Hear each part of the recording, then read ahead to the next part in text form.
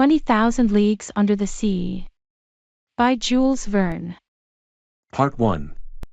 Chapter 1. A Shifting Reef. The year 1866 was signalized by a remarkable incident, a mysterious and puzzling phenomenon, which doubtless no one has yet forgotten. Not to mention rumors which agitated the maritime population and excited the public mind, even in the interior of continents, seafaring men were particularly excited. Merchants, common sailors, captains of vessels, skippers, both of Europe and America, naval officers of all countries, and the governments of several states on the two continents, were deeply interested in the matter. For some time past, vessels had been met by an enormous thing, a long object, spindle-shaped, occasionally phosphorescent, and infinitely larger and more rapid in its movements than a whale. The facts relating to this apparition, entered in various logbooks, agreed in most respects as to the shape of the object or creature in question, the untiring rapidity of its movements, its surprising power of locomotion, and the peculiar life with which it seemed endowed. If it was a cetacean, it surpassed in size all those hitherto classified in science.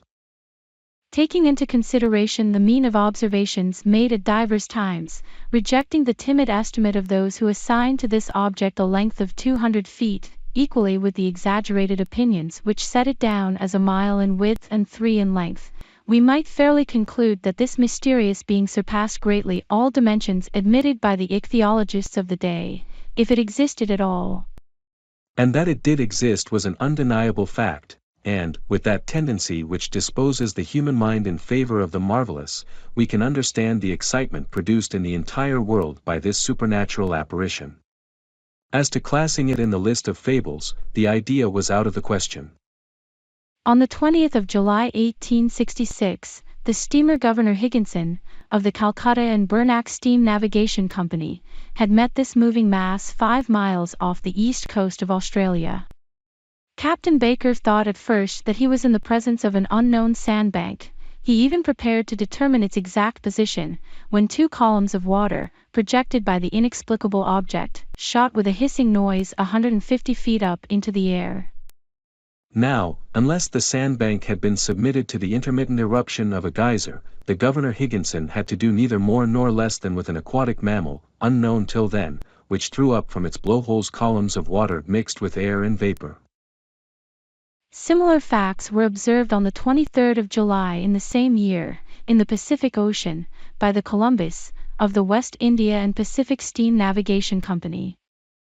But this extraordinary cetaceous creature could transport itself from one place to another with surprising velocity, as, in an interval of 3 days, the Governor Higginson and the Columbus had observed it at 2 different points of the chart, separated by a distance of more than 700 nautical leagues. 15 days later, 2,000 miles farther off, the Helvetia, of the Compagnie Nationale, and the Shannon, of the Royal Mail Steamship Company, sailing to windward in that portion of the Atlantic lying between the United States and Europe, respectively signaled the monster to each other in 42 degrees 15 minutes north, lat. and 60 degrees 35 minutes west long.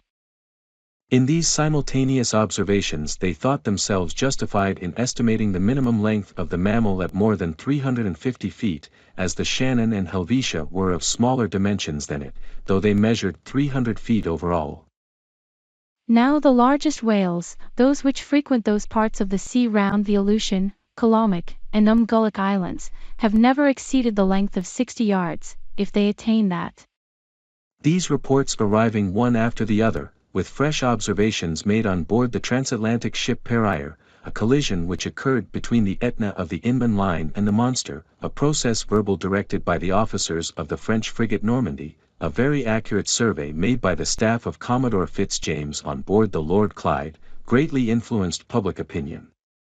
Light-thinking people jested upon the phenomenon, but grave practical countries, such as England, America, and Germany, treated the matter more seriously. In every place of great resort the monster was the fashion. They sang of it in the cafes, ridiculed it in the papers, and represented it on the stage. All kinds of stories were circulated regarding it. There appeared in the papers caricatures of every gigantic and imaginary creature, from the white whale, the terrible Moby Dick of Hyperborean regions, to the immense kraken whose tentacles could entangle a ship of 500 tons, and hurry it into the abyss of the ocean. The legends of ancient times were even resuscitated, and the opinions of Aristotle and Pliny revived, who admitted the existence of these monsters, as well as the Norwegian tales of Bishop Pontoppidan, the accounts of Paul Hegede, and, last of all, the reports of Mr. Harrington, whose good faith no one could suspect, who affirmed that, being on board the Castellan, in 1857, he had seen this enormous serpent, which had never until that time frequented any other seas but those of the ancient Constitutional. Then burst forth the interminable controversy between the credulous and the incredulous in the societies of savants and the scientific journals. The question of the monster inflamed all minds. Editors of scientific journals, quarreling with believers in the supernatural, spilled seas of ink during this memorable campaign, some even drawing blood, for, from the sea serpent they came to direct personalities. For 6 months war was waged with various fortune in the leading articles of the Geographical Institution of Brazil, the Royal Academy of Science of Berlin, the British Association, the Smithsonian Institution of Washington, in the discussions of the Indian Archipelago, of the Cosmos of the Abbé Moigno, in the Mittheilungen of Petermann, in the scientific chronicles of the great journals of France and other countries. The cheaper journals replied keenly and with inexhaustible zest. These satirical writers parroted a remark of Linnaeus, quoted by the adversaries of the monster, maintaining that nature did not make fools, and adjured their contemporaries not to give the lie to nature, by admitting the existence of krakens, sea serpents, Moby Dicks, and other lucubrations of delirious sailors. At length an article in a well-known satirical journal by a favorite contributor, the chief of the staff, settled the monster, like Hippolytus, giving it the death blow amidst an universal burst of laughter. Wit had conquered science. During the first months of the year 1867 the question seemed buried, never to revive, when new facts were brought before the public. It was then no longer a scientific problem to be solved, but a real danger seriously to be avoided. The question took quite another shape. The monster became a small island, a rock, a reef, but a reef of indefinite and shifting proportions. On the 5th of March 1867, the Moravian, of the Montreal Ocean Company, finding herself during the night in 27 degrees 30 minutes lat. and 72 degrees 15 minutes long, struck on her starboard quarter a rock, marked in no chart for that part of the sea. Under the combined efforts of the wind and its 400 horsepower, it was going at the rate of 13 knots. Had it not been for the superior strength of the hull of the Moravian, she would have been broken by the shock and gone down with the 237 passengers she was bringing home from Canada. The accident happened about 5 o'clock in the morning, as the day was breaking. The officers of the quarterdeck hurried to the afterpart of the vessel. They examined the sea with the most scrupulous attention. They saw nothing but a strong eddy about 3 cables' length distant, as if the surface had been violently agitated. The bearings of the place were taken exactly, and the Moravian continued its route without apparent damage. Had it struck on a submerged rock, or on an enormous wreck? They could not tell, but on examination of the ship's bottom when undergoing repairs, it was found that part of her keel was broken. This fact, so grave in itself, might perhaps have been forgotten like many others if, 3 weeks after, it had not been reenacted under similar circumstances. But, thanks to the nationality of the victim of the shock, thanks to the reputation of the company to which the vessel belonged, the circumstance became extensively circulated. The 13th of April 1867, the sea being beautiful, the breeze favorable, the Scotia, of the Cunard Company's line, found herself in 15 degrees 12 minutes long, and 45 degrees 37 minutes lat. She was going at the speed of 13 knots and a half.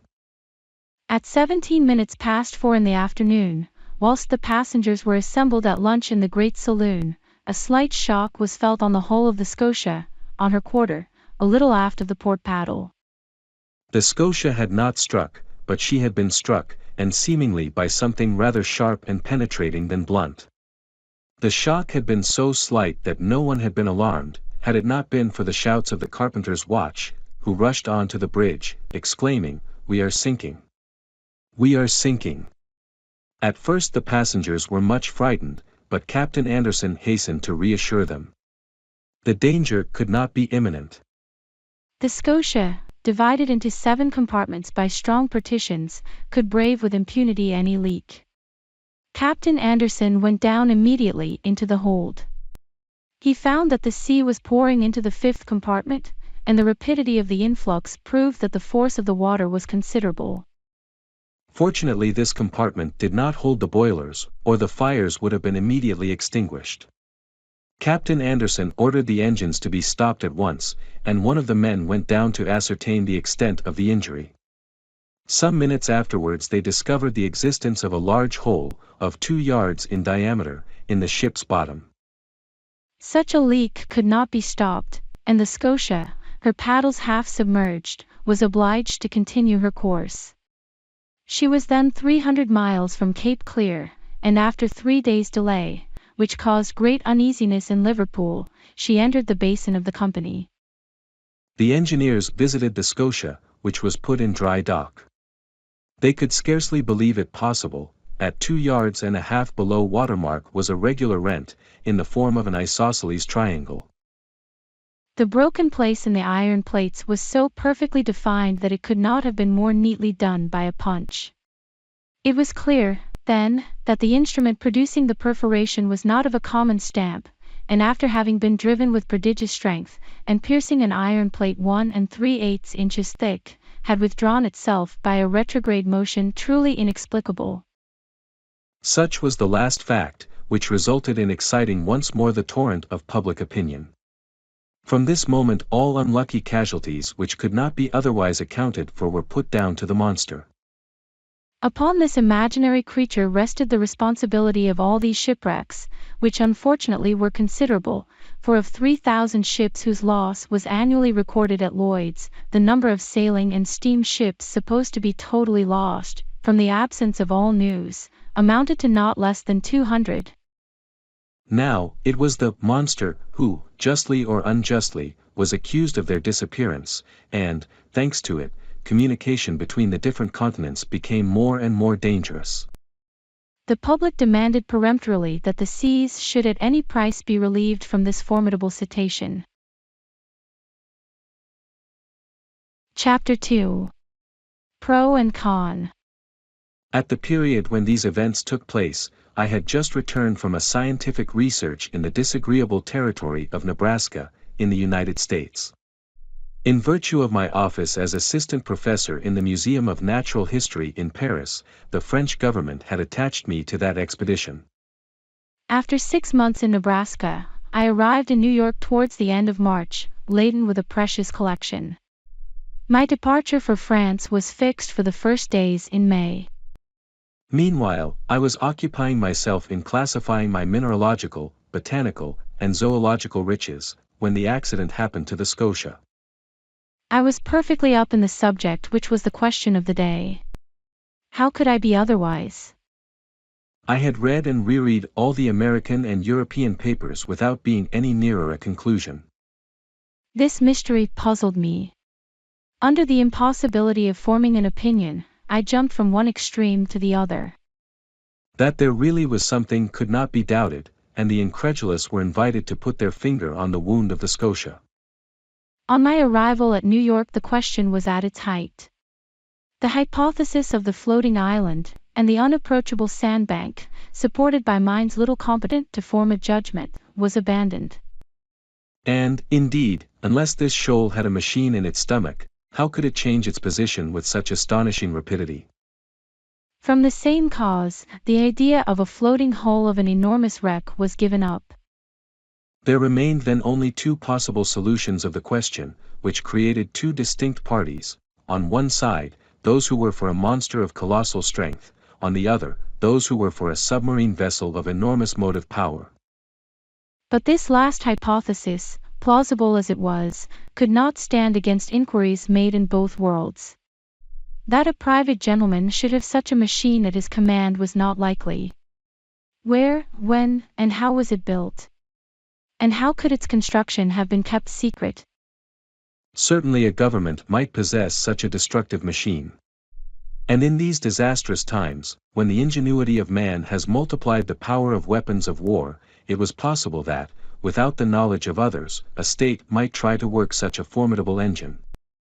After the chassepôts came the torpedoes, after the torpedoes the submarine rams, then, the reaction. At least, I hope so. But the hypothesis of a war machine fell before the declaration of governments. As public interest was in question, and transatlantic communications suffered, their veracity could not be doubted. But, how admit that the construction of this submarine boat had escaped the public eye? For a private gentleman to keep the secret under such circumstances would be very difficult, and for a state whose every act is persistently watched by powerful rivals, certainly impossible. After inquiries made in England, France, Russia, Prussia, Spain, Italy, and America, even in Turkey, the hypothesis of a submarine monitor was definitely rejected. Upon my arrival in New York, several persons did me the honor of consulting me on the phenomenon in question. I had published in France a work in quarto, in 2 volumes, entitled Mysteries of the Great Submarine Grounds. This book, highly approved of in the learned world, gained for me a special reputation in this rather obscure branch of natural history. My advice was asked. As long as I could deny the reality of the fact, I confined myself to a decided negative. But soon, finding myself driven into a corner, I was obliged to explain myself categorically. And even, the Honorable Pierre Aronnax, professor in the Museum of Paris, was called upon by the New York Herald to express a definite opinion of some sort. I did something. I spoke, for want of power to hold my tongue. I discussed the question in all its forms, politically and scientifically, and I give here an extract from a carefully studied article which I published in the number of the 30th of April. It ran as follows. After examining one by one the different hypotheses, rejecting all other suggestions, it becomes necessary to admit the existence of a marine animal of enormous power. The great depths of the ocean are entirely unknown to us. Soundings cannot reach them. What passes in those remote depths, what beings live, or can live, 12 or 15 miles beneath the surface of the waters, what is the organization of these animals, we can scarcely conjecture. However, the solution of the problem submitted to me may modify the form of the dilemma. Either we do know all the varieties of beings which people our planet, or we do not. If we do not know them all, if nature has still secrets in ichthyology for us, nothing is more conformable to reason than to admit the existence of fishes, or cetaceans of other kinds, or even of new species, of an organization formed to inhabit the strata inaccessible to soundings, and which an accident of some sort, either fantastical or capricious, has brought at long intervals to the upper level of the ocean. If, on the contrary, we do know all living kinds, we must necessarily seek for the animal in question amongst those marine beings already classed, and, in that case, I should be disposed to admit the existence of a gigantic narwhal. The common narwhal, or unicorn of the sea, often attains a length of 60 feet. Increase its size 5-fold or 10-fold, give it strength proportionate to its size, lengthen its destructive weapons, and you obtain the animal required. It will have the proportions determined by the officers of the Shannon, the instrument required by the perforation of the Scotia, and the power necessary to pierce the hull of the steamer.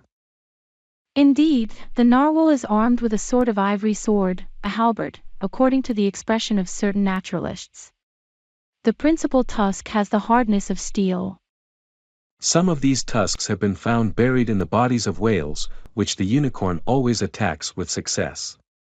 Others have been drawn out, not without trouble, from the bottoms of ships, which they had pierced through and through, as a gimlet pierces a barrel. The Museum of the Faculty of Medicine of Paris possesses one of these defensive weapons, 2 yards and a quarter in length, and 15 inches in diameter at the base. Very well.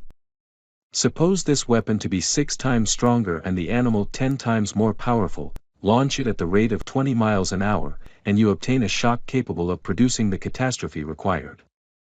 Until further information, therefore, I shall maintain it to be a sea unicorn of colossal dimensions, armed not with a halberd, but with a real spur, as the armored frigates, or the rams of war, whose massiveness and motive power would possess at the same time. This puzzling phenomenon be explained, unless there be something over and above all that one has ever conjectured, seen, perceived, or experienced, which is just within the bounds of possibility.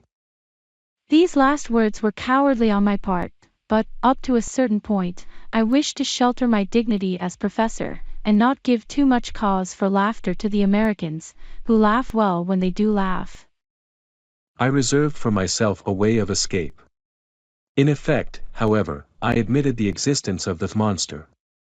My article was warmly discussed, which procured it a high reputation. It rallied round it a certain number of partisans.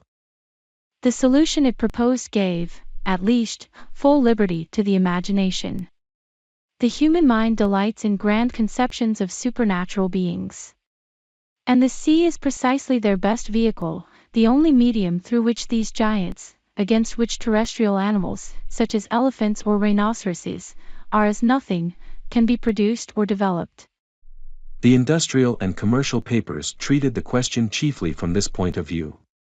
The Shipping and Mercantile Gazette, the Lloyd's List, the Packet Boat, and the Maritime and Colonial Review, all papers devoted to insurance companies which threatened to raise their rates of premium, were unanimous on this point. Public opinion had been pronounced. The United States were the first in the field, and in New York they made preparations for an expedition destined to pursue this narwhal. A frigate of great speed, the Abraham Lincoln, was put in commission as soon as possible. The arsenals were opened to Commander Farragut, who hastened the arming of his frigate, but, as it always happens, the moment it was decided to pursue the monster did not appear. For 2 months no one heard it spoken of. No ship met with it. It seemed as if this unicorn knew of the plots weaving around it. It had been so much talked of, even through the Atlantic cable, that jesters pretended that this slender fly had stopped a telegram on its passage and was making the most of it. So when the frigate had been armed for a long campaign, and provided with formidable fishing apparatus, no one could tell what course to pursue. Impatience grew apace, when, on the 2nd of July, they learned that a steamer of the line of San Francisco, from California to Shanghai, had seen the animal 3 weeks before in the North Pacific Ocean.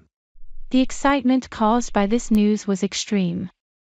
The ship was revictualled and well stocked with coal.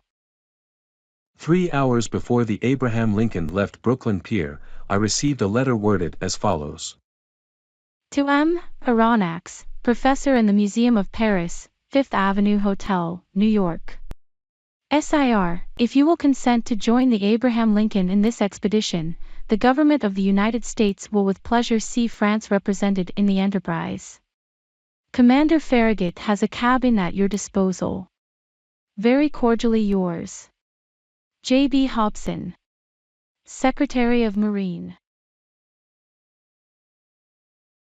Chapter 3. I form my resolution. 3 seconds before the arrival of J.B. Hobson's letter, I no more thought of pursuing the unicorn than of attempting the passage of the North Sea. 3 seconds after reading the letter of the Honorable Secretary of Marine, I felt that my true vocation, the sole end of my life, was to chase this disturbing monster, and purge it from the world. But I had just returned from a fatiguing journey, weary and longing for repose. I aspired to nothing more than again seeing my country, my friends, my little lodging by the Jardin des Plantes, my dear and precious collections. But nothing could keep me back. I forgot all fatigue, friends and collections, and accepted without hesitation the offer of the American government. Besides, thought I, all roads lead back to Europe, for my particular benefit, and I will not hurry me towards the coast of France. This worthy animal may allow itself to be caught in the seas of Europe, for my particular benefit, and I will not bring back less than half a yard of his ivory halberd to the Museum of Natural History. But in the meanwhile I must seek this narwhal in the North Pacific Ocean, which, to return to France, was taking the road to the antipodes. Conseil, I called in an impatient voice. Conseil was my servant, a true, devoted Flemish boy, who had accompanied me in all my travels. I liked him, and he returned the liking well. He was phlegmatic by nature, regular from principle, zealous from habit, evincing little disturbance at the different surprises of life, very quick with his hands, and apt at any service required of him, and, despite his name, never giving advice, even when asked for it. Conseil had followed me for the last 10 years wherever science led. Never once did he complain of the length or fatigue of a journey, never make an objection to pack his portmanteau for whatever country it might be, or however far away, whether China or Congo. Besides all this, he had good health, which defied all sickness, and solid muscles, but no nerves. Good morals are understood. This boy was 30 years old, and his age to that of his master as 15 to 20. May I be excused for saying that I was 40 years old? But Conseil had one fault: he was ceremonious to a degree, and would never speak to me but in the third person, which was sometimes provoking. Conseil, said I again, beginning with feverish hands to make preparations for my departure. Certainly I was sure of this devoted boy. As a rule, I never asked him if it were convenient for him or not to follow me in my travels, but this time the expedition in question might be prolonged, and the enterprise might be hazardous in pursuit of an animal capable of sinking a frigate as easily as a nutshell. Here there was matter for reflection even to the most impassive man in the world. What would Conseil say? Conseil, I called a third time. Conseil appeared. Did you call, sir? Said he, entering. Yes, my boy, make preparations for me and yourself too. We leave in 2 hours. As you please, sir, replied Conseil, quietly.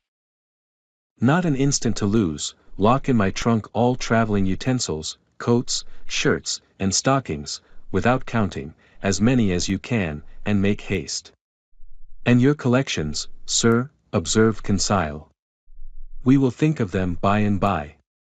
What? The Archaeotherium, the Hyracotherium, the Oreodons, the Carapotamus, and the other skins? They will keep them at the hotel. And your live Barbarossa, sir? They will feed it during our absence. Besides, I will give orders to forward our menagerie to France. We are not returning to Paris, then, said Conseil. Oh. Certainly, I answered, evasively, by making a curve. Will the curve please you, sir? Oh. It will be nothing, not quite so direct a road, that is all. We take our passage in the Abraham Lincoln.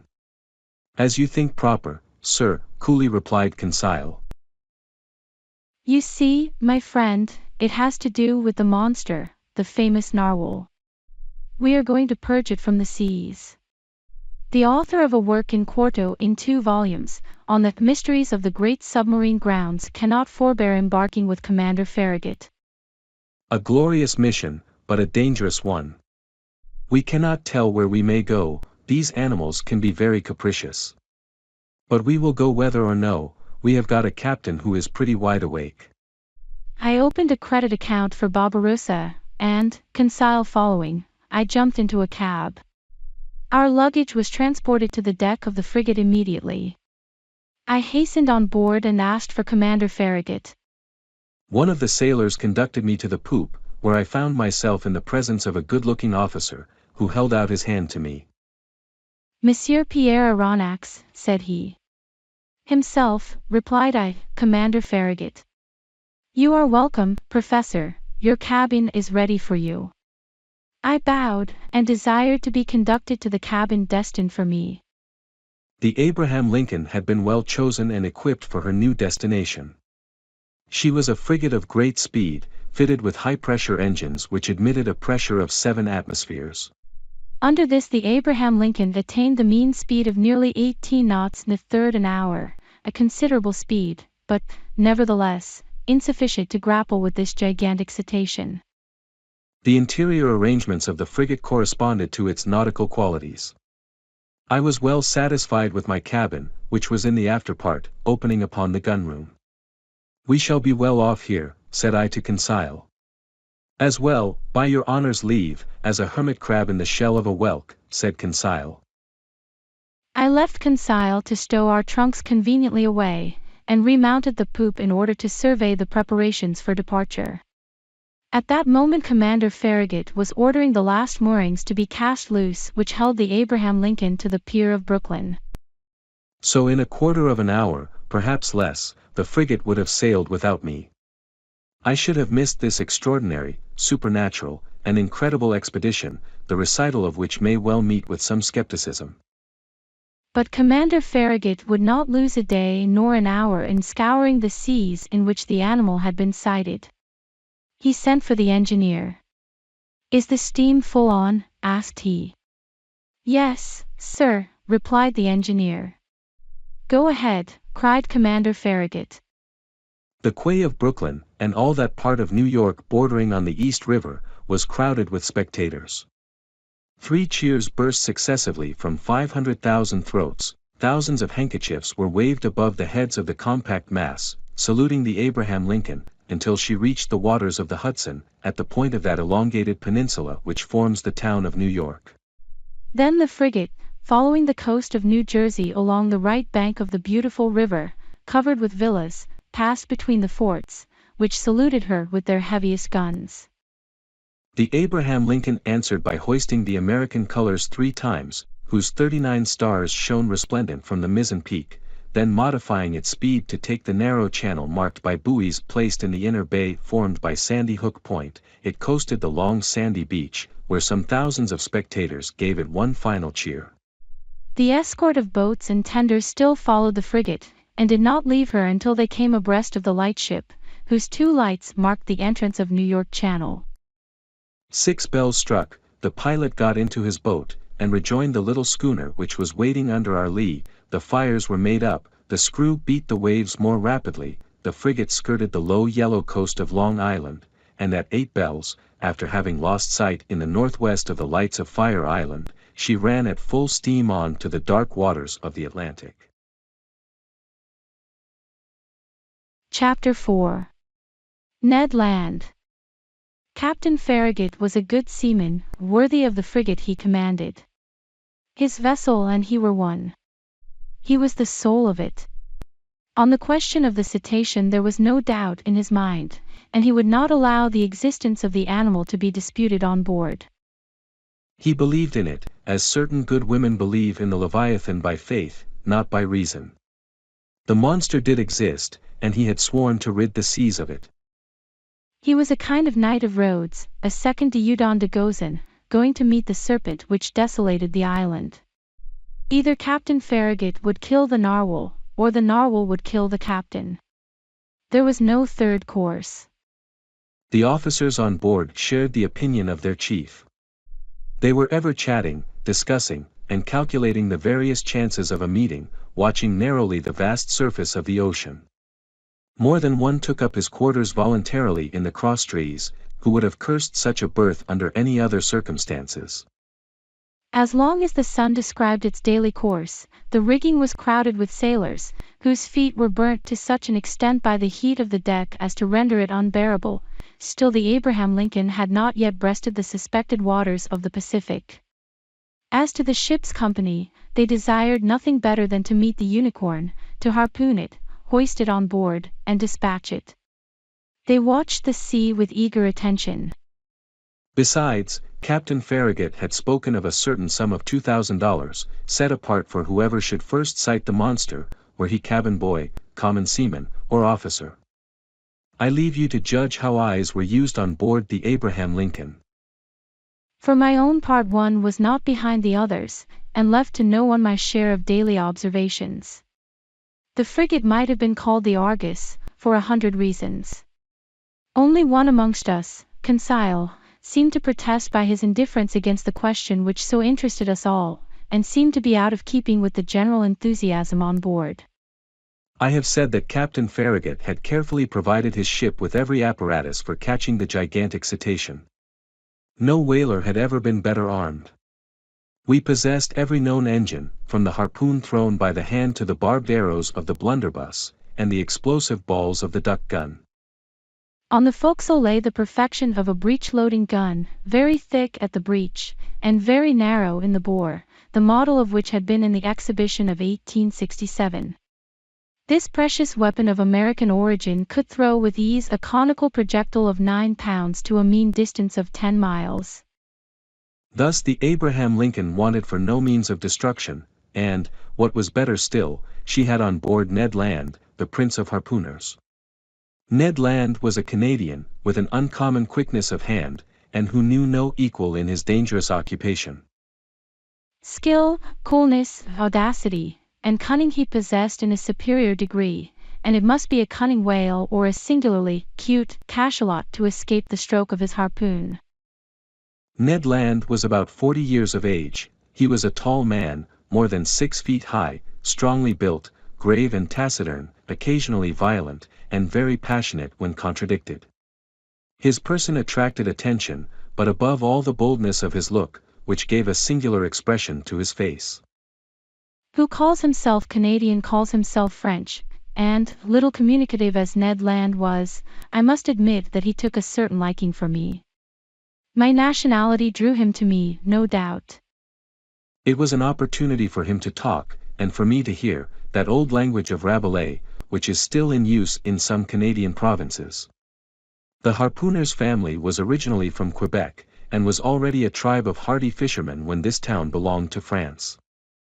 Little by little, Ned Land acquired a taste for chatting, and I loved to hear the recital of his adventures in the polar seas. He related his fishing, and his combats, with natural poetry of expression. His recital took the form of an epic poem, and I seemed to be listening to a Canadian Homer singing the Iliad of the regions of the north.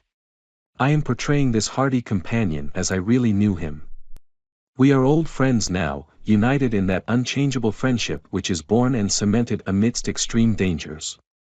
Ah, brave Ned! I ask no more than to live 100 years longer, that I may have more time to dwell the longer on your memory. Now, what was Ned Land's opinion upon the question of the marine monster? I must admit that he did not believe in the unicorn, and was the only one on board who did not share that universal conviction. He even avoided the subject, which I one day thought it my duty to press upon him. One magnificent evening, the 30th of July, that is to say, 3 weeks after our departure, the frigate was abreast of Cape Blanc, 30 miles to leeward of the coast of Patagonia. We had crossed the Tropic of Capricorn, and the Straits of Magellan opened less than 700 miles to the south. Before 8 days were over, the Abraham Lincoln would be plowing the waters of the Pacific. Seated on the poop, Ned Land and I were chatting of one thing and another as we looked at this mysterious sea, whose great depths had up to this time been inaccessible to the eye of man. I naturally led up the conversation to the giant unicorn, and examined the various chances of success or failure of the expedition. But, seeing that Ned Land let me speak without saying too much himself, I pressed him more closely. Well, Ned, said I, is it possible that you are not convinced of the existence of this cetacean that we are following? Have you any particular reason for being so incredulous? The harpooner looked at me fixedly for some moments before answering, struck his broad forehead with his hand, a habit of his, as if to collect himself, and said at last, perhaps I have, Mr. Aronnax. But, Ned, you, a whaler by profession, familiarized with all the great marine mammalia, you, whose imagination might easily accept the hypothesis of enormous cetaceans, you ought to be the last to doubt under such circumstances. That is just what deceives you, Professor, replied Ned. That the vulgar should believe in extraordinary comets traversing space, and in the existence of antediluvian monsters in the heart of the globe, may well be, but neither astronomer nor geologist believes in such chimeras. As a whaler I have followed many a cetacean, harpooned a great number, and killed several, but, however strong or well-armed they may have been, neither their tails nor their weapons would have been able even to scratch the iron plates of a steamer. But, Ned, they tell of ships which the teeth of the narwhal have pierced through and through.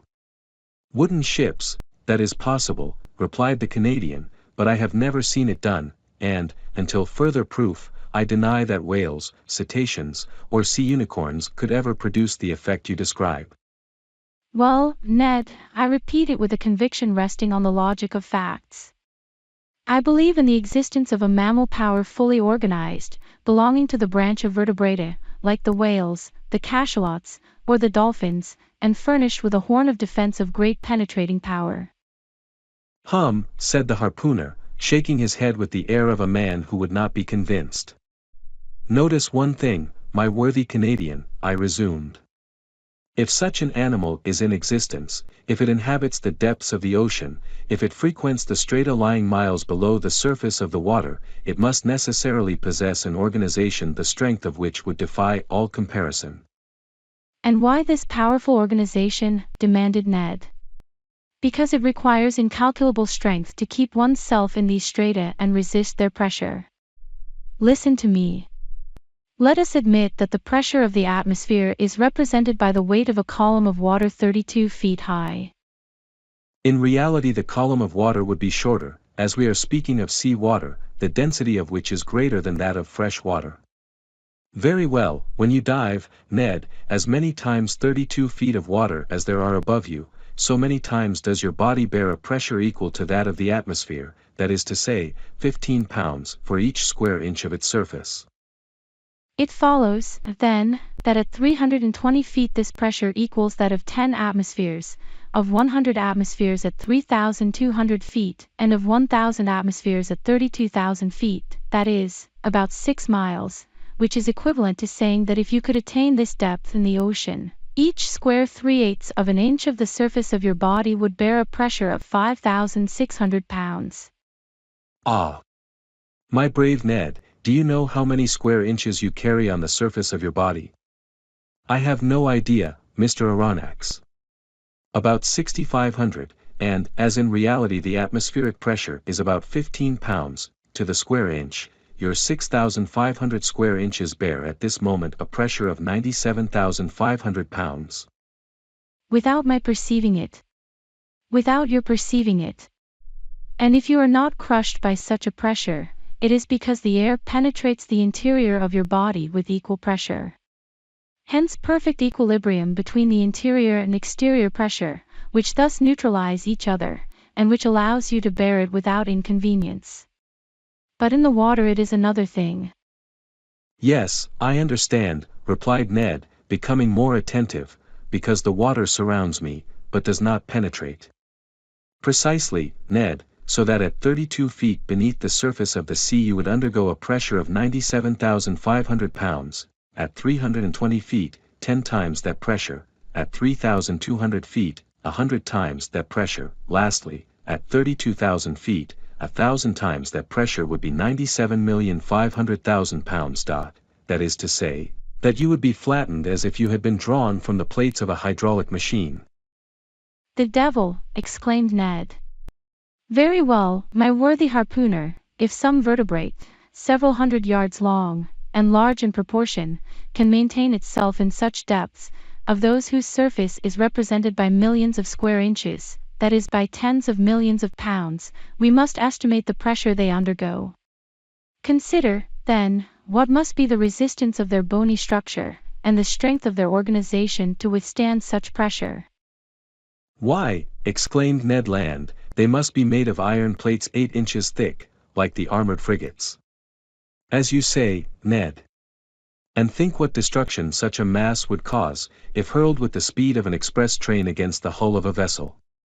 Yes, certainly, perhaps, replied the Canadian, shaken by these figures, but not yet willing to give in. Well, have I convinced you? You have convinced me of one thing, sir, which is that, if such animals do exist at the bottom of the seas, they must necessarily be as strong as you say. But if they do not exist, mine obstinate harpooner, how explain the accident to the Scotia? Chapter 5. At a Venture. The voyage of the Abraham Lincoln was for a long time marked by no special incident. But one circumstance happened which showed the wonderful dexterity of Ned Land, and proved what confidence we might place in him. The 30th of June, the frigate spoke some American whalers, from whom we learned that they knew nothing about the narwhal. But one of them, the captain of the Monroe, knowing that Ned Land had shipped on board the Abraham Lincoln, begged for his help in chasing a whale they had in sight. Commander Farragut, desirous of seeing Ned Land at work, gave him permission to go on board the Monroe. And fate served our Canadian so well that, instead of one whale, he harpooned two with a double blow, striking one straight to the heart and catching the other after some minutes' pursuit. Decidedly, if the monster ever had to do with Ned Land's harpoon, I would not bet in its favor. The frigate skirted the southeast coast of America with great rapidity. The 3rd of July we were at the opening of the Straits of Magellan, level with Cape Vierges. But Commander Farragut would not take a tortuous passage, but doubled Cape Horn. The ship's crew agreed with him. And certainly it was possible that they might meet the narwhal in this narrow pass. Many of the sailors affirmed that the monster could not pass there, that he was too big for that. The 6th of July, about 3 o'clock in the afternoon, the Abraham Lincoln, at 15 miles to the south, doubled the solitary island, this lost rock at the extremity of the American continent, to which some Dutch sailors gave the name of their native town, Cape Horn. The course was taken towards the northwest, and the next day the screw of the frigate was at last beating the waters of the Pacific. "Keep your eyes open," called out the sailors. And they were opened widely. Both eyes and glasses, a little dazzled, it is true, by the prospect of $2,000, had not an instant's repose. Day and night they watched the surface of the ocean, and even nyctalopes, whose faculty of seeing in the darkness multiplies their chances 100-fold, would have had enough to do to gain the prize. I myself, for whom money had no charms, was not the least attentive on board. Giving but few minutes to my meals, but a few hours to sleep, indifferent to either rain or sunshine, I did not leave the poop of the vessel. Now leaning on the netting of the forecastle, now on the taffrail, I devoured with eagerness the soft foam which whitened the sea as far as the eye could reach, and how often have I shared the emotion of the majority of the crew, when some capricious whale raised its black back above the waves. The poop of the vessel was crowded in a moment. The cabins poured forth a torrent of sailors and officers, each with heaving breast and troubled eye watching the course of the cetacean. I looked and looked, till I was nearly blind, whilst Conseil, always phlegmatic, kept repeating in a calm voice, "If, sir, you would not squint so much, you would see better." But vain excitement. The Abraham Lincoln checked its speed and made for the animal signaled, a simple whale, or common cachalot, which soon disappeared amidst a storm of execration. But the weather was good. The voyage was being accomplished under the most favorable auspices. It was then the bad season in Australia, the July of that zone corresponding to our January in Europe, but the sea was beautiful and easily scanned round a vast circumference. The 20th of July, the Tropic of Capricorn was cut by 105 degrees of longitude, and the 27th of the same month we crossed the equator on the 110th meridian. This passed, the frigate took a more decided westerly direction, and scoured the central waters of the Pacific. Commander Farragut thought, and with reason, that it was better to remain in deep water, and keep clear of continents or islands, which the beast itself seemed to shun, perhaps because there was not enough water for him. Suggested the greater part of the crew. The frigate passed at some distance from the Marquesas and the Sandwich Islands, crossed the Tropic of Cancer, and made for the China Seas. We were on the theater of the last diversions of the monster, and, to say truth, we no longer lived on board. Hearts palpitated, fearfully preparing themselves for future incurable aneurysm. The entire ship's crew were undergoing a nervous excitement, of which I can give no idea. They could not eat, they could not sleep, 20 times a day. A misconception or an optical illusion of some sailor seated on the taffrail would cause dreadful perspirations, and these emotions, 20 times repeated, kept us in a state of excitement so violent that a reaction was unavoidable. And truly, reaction soon showed itself. For 3 months, during which a day seemed an age, the Abraham Lincoln furrowed all the waters of the northern Pacific, running at whales, making sharp deviations from her course, veering suddenly from one tack to another, stopping suddenly, putting on steam, and backing ever and anon at the risk of deranging her machinery, and not one point of the Japanese or American coast was left unexplored. The warmest partisans of the enterprise now became its most ardent detractors. Reaction mounted from the crew to the captain himself, and certainly, had it not been for resolute determination on the part of Captain Farragut, the frigate would have headed due southward. This useless search could not last much longer. The Abraham Lincoln had nothing to reproach herself with, she had done her best to succeed. Never had an American ship's crew shown more zeal or patience. Its failure could not be placed to their charge, there remained nothing but to return. This was represented to the commander. The sailors could not hide their discontent, and the service suffered. I will not say there was a mutiny on board, but after a reasonable period of obstinacy, Captain Farragut, as Columbus did, asked for 3 days' patience. If in 3 days the monster did not appear, the man at the helm should give 3 turns of the wheel, and the Abraham Lincoln would make for the European seas. This promise was made on the 2nd of November. It had the effect of rallying the ship's crew. The ocean was watched with renewed attention. Each one wished for a last glance in which to sum up his remembrance. Glasses were used with feverish activity. It was a grand defiance given to the giant narwhal, and he could scarcely fail to answer the summons and appear. 2 days passed, the steam was at half pressure, 1,000 schemes were tried to attract the attention and stimulate the apathy of the animal in case it should be met in those parts. Large quantities of bacon were trailed in the wake of the ship, to the great satisfaction, I must say, of the sharks. Small craft radiated in all directions round the Abraham Lincoln as she lay to, and did not leave a spot of the sea unexplored. But the night of the 4th of November arrived without the unveiling of this submarine mystery. The next day, the 5th of November, at 12, the delay would, morally speaking, expire.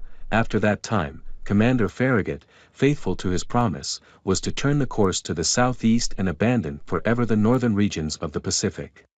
The frigate was then in 31 degrees 15 minutes north latitude and 136 degrees 42 minutes east longitude. The coast of Japan still remained less than 200 miles to leeward. Night was approaching. They had just struck 8 bells, large clouds veiled the face of the moon, then in its first quarter. The sea undulated peaceably under the stern of the vessel. At that moment I was leaning forward on the starboard netting. Conseil, standing near me, was looking straight before him. The crew, perched in the ratlins, examined the horizon, which contracted and darkened by degrees.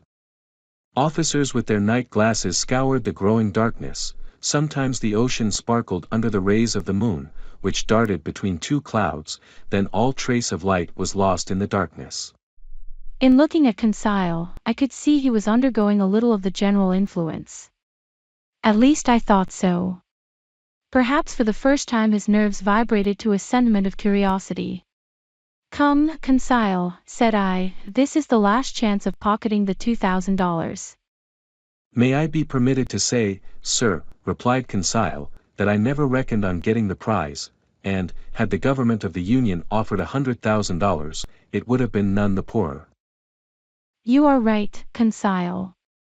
It is a foolish affair after all, and one upon which we entered too lightly. What time lost, what useless emotions. We should have been back in France 6 months ago." "In your little room, sir," replied Conseil, "and in your museum, sir, and I should have already classed all your fossils, sir. And the Barbarossa would have been installed in its cage in the Jardin des Plantes, and have drawn all the curious people of the capital." "As you say, Conseil. I fancy we shall run a fair chance of being laughed at for our pains." "That's tolerably certain," replied Conseil, quietly. "I think they will make fun of you, sir. And, must I say it? Go on, my good friend."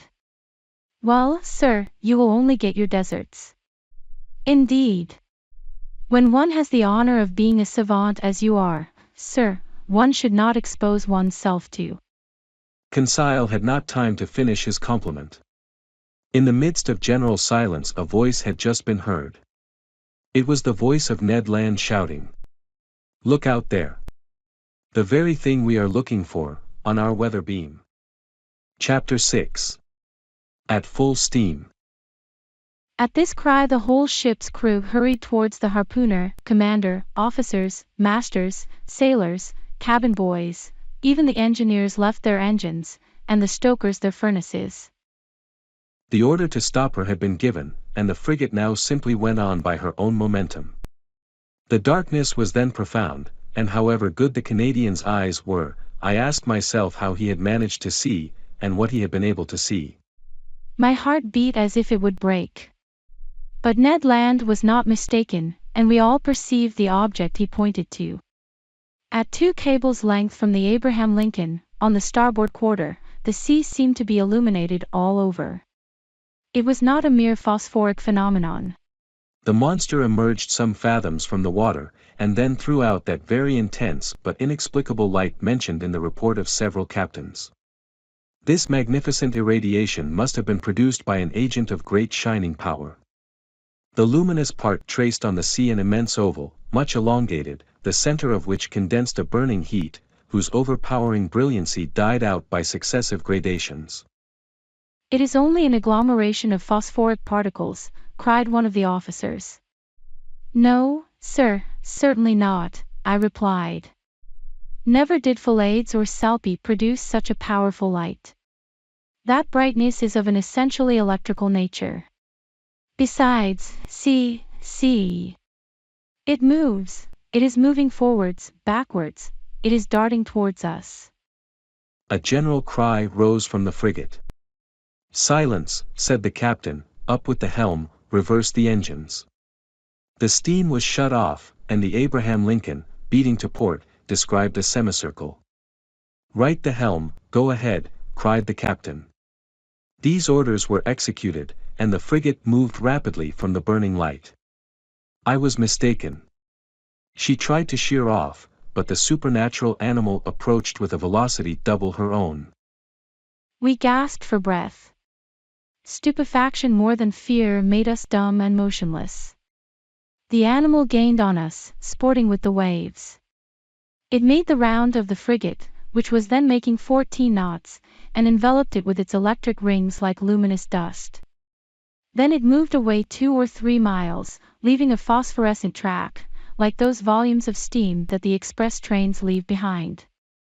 All at once from the dark line of the horizon whither it retired to gain its momentum, the monster rushed suddenly towards the Abraham Lincoln with alarming rapidity, stopped suddenly about 20 feet from the hull, and died out, not diving under the water, for its brilliancy did not abate, but suddenly, and as if the source of this brilliant emanation was exhausted. Then it reappeared on the other side of the vessel, as if it had turned and slid under the hull. Any moment a collision might have occurred which would have been fatal to us. However, I was astonished at the maneuvers of the frigate. She fled and did not attack. On the captain's face, generally so impassive, was an expression of unaccountable astonishment. Mr. Aronnax, he said, I do not know with what formidable being I have to deal, and I will not imprudently risk my frigate in the midst of this darkness. Besides, how attack this unknown thing, how defend one's self from it?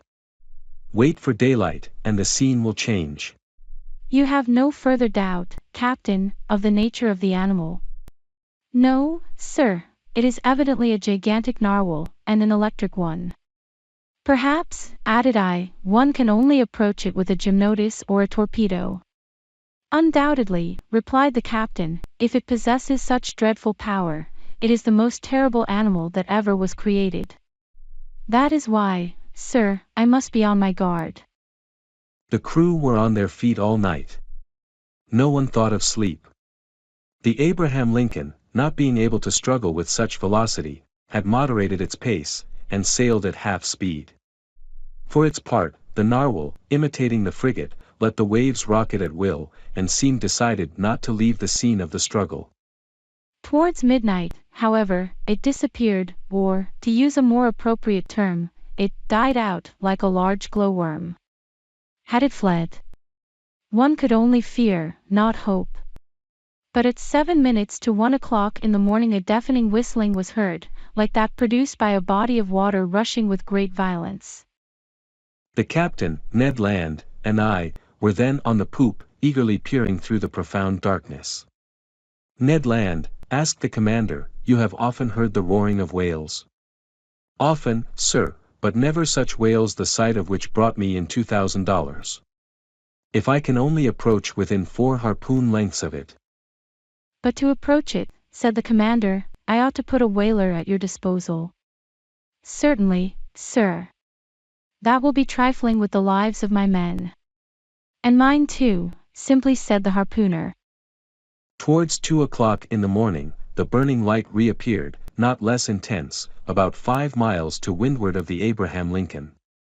Notwithstanding the distance, and the noise of the wind and sea, one heard distinctly the loud strokes of the animal's tail, and even its panting breath.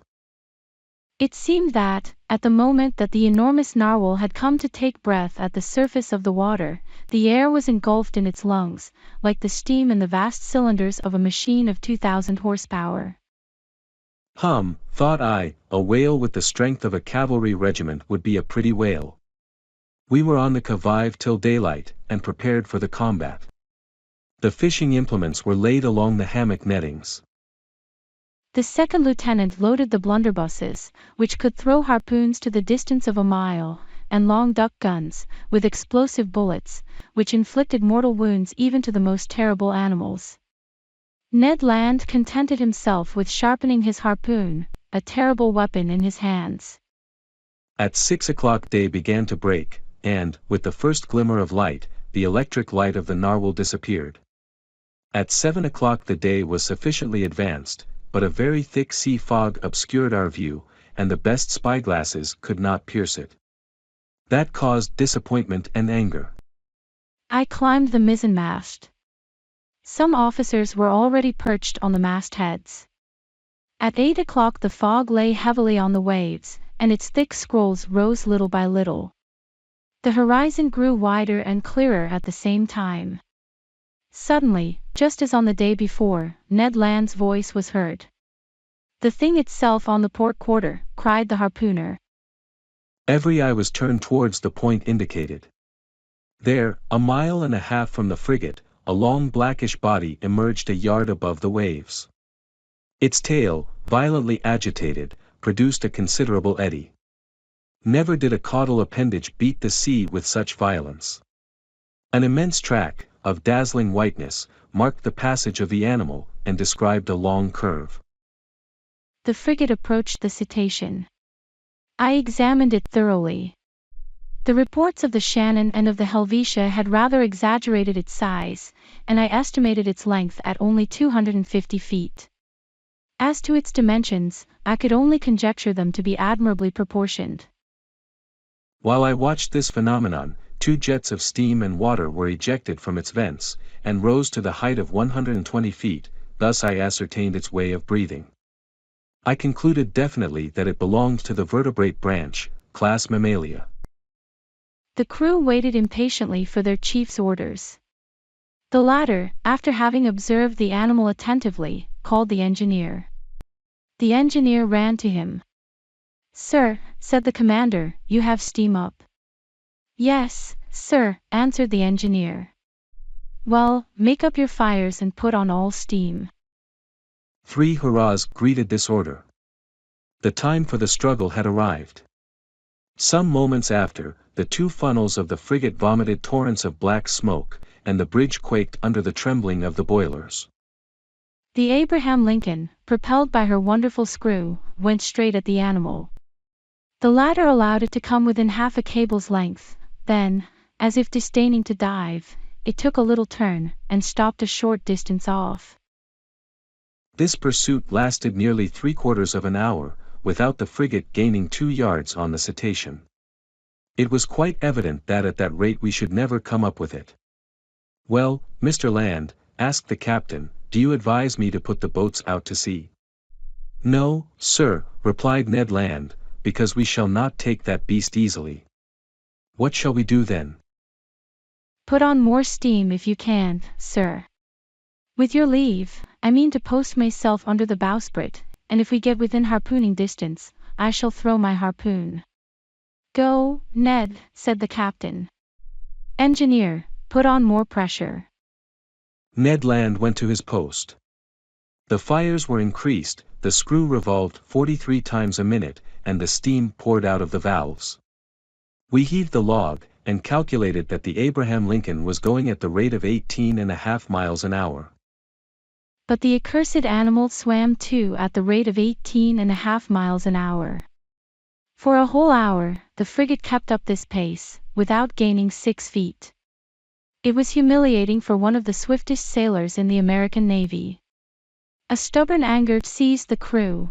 The sailors abused the monster, who, as before, disdained to answer them. The captain no longer contented himself with twisting his beard. He nodded. The engineer was again called. "You have turned full steam in." "Yes, sir," replied the engineer. The speed of the Abraham Lincoln increased. Its masts trembled down to their stepping holes, and the clouds of smoke could hardly find way out of the narrow funnels. They heaved the log a second time. "Well?" asked the captain of the man at the wheel. 19 miles and 3/10, sir." "Clap on more steam." The engineer obeyed. The manometer showed 10 degrees.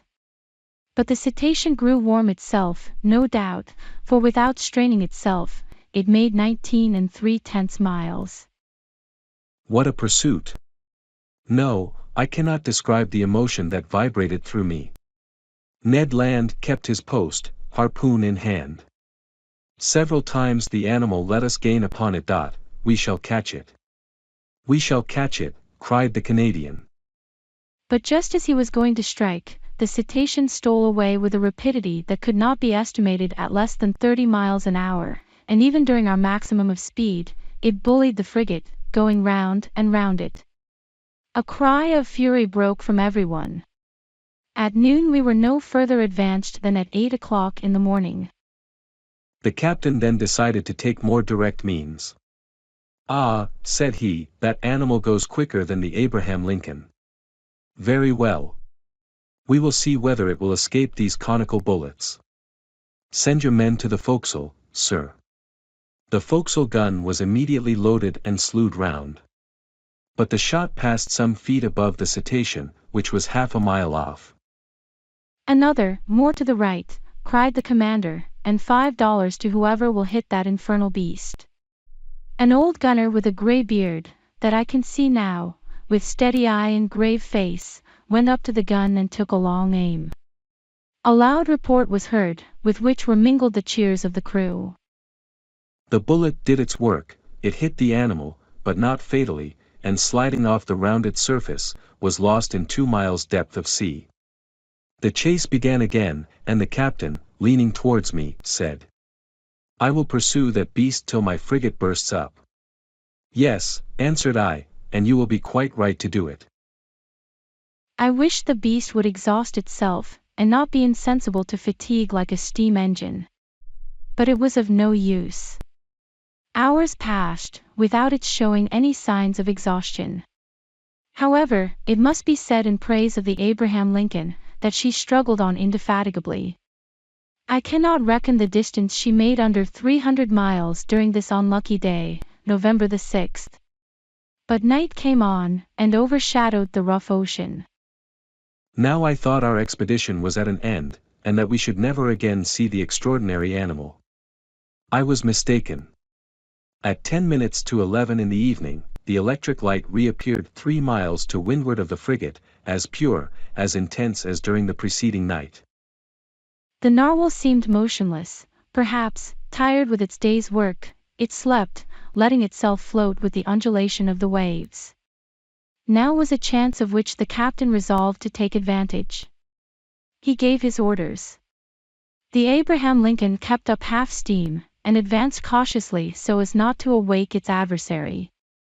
It is no rare thing to meet in the middle of the ocean whales so sound asleep that they can be successfully attacked, and Ned Land had harpooned more than one during its sleep. The Canadian went to take his place again under the bowsprit. The frigate approached noiselessly, stopped at 2 cables' lengths from the animal, and following its track. No one breathed, a deep silence reigned on the bridge. We were not 100 feet from the burning focus, the light of which increased and dazzled our eyes. At this moment, leaning on the forecastle bulwark, I saw below me Ned Land grappling the martingale in one hand, brandishing his terrible harpoon in the other, scarcely 20 feet from the motionless animal. Suddenly his arm straightened, and the harpoon was thrown. I heard the sonorous stroke of the weapon, which seemed to have struck a hard body. The electric light went out suddenly, and 2 enormous waterspouts broke over the bridge of the frigate, rushing like a torrent from stem to stern, overthrowing men, and breaking the lashings of the spars. A fearful shock followed, and, thrown over the rail without having time to stop myself, I fell into the sea. Chapter 7. An unknown species of whale. This unexpected fall so stunned me that I have no clear recollection of my sensations at the time. I was at first drawn down to a depth of about 20 feet. I am a good swimmer, though without pretending to rival Byron or Edgar Poe, who were masters of the art, and in that plunge I did not lose my presence of mind. 2 vigorous strokes brought me to the surface of the water. My first care was to look for the frigate. Had the crew seen me disappear? Had the Abraham Lincoln veered round? Would the captain put out a boat? Might I hope to be saved? The darkness was intense. I caught a glimpse of a black mass disappearing in the east, its beacon lights dying out in the distance.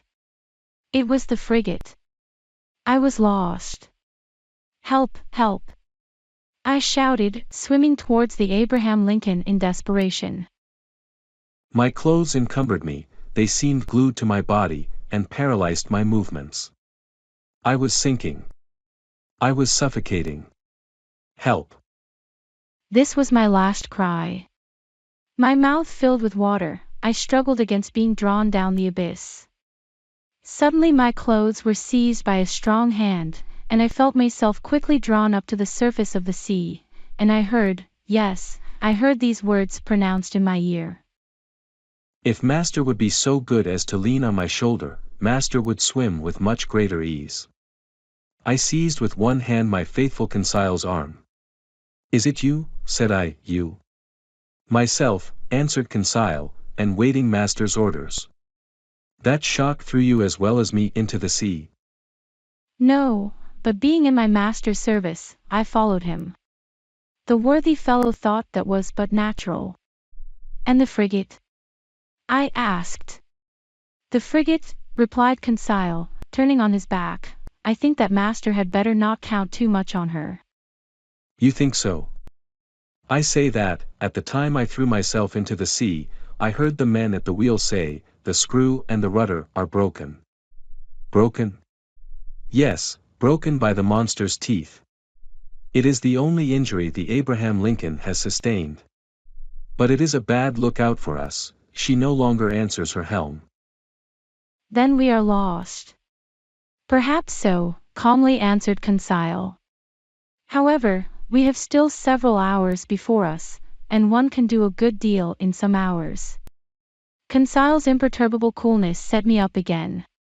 I swam more vigorously, but, cramped by my clothes, which stuck to me like a leaden weight, I felt great difficulty in bearing up. Conseil saw this. Will master let me make a slit? Said he, and, slipping an open knife under my clothes, he ripped them up from top to bottom very rapidly. Then he cleverly slipped them off me, while I swam for both of us. Then I did the same for Conseil, and we continued to swim near to each other. Nevertheless, our situation was no less terrible. Perhaps our disappearance had not been noticed, and if it had been, the frigate could not tack, being without its helm. Conseil argued on this supposition, and laid his plans accordingly. This phlegmatic boy was perfectly self-possessed. We then decided that, as our only chance of safety was being picked up by the Abraham Lincoln's boats, we ought to manage so as to wait for them as long as possible. I resolved then to husband our strength, so that both should not be exhausted at the same time, and this is how we managed. While one of us lay on our back, quite still, with arms crossed, and legs stretched out, the other would swim and push the other on in front. This towing business did not last more than 10 minutes each, and relieving each other thus, we could swim on for some hours, perhaps till daybreak. Poor chance! But hope is so firmly rooted in the heart of man. Moreover, there were two of us. Indeed, I declare, though it may seem improbable, if I sought to destroy all hope, if I wished to despair, I could not. The collision of the frigate with the cetacean had occurred about 11 o'clock the evening before. I reckoned then we should have 8 hours to swim before sunrise, an operation quite practicable if we relieved each other. The sea, very calm, was in our favor. Sometimes I tried to pierce the intense darkness that was only dispelled by the phosphorescence caused by our movements. I watched the luminous waves that broke over my hand, whose mirror-like surface was spotted with silvery rings. One might have said that we were in a bath of quicksilver. Near 1 o'clock in the morning, I was seized with dreadful fatigue. My limbs stiffened under the strain of violent cramp. XVIII was obliged to keep me up, and our preservation devolved on him alone. I heard the poor boy pant, his breathing became short and hurried. I found that he could not keep up much longer. "Leave me! Leave me!" I said to him. "Leave my master." "Never," replied he. "I would drown first." Just then the moon appeared through the fringes of a thick cloud that the wind was driving to the east. The surface of the sea glittered with its rays. This kindly light reanimated us. My head got better again. I looked at all points of the horizon. I saw the frigate. She was 5 miles from us, and looked like a dark mass, hardly discernible. But no boats. I would have cried out. But what good would it have been at such a distance? My swollen lips could utter no sounds. XVIII could articulate some words, and I heard him repeat at intervals, "Help! Help!" Our movements were suspended for an instant. We listened. It might be only a singing in the ear, but it seemed to me as if a cry answered the cry from XVIII. "Did you hear?" I murmured. "Yes. Yes." And XVIII gave one more despairing call. This time there was no mistake. A human voice responded to ours. Was it the voice of another unfortunate creature, abandoned in the middle of the ocean, some other victim of the shock sustained by the vessel? Or rather was it a boat from the frigate that was hailing us in the darkness? XVIII made a last effort, and, leaning on my shoulder, while I struck out in a despairing effort, he raised himself half out of the water, then fell back exhausted. "What did you see?" "I saw," murmured he, "I saw, but do not talk, reserve all your strength." What had he seen? Then, I know not why, the thought of the monster came into my head for the first time. But that voice! The time is past for Jonas to take refuge in whales' bellies. However, XVIII was towing me again. He raised his head sometimes, looked before us, and uttered a cry of recognition, which was responded to by a voice that came nearer and nearer. I scarcely heard it. My strength was exhausted, my fingers stiffened, my hand afforded me support no longer, my mouth, convulsively opening, filled with salt water. Cold crept over me.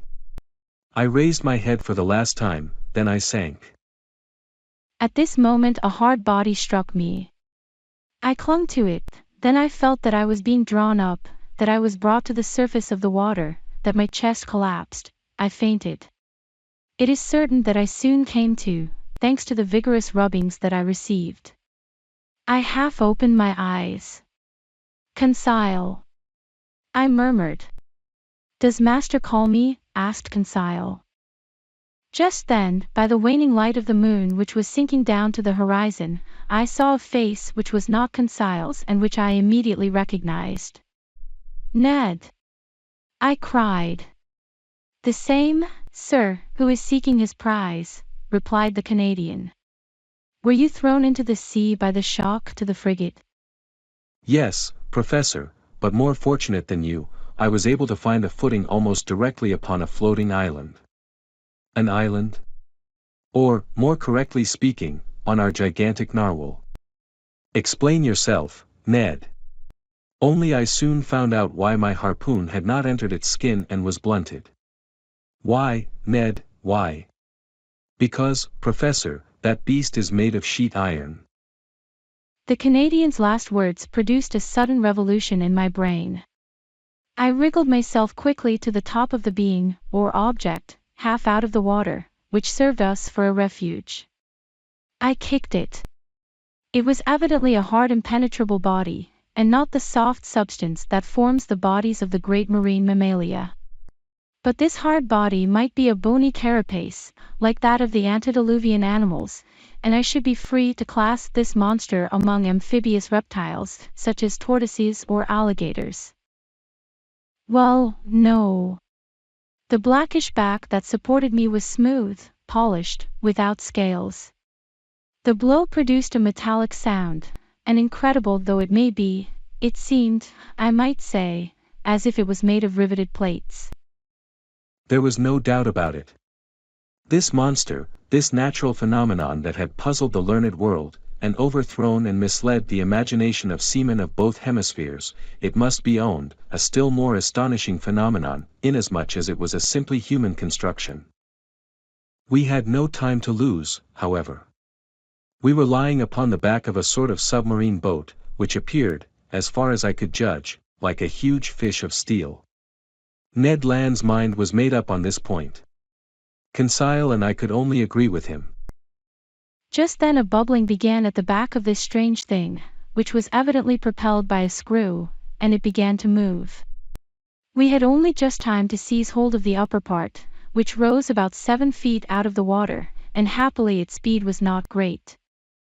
As long as it sails horizontally, muttered Ned Land, I do not mind, but if it takes a fancy to dive, I would not give 2 straws for my life.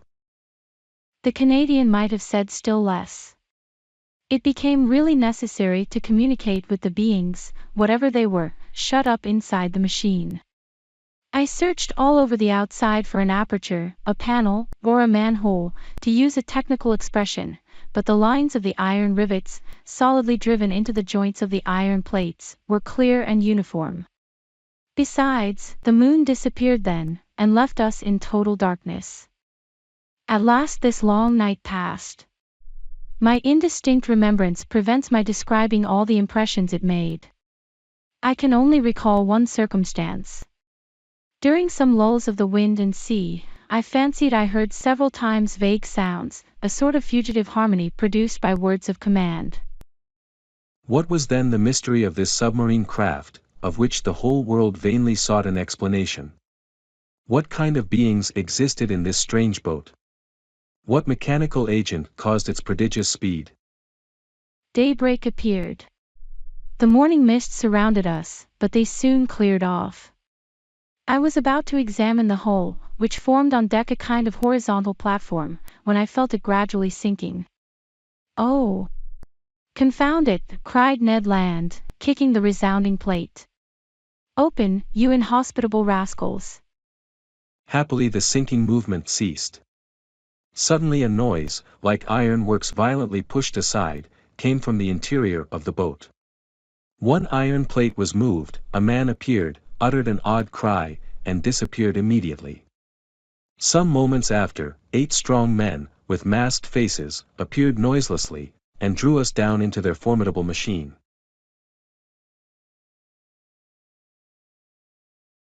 This forcible abduction, so roughly carried out, was accomplished with the rapidity of lightning.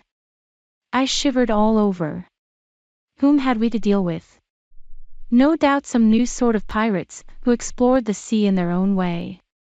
Hardly had the narrow panel closed upon me, when I was enveloped in darkness. My eyes, dazzled with the outer light, could distinguish nothing. I felt my naked feet cling to the rungs of an iron ladder. Ned Land and Conseil, firmly seized, followed me. At the bottom of the ladder, a door opened, and shut after us immediately with a bang. We were alone. Where, I could not say, hardly imagine. All was black, and such a dense black that, after some minutes, my eyes had not been able to discern even the faintest glimmer. Meanwhile, Ned Land, furious at these proceedings, gave free vent to his indignation. "Confound it," cried he, "here are people who come up to the Scotch for hospitality. They only just miss being cannibals. I should not be surprised at it, but I declare that they shall not eat me without my protesting." "Calm yourself, friend Ned, calm yourself," replied Conseil, quietly. "Do not cry out before you are hurt. We are not quite done for yet." "Not quite," sharply replied the Canadian, "but pretty near, at all events. Things look black. Happily, my Bowie knife I have still, and I can always see well enough to use it. The first of these pirates who lays a hand on me—" "Do not excite yourself, Ned," I said to the harpooner, "and do not compromise us by useless violence. Who knows that they will not listen to us? Let us rather try to find out where we are." I groped about. In 5 steps I came to an iron wall, made of plates bolted together. Then turning back I struck against a wooden table, near which were ranged several stools. The boards of this prison were concealed under a thick mat of formium, which deadened the noise of the feet. The bare walls revealed no trace of window or door. Conseil, going round the reverse way, met me, and we went back to the middle of the cabin, which measured about 20 feet by 10. As to its height, Ned Land, in spite of his own great height, could not measure it. Half an hour had already passed without our situation being bettered, when the dense darkness suddenly gave way to extreme light. Our prison was suddenly lighted, that is to say, it became filled with a luminous matter, so strong that I could not bear it at first. In its whiteness and intensity I recognized that electric light which played round the submarine boat like a magnificent phenomenon of phosphorescence. After shutting my eyes involuntarily, I opened them, and saw that this luminous agent came from a half-globe, unpolished, placed in the roof of the cabin. "At last one can see," cried Ned Land, who, knife in hand, stood on the defensive. "Yes," said I, "but we are still in the dark about ourselves." "Let master have patience," said the imperturbable Conseil. The sudden lighting of the cabin enabled me to examine it minutely. It only contained a table and 5 stools. The invisible door might be hermetically sealed. No noise was heard. All seemed dead in the interior of this boat. Did it move? Did it float on the surface of the ocean, or did it dive into its depths? I could not guess. A noise of bolts was now heard, the door opened, and 2 men appeared. One was short, very muscular, broad-shouldered, with robust limbs, strong head, an abundance of black hair, thick mustache, a quick penetrating look, and the vivacity which characterizes the population of southern France. The second stranger merits a more detailed description. A disciple of Graciolet or Engel would have read his face like an open book. I made out his prevailing qualities directly: self-confidence, because his head was well set on his shoulders, and his black eyes looked around with cold assurance; calmness, for his skin, rather pale, showed his coolness of blood; energy, evinced by the rapid contraction of his lofty brows; and courage, because his deep breathing denoted great power of lungs. Whether this person was 35 or 50 years of age, I could not say. He was tall, had a large forehead, straight nose, a clearly cut mouth, beautiful teeth, with fine taper hands, indicative of a highly nervous temperament. This man was certainly the most admirable specimen I had ever met. One particular feature was his eyes, rather far from each other, and which could take in nearly a quarter of the horizon at once. This faculty, I verified it later, gave him a range of vision far superior to Ned Land's. When this stranger fixed upon an object, his eyebrows met, his large eyelids closed around so as to contract the range of his vision, and he looked as if he magnified the objects lessened by distance, as if he pierced those sheets of water so opaque to our eyes, and as if he read the very depths of the seas.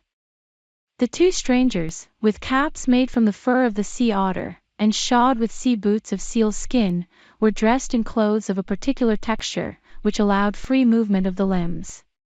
The taller of the two, evidently the chief on board, examined us with great attention, without saying a word, then turning to his companion, talked with him in an unknown tongue.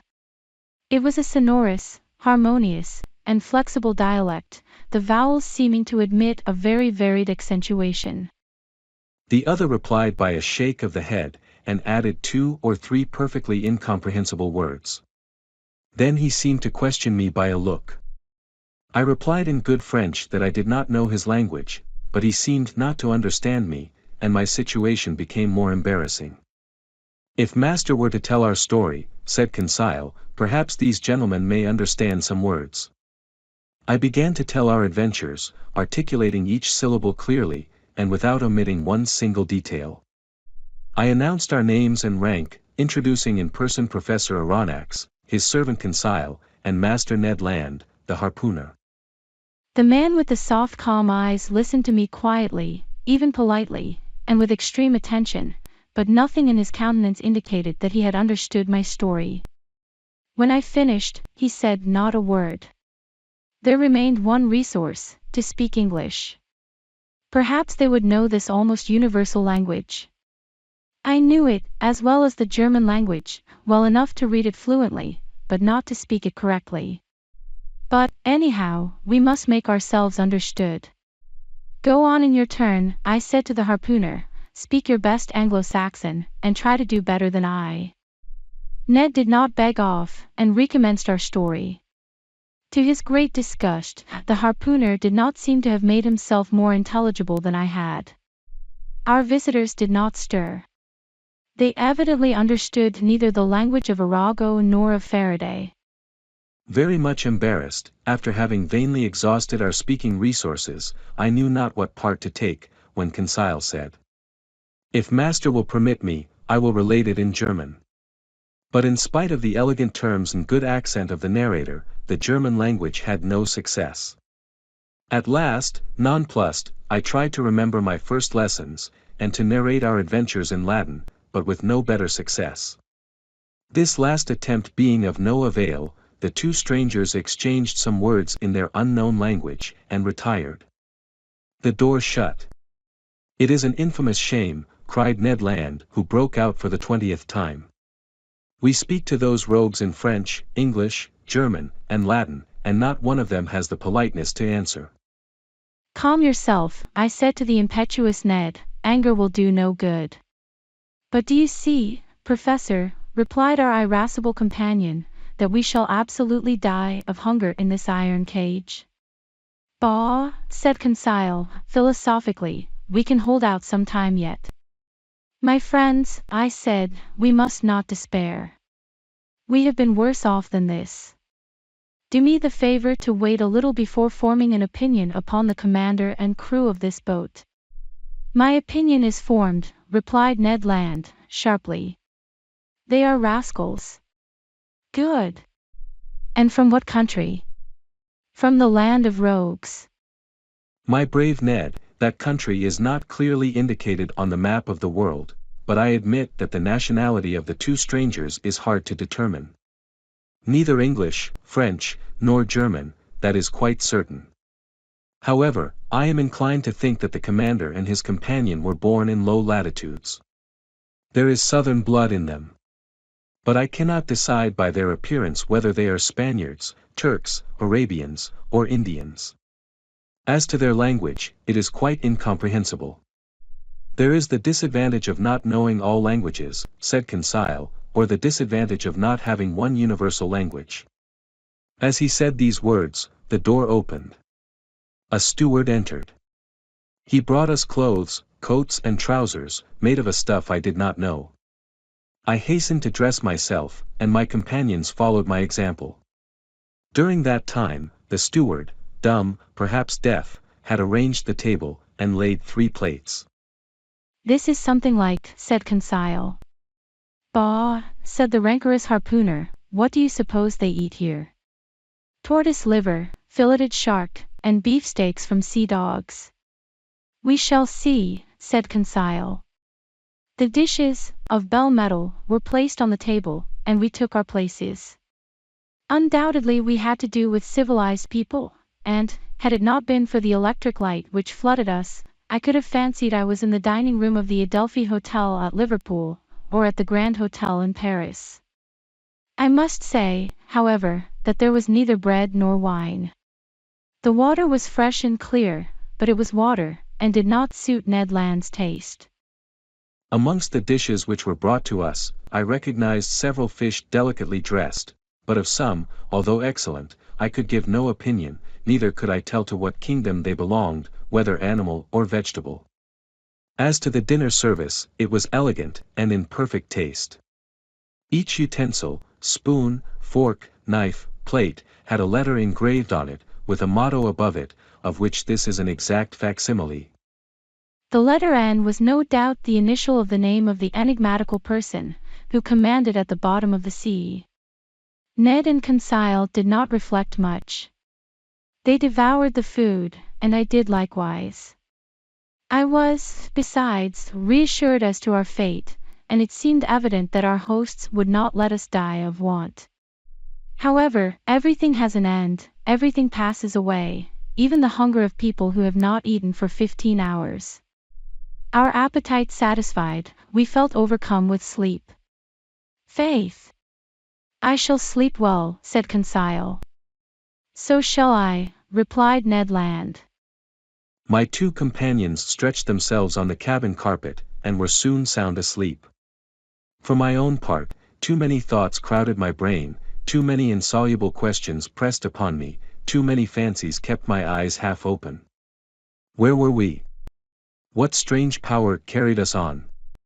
I felt, or rather fancied I felt, the machine sinking down to the lowest beds of the sea. Dreadful nightmares beset me. I saw in these mysterious asylums a world of unknown animals, amongst which this submarine boat seemed to be of the same kind, living, moving, and formidable as they. Then my brain grew calmer, my imagination wandered into vague unconsciousness, and I soon fell into a deep sleep. Chapter 9. Ned Land's Tempers. How long we slept I do not know, but our sleep must have lasted long, for it rested us completely from our fatigues. I woke first. My companions had not moved, and were still stretched in their corner. Hardly roused from my somewhat hard couch, I felt my brain freed, my mind clear. I then began an attentive examination of our cell. Nothing was changed inside. The prison was still a prison, the prisoners, prisoners. However, the steward, during our sleep, had cleared the table. I breathed with difficulty. The heavy air seemed to oppress my lungs. Although the cell was large, we had evidently consumed a great part of the oxygen that it contained. Indeed, each man consumes, in 1 hour, the oxygen contained in more than 176 pints of air, and this air, charged, as then, with a nearly equal quantity of carbonic acid, becomes unbreathable. It became necessary to renew the atmosphere of our prison, and no doubt the hole in the submarine boat. That gave rise to a question in my mind. How would the commander of this floating dwelling place proceed? Would he obtain air by chemical means, in getting by heat the oxygen contained in chloride of potash, and in absorbing carbonic acid by caustic potash? Or, a more convenient, economical, and consequently more probable alternative, would he be satisfied to rise and take breath at the surface of the water, like a cetacean, and so renew for 24 hours the atmospheric provision? In fact, I was already obliged to increase my respirations to eke out of this cell the little oxygen it contained, when suddenly I was refreshed by a current of pure air, and perfumed with saline emanations. It was an invigorating sea breeze, charged with iodine. I opened my mouth wide, and my lungs saturated themselves with fresh particles. At the same time I felt the boat rolling. The iron-plated monster had evidently just risen to the surface of the ocean to breathe, after the fashion of whales. I found out from that the mode of ventilating the boat. When I had inhaled this air freely, I sought the conduit pipe, which conveyed to us the beneficial whiff, and I was not long in finding it. Above the door was a ventilator, through which volumes of fresh air renewed the impoverished atmosphere of the cell. I was making my observations, when Ned and Conseil awoke almost at the same time, under the influence of this reviving air. They rubbed their eyes, stretched themselves, and were on their feet in an instant. "Did master sleep well?" asked Conseil, with his usual politeness. "Very well, my brave boy. And you, Mr. Land?" "Soundly, Professor. But I don't know if I am right or not, there seems to be a sea breeze." A seaman could not be mistaken, and I told the Canadian all that had passed during his sleep. "Good," said he, "that accounts for those roarings we heard, when the supposed narwhal sighted the Abraham Lincoln." "Quite so, Master Land, it was taking breath. Only, Mr. Aronnax, I have no idea what o'clock it is, unless it is dinner time." "Dinner time? My good fellow. Say rather breakfast time, for we certainly have begun another day." "So," said Conseil, "we have slept 24 hours. That is my opinion." "I will not contradict you," replied Ned Land. "But dinner or breakfast, the steward will be welcome, whichever he brings. Master Land, we must conform to the rules on board, and I suppose our appetites are in advance of the dinner hour." "That is just like you, friend Conseil," said Ned, impatiently. "You are never out of temper, always calm. You would return thanks before grace, and die of hunger rather than complain." Time was getting on, and we were fearfully hungry, and this time the steward did not appear. It was rather too long to leave us, if they really had good intentions towards us. Ned Land, tormented by the cravings of hunger, got still more angry, and, notwithstanding his promise, I dreaded an explosion when he found himself with one of the crew. For 2 hours more Ned Land's temper increased, he cried, he shouted, but in vain. The walls were deaf. There was no sound to be heard in the boat, all was still as death. It did not move, for I should have felt the trembling motion of the hull under the influence of the screw. Plunged in the depths of the waters, it belonged no longer to earth, this silence was dreadful. I felt terrified, Conseil was calm, Ned Land roared. Just then a noise was heard outside. Steps sounded on the metal flags. The locks were turned, the door opened, and the steward appeared. Before I could rush forward to stop him, the Canadian had thrown him down, and held him by the throat. The steward was choking under the grip of his powerful hand. Conseil was already trying to unclasp the harpooner's hand from his half-suffocated victim, and I was going to fly to the rescue, when suddenly I was nailed to the spot by hearing these words in French. "Be quiet, Master Land, and you, Professor, will you be so good as to listen to me?" Chapter 10. The Man of the Seas. It was the commander of the vessel who thus spoke.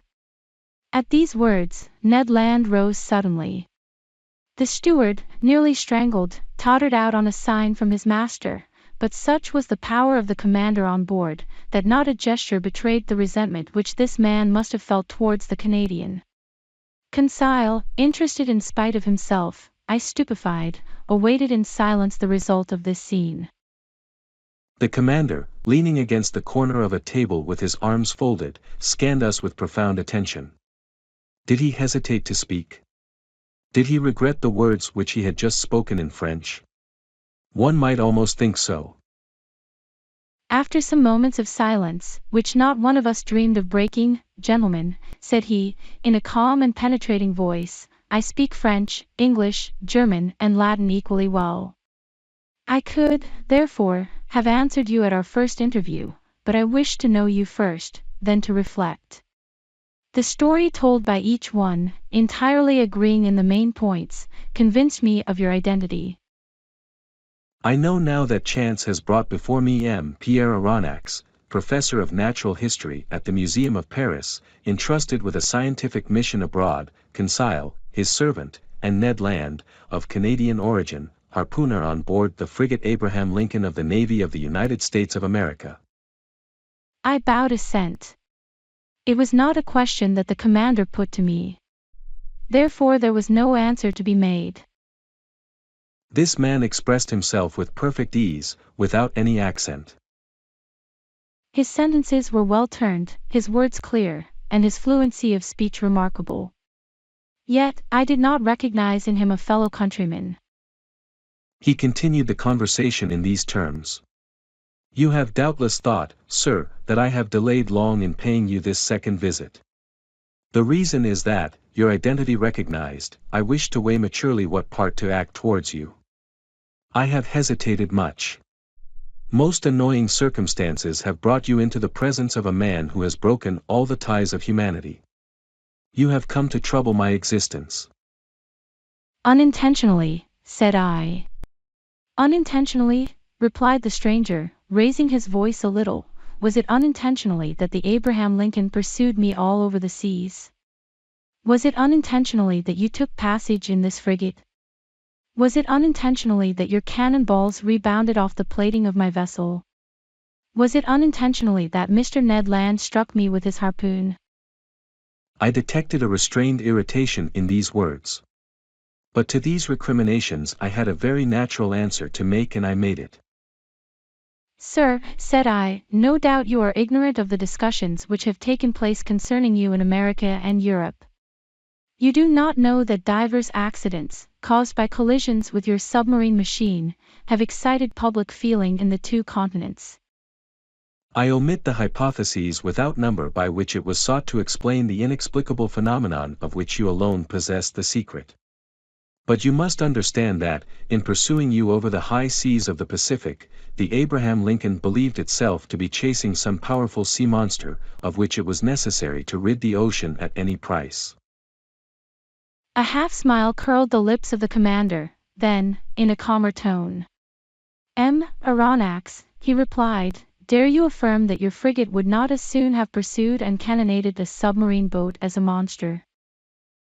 This question embarrassed me, for certainly Captain Farragut might not have hesitated. He might have thought it his duty to destroy a contrivance of this kind, as he would a gigantic narwhal. You understand then, sir, continued the stranger, that I have the right to treat you as enemies? I answered nothing, purposely. For what good would it be to discuss such a proposition, when force could destroy the best arguments? I have hesitated some time, continued the commander, nothing obliged me to show you hospitality. If I chose to separate myself from you, I should have no interest in seeing you again. I could place you upon the deck of this vessel which has served you as a refuge, I could sink beneath the waters, and forget that you had ever existed. Would not that be my right? It might be the right of a savage, I answered, but not that of a civilized man. Professor, replied the commander, quickly, I am not what you call a civilized man. I have done with society entirely, for reasons which I alone have the right of appreciating. I do not therefore obey its laws, and I desire you never to allude to them before me again. This was said plainly.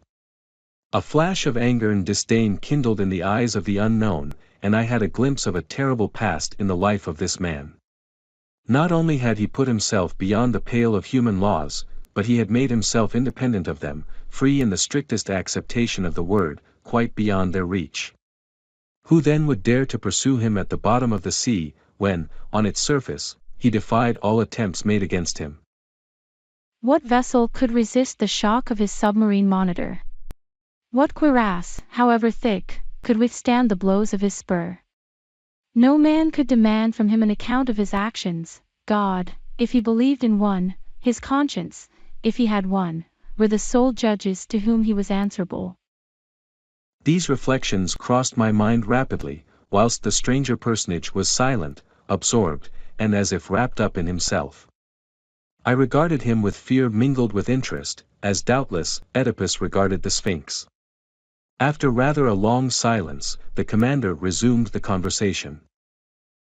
I have hesitated, said he, but I have thought that my interest might be reconciled with that pity to which every human being has a right. You will remain on board my vessel, since fate has cast you there. You will be free, and, in exchange for this liberty, I shall only impose one single condition. Your word of honor to submit to it will suffice. Speak, sir, I answered. I suppose this condition is one which a man of honor may accept. Yes, sir, it is this. It is possible that certain events, unforeseen, may oblige me to consign you to your cabins for some hours or some days, as the case may be. As I desire never to use violence, I expect from you, more than all the others, a passive obedience. In thus acting, I take all the responsibility, I acquit you entirely, for I make it an impossibility for you to see what ought not to be seen. Do you accept this condition? Then things took place on board which, to say the least, were singular, and which ought not to be seen by people who were not placed beyond the pale of social laws. Amongst the surprises which the future was preparing for me, this might not be the least. We accept, I answered, only I will ask your permission, sir, to address one question to you, one only. Speak, sir. You said that we should be free on board. Entirely. I ask you, then, what you mean by this liberty? Just the liberty to go, to come, to see, to observe even all that passes here, save under rare circumstances, the liberty, in short, which we enjoy ourselves, my companions and I. It was evident that we did not understand one another. Pardon me, sir, I resumed, but this liberty is only what every prisoner has of pacing his prison. It cannot suffice us. It must suffice you, however. What? We must renounce forever seeing our country, our friends, our relations again. Yes, sir. But to renounce that unendurable worldly yoke which men believe to be liberty, is not perhaps so painful as you think. Well, exclaimed Ned Land, never will I give my word of honor not to try to escape. I did not ask you for your word of honor, Master Land, answered the commander, coldly. Sir, I replied, beginning to get angry in spite of myself, you abuse your situation towards us. It is cruelty. No, sir, it is clemency. You are my prisoners of war. I keep you, when I could, by a word, plunge you into the depths of the ocean. You attacked me. You came to surprise a secret which no man in the world must penetrate, the secret of my whole existence. And you think that I am going to send you back to that world which must know me no more. Never. In retaining you, it is not you whom I guard, it is myself. These words indicated a resolution taken on the part of the commander, against which no arguments would prevail. So, sir, I rejoined, you give us simply the choice between life and death. Simply. My friends, said I, to a question thus put, there is nothing to answer. But no word of honor binds us to the master of this vessel. None, sir, answered the unknown. Then, in a gentler tone, he continued. Now, permit me to finish what I have to say to you. I know you, Aronnax. You and your companions will not, perhaps, have so much to complain of in the chance which has bound you to my fate. You will find amongst the books which are my favorite study the work which you have published on the depths of the sea. I have often read it. You have carried out your work as far as terrestrial science permitted you. But you do not know all, you have not seen all. Let me tell you then, Professor, that you will not regret the time passed on board my vessel. You are going to visit the land of marvels. These words of the commander had a great effect upon me. I cannot deny it. My weak point was touched, and I forgot, for a moment, that the contemplation of these sublime subjects was not worth the loss of liberty.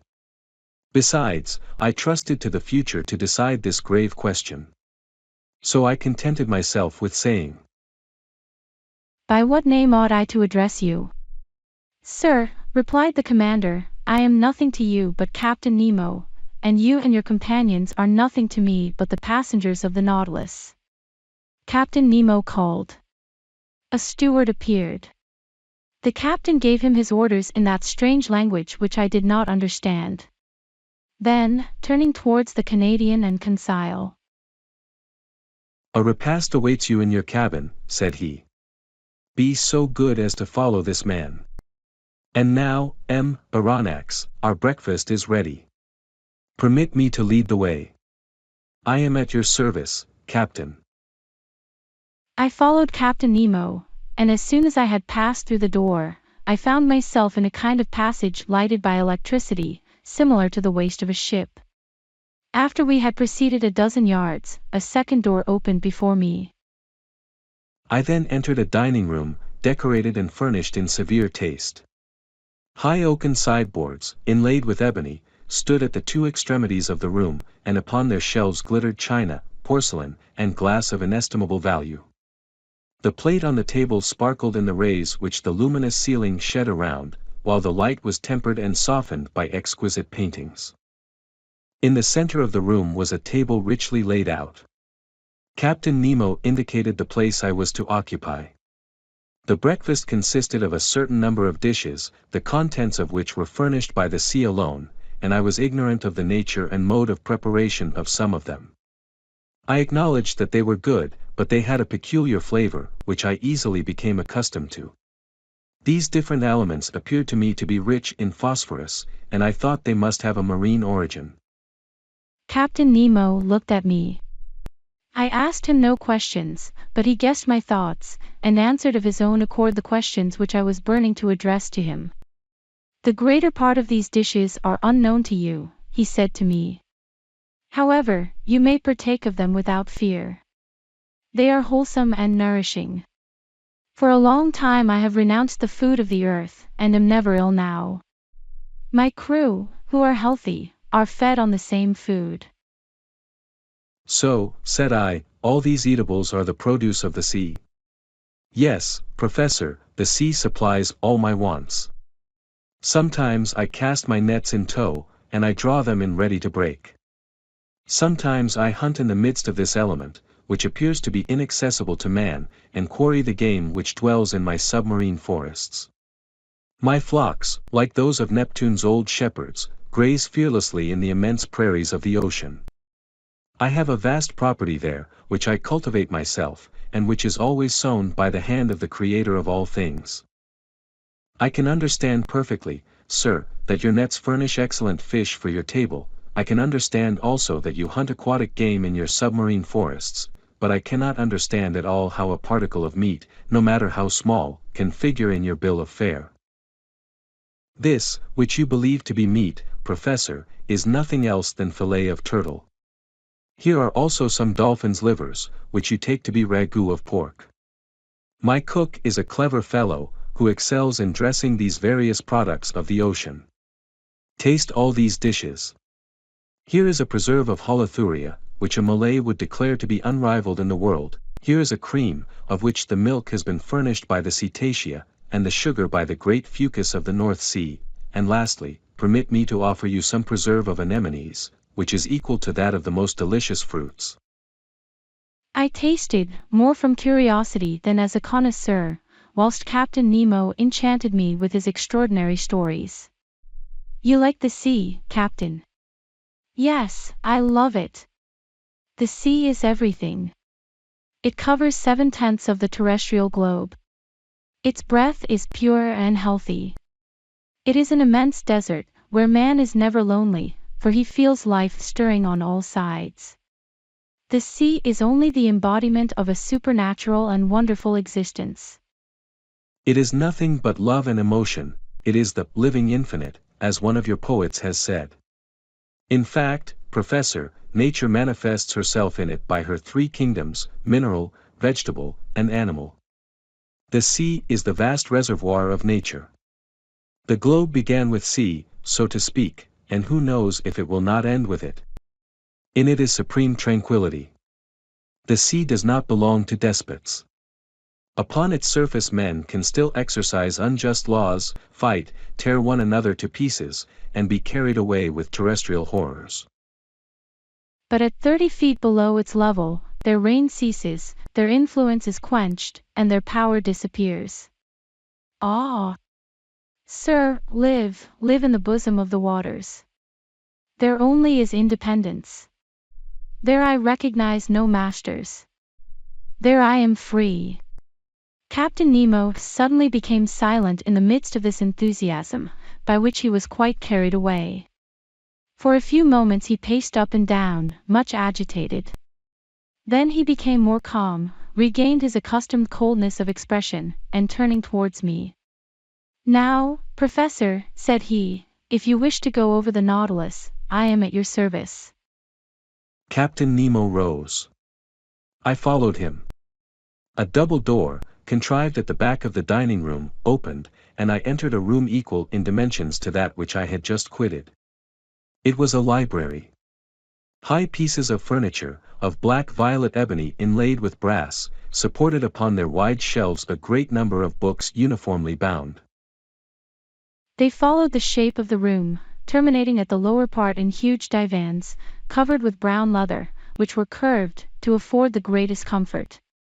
Light movable desks, made to slide in and out at will, allowed one to rest one's book while reading. In the center stood an immense table, covered with pamphlets, amongst which were some newspapers, already of old date. The electric light flooded everything. It was shed from 4 unpolished globes half sunk in the volutes of the ceiling. I looked with real admiration at this room, so ingeniously fitted up, and I could scarcely believe my eyes. "Captain Nemo," said I to my host, who had just thrown himself on one of the divans, "this is a library which would do honor to more than one of the continental palaces, and I am absolutely astounded when I consider that it can follow you to the bottom of the seas." "Where could one find greater solitude or silence, Professor?" replied Captain Nemo. "Did your study in the museum afford you such perfect quiet?" "No, sir, and I must confess that it is a very poor one after yours. You must have 6,000 or 7,000 volumes here." 12,000, Aronnax. "These are the only ties which bind me to the earth." But I had done with the world on the day when my Nautilus plunged for the first time beneath the waters. That day I bought my last volumes, my last pamphlets, my last papers, and from that time I wish to think that men no longer think or write. These books, Professor, are at your service besides, and you can make use of them freely. I thanked Captain Nemo, and went up to the shelves of the library. Works on science, morals, and literature abounded in every language, but I did not see one single work on political economy. That subject appeared to be strictly proscribed. Strange to say, all these books were irregularly arranged, in whatever language they were written, and this medley proved that the captain of the Nautilus must have read indiscriminately the books which he took up by chance. "Sir," said I to the captain, "I thank you for having placed this library at my disposal. It contains treasures of science, and I shall profit by them." "This room is not only a library," said Captain Nemo, "it is also a smoking room." "A smoking room!" I cried. "Then one may smoke on board?" "Certainly." "Then, sir, I am forced to believe that you have kept up a communication with Havana." "Not any," answered the captain. "Accept this cigar, Aronnax, and, though it does not come from Havana, you will be pleased with it, if you are a connoisseur." I took the cigar which was offered me. Its shape recalled the London ones, but it seemed to be made of leaves of gold. I lighted it at a little brazier, which was supported upon an elegant bronze stem, and drew the first whiffs with the delight of a lover of smoking who has not smoked for 2 days. "It is excellent, but it is not tobacco." "No," answered the captain, "this tobacco comes neither from Havana nor from the East. It is a kind of seaweed, rich in nicotine, with which the sea provides me, but somewhat sparingly." At that moment Captain Nemo opened a door which stood opposite to that by which I had entered the library, and I passed into an immense drawing room splendidly lighted. It was a vast 4-sided room, 30 feet long, 18 wide, and 15 high. A luminous ceiling, decorated with light arabesques, shed a soft clear light over all the marvels accumulated in this museum. For it was in fact a museum, in which an intelligent and prodigal hand had gathered all the treasures of nature and art, with the artistic confusion which distinguishes a painter's studio. 30 first-rate pictures, uniformly framed, separated by bright drapery, ornamented the walls, which were hung with tapestry of severe design. I saw works of great value, the greater part of which I had admired in the special collections of Europe, and in the exhibitions of paintings. The several schools of the old masters were represented by a Madonna of Raphael, a Virgin of Leonardo da Vinci, a Nymph of Correggio, a Woman of Titan, an Adoration of Veronese, an Assumption of Murillo, a Portrait of Holbein, a Monk of Velázquez, a Martyr of Ribera, a Fair of Rubens, 2 Flemish landscapes of Teniers, 3 little genre pictures of Gerard Dow, Metzu, and Paul Potter, 2 specimens of Géricault and Prudhon, and some sea pieces of Bakhuyzen and Vernet. Amongst the works of modern painters were pictures with the signatures of Delacroix, Ingres, Decamps, Troyat, Meissonier, Daubigny, etc., and some admirable statues in marble and bronze, after the finest antique models, stood upon pedestals in the corners of this magnificent museum. Amazement, as the captain of the Nautilus had predicted, had already begun to take possession of me. "Professor," said this strange man, "you must excuse the unceremonious way in which I receive you, and the disorder of this room." "Sir," I answered, "without seeking to know who you are, I recognize in you an artist." "An amateur, nothing more, sir. Formerly I loved to collect these beautiful works created by the hand of man. I sought them greedily, and ferreted them out indefatigably, and I have been able to bring together some objects of great value. These are my last souvenirs of that world which is dead to me. In my eyes, your modern artists are already old, they have 2,000 or 3,000 years of existence, I confound them in my own mind. Masters have no age." "And these musicians," said I, pointing out some works of Weber, Rossini, Mozart, Beethoven, Haydn, Meyerbeer, Harold, Wagner, Auber, Gounod, and a number of others, scattered over a large model piano organ which occupied one of the panels of the drawing room. "These musicians," replied Captain Nemo, "are the contemporaries of Orpheus, for in the memory of the dead all chronological differences are effaced, and I am dead, Professor, as much dead as those of your friends who are sleeping 6 feet under the earth." Captain Nemo was silent, and seemed lost in a profound reverie. I contemplated him with deep interest, analyzing in silence the strange expression of his countenance. Leaning on his elbow against an angle of a costly mosaic table, he no longer saw me, he had forgotten my presence. I did not disturb this reverie, and continued my observation of the curiosities which enriched this drawing room. Under elegant glass cases, fixed by copper rivets, were classed and labeled the most precious productions of the sea which had ever been presented to the eye of a naturalist. My delight as a professor may be conceived. The division containing the zoophytes presented the most curious specimens of the 2 groups of polypi and echinoderms. In the first group, the tubipores, were gorgons arranged like a fan, soft sponges of Syria, ices of the Moluccas, penicills, an admirable Virgularia of the Norwegian seas, variegated Unbellulari, Alcyonariae, a whole series of madrepores, which my master Milne Edwards has so cleverly classified, amongst which I remarked some wonderful Flabellini oculini of the island of Bourbon. The Neptune's car, of the Antilles, superb varieties of corals, in short, every species of those curious polypi of which entire islands are formed, which will one day become continents. Of the echinoderms, remarkable for their coating of spines, asteri, sea stars, pantocrini, camachulls, astrophons, echini, holothuri, etc., represented individually a complete collection of this group. A somewhat nervous conchiliologist would certainly have fainted before other more numerous cases, in which were classified the specimens of mollusks. It was a collection of inestimable value, which time fails me to describe minutely. Amongst these specimens I will quote from memory only the elegant royal hammerfish of the Indian Ocean, whose regular white spots stood out brightly on a red and brown ground, an imperial spondyle, bright-colored, bristling with spines, a rare specimen in the European museums. I estimated its value at not less than £1,000, a common hammerfish of the seas of New Holland, which is only procured with difficulty, exotic Bacardia of Senegal, fragile white bivalve shells, which a breath might shatter like a soap bubble.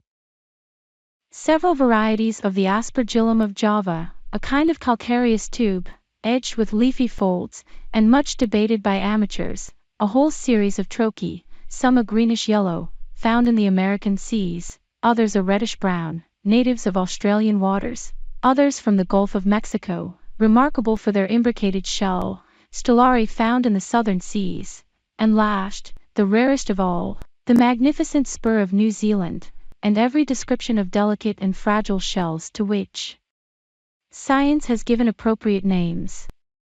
Apart, in separate compartments, were spread out chaplets of pearls of the greatest beauty, which reflected the electric light in little sparks of fire, pink pearls, torn from the pinna marina of the Red Sea, green pearls of the haliotide iris, yellow, blue and black pearls, the curious productions of the divers mollusks of every ocean, and certain mussels of the watercourses of the north, lastly, several specimens of inestimable value which had been gathered from the rarest pintadines. Some of these pearls were larger than a pigeon's egg, and were worth as much, and more than that which the traveller Tavernier sold to the Shah of Persia for 3 millions, and surpassed the one in the possession of the Imam of Muscat, which I had believed to be unrivaled in the world. Therefore, to estimate the value of this collection was simply impossible. Captain Nemo must have expended millions in the acquirement of these various specimens, and I was thinking what source he could have drawn from, to have been able thus to gratify his fancy for collecting, when I was interrupted by these words. You are examining my shells, Professor. Unquestionably they must be interesting to a naturalist, but for me they have a far greater charm, for I have collected them all with my own hand, and there is not a sea on the face of the globe which has escaped my researches. I can understand, Captain, the delight of wandering about in the midst of such riches. You are one of those who have collected their treasures themselves. No museum in Europe possesses such a collection of the produce of the ocean. But if I exhaust all my admiration upon it, I shall have none left for the vessel which carries it.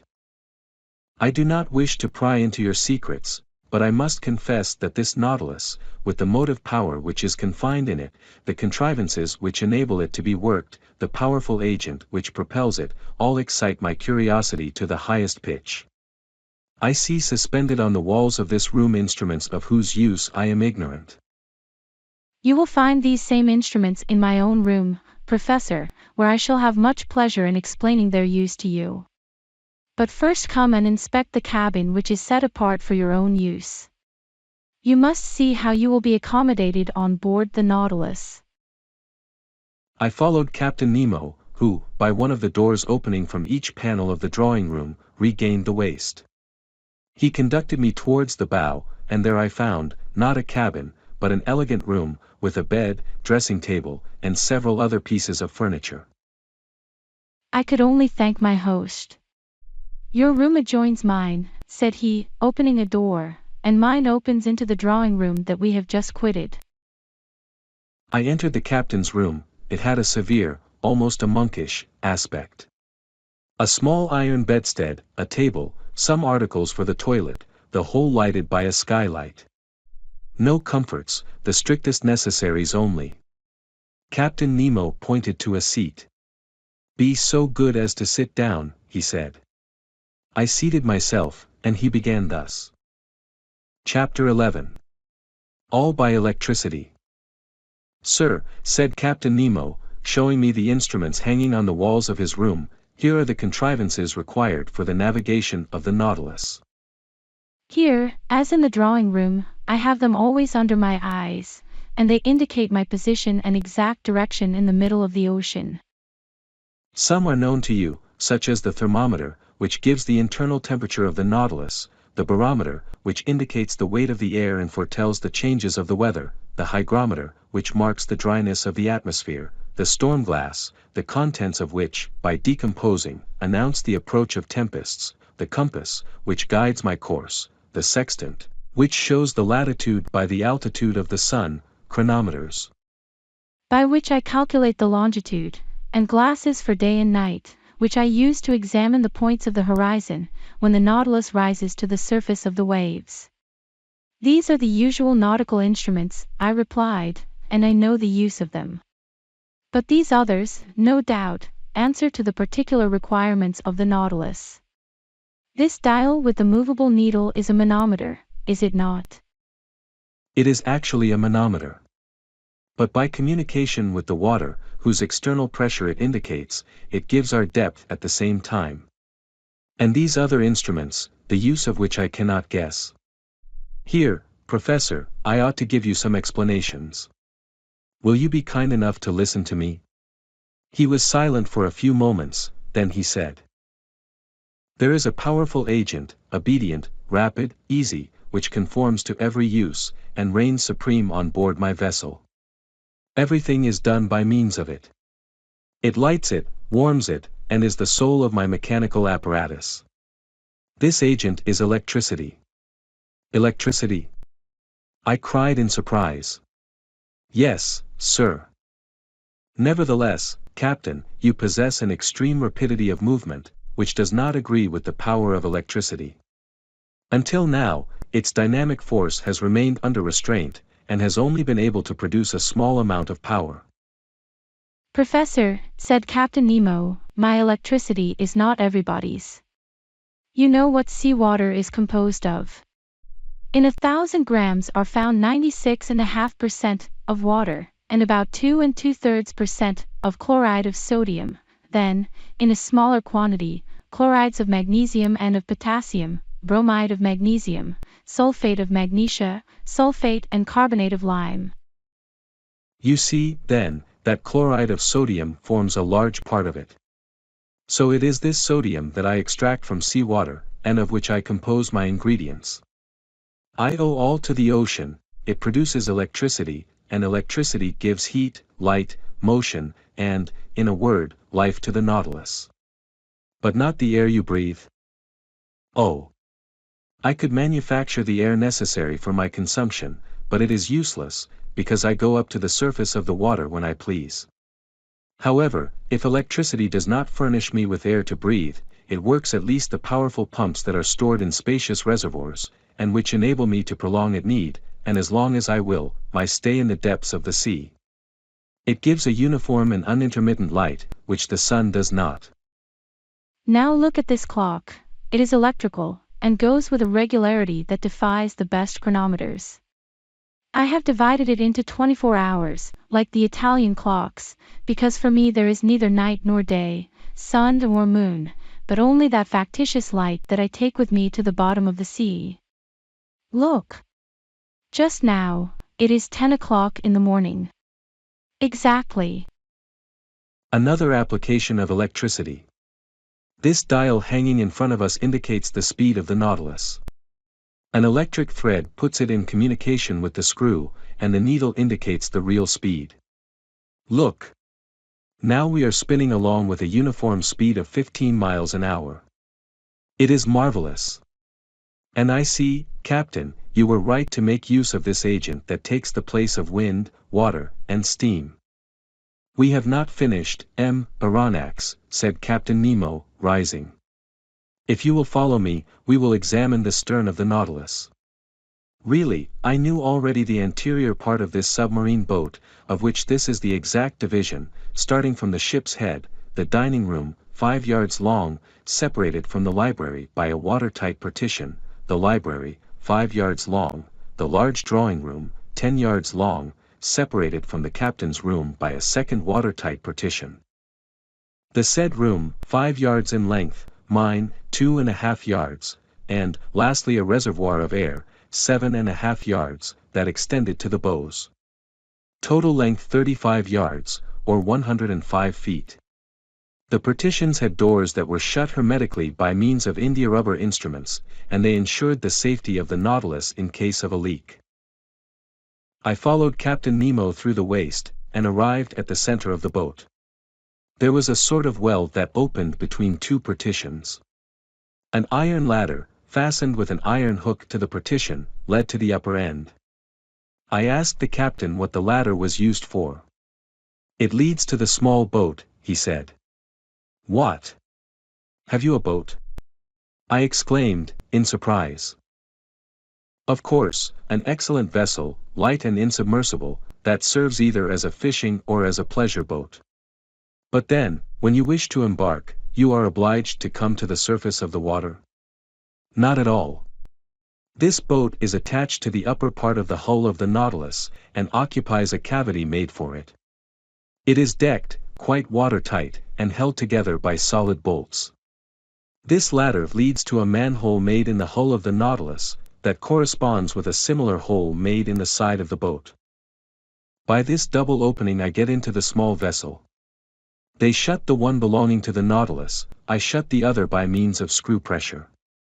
I undo the bolts, and the little boat goes up to the surface of the sea with prodigious rapidity. I then open the panel of the bridge, carefully shut till then, I mast it, hoist my sail, take my oars, and I'm off. But how do you get back on board?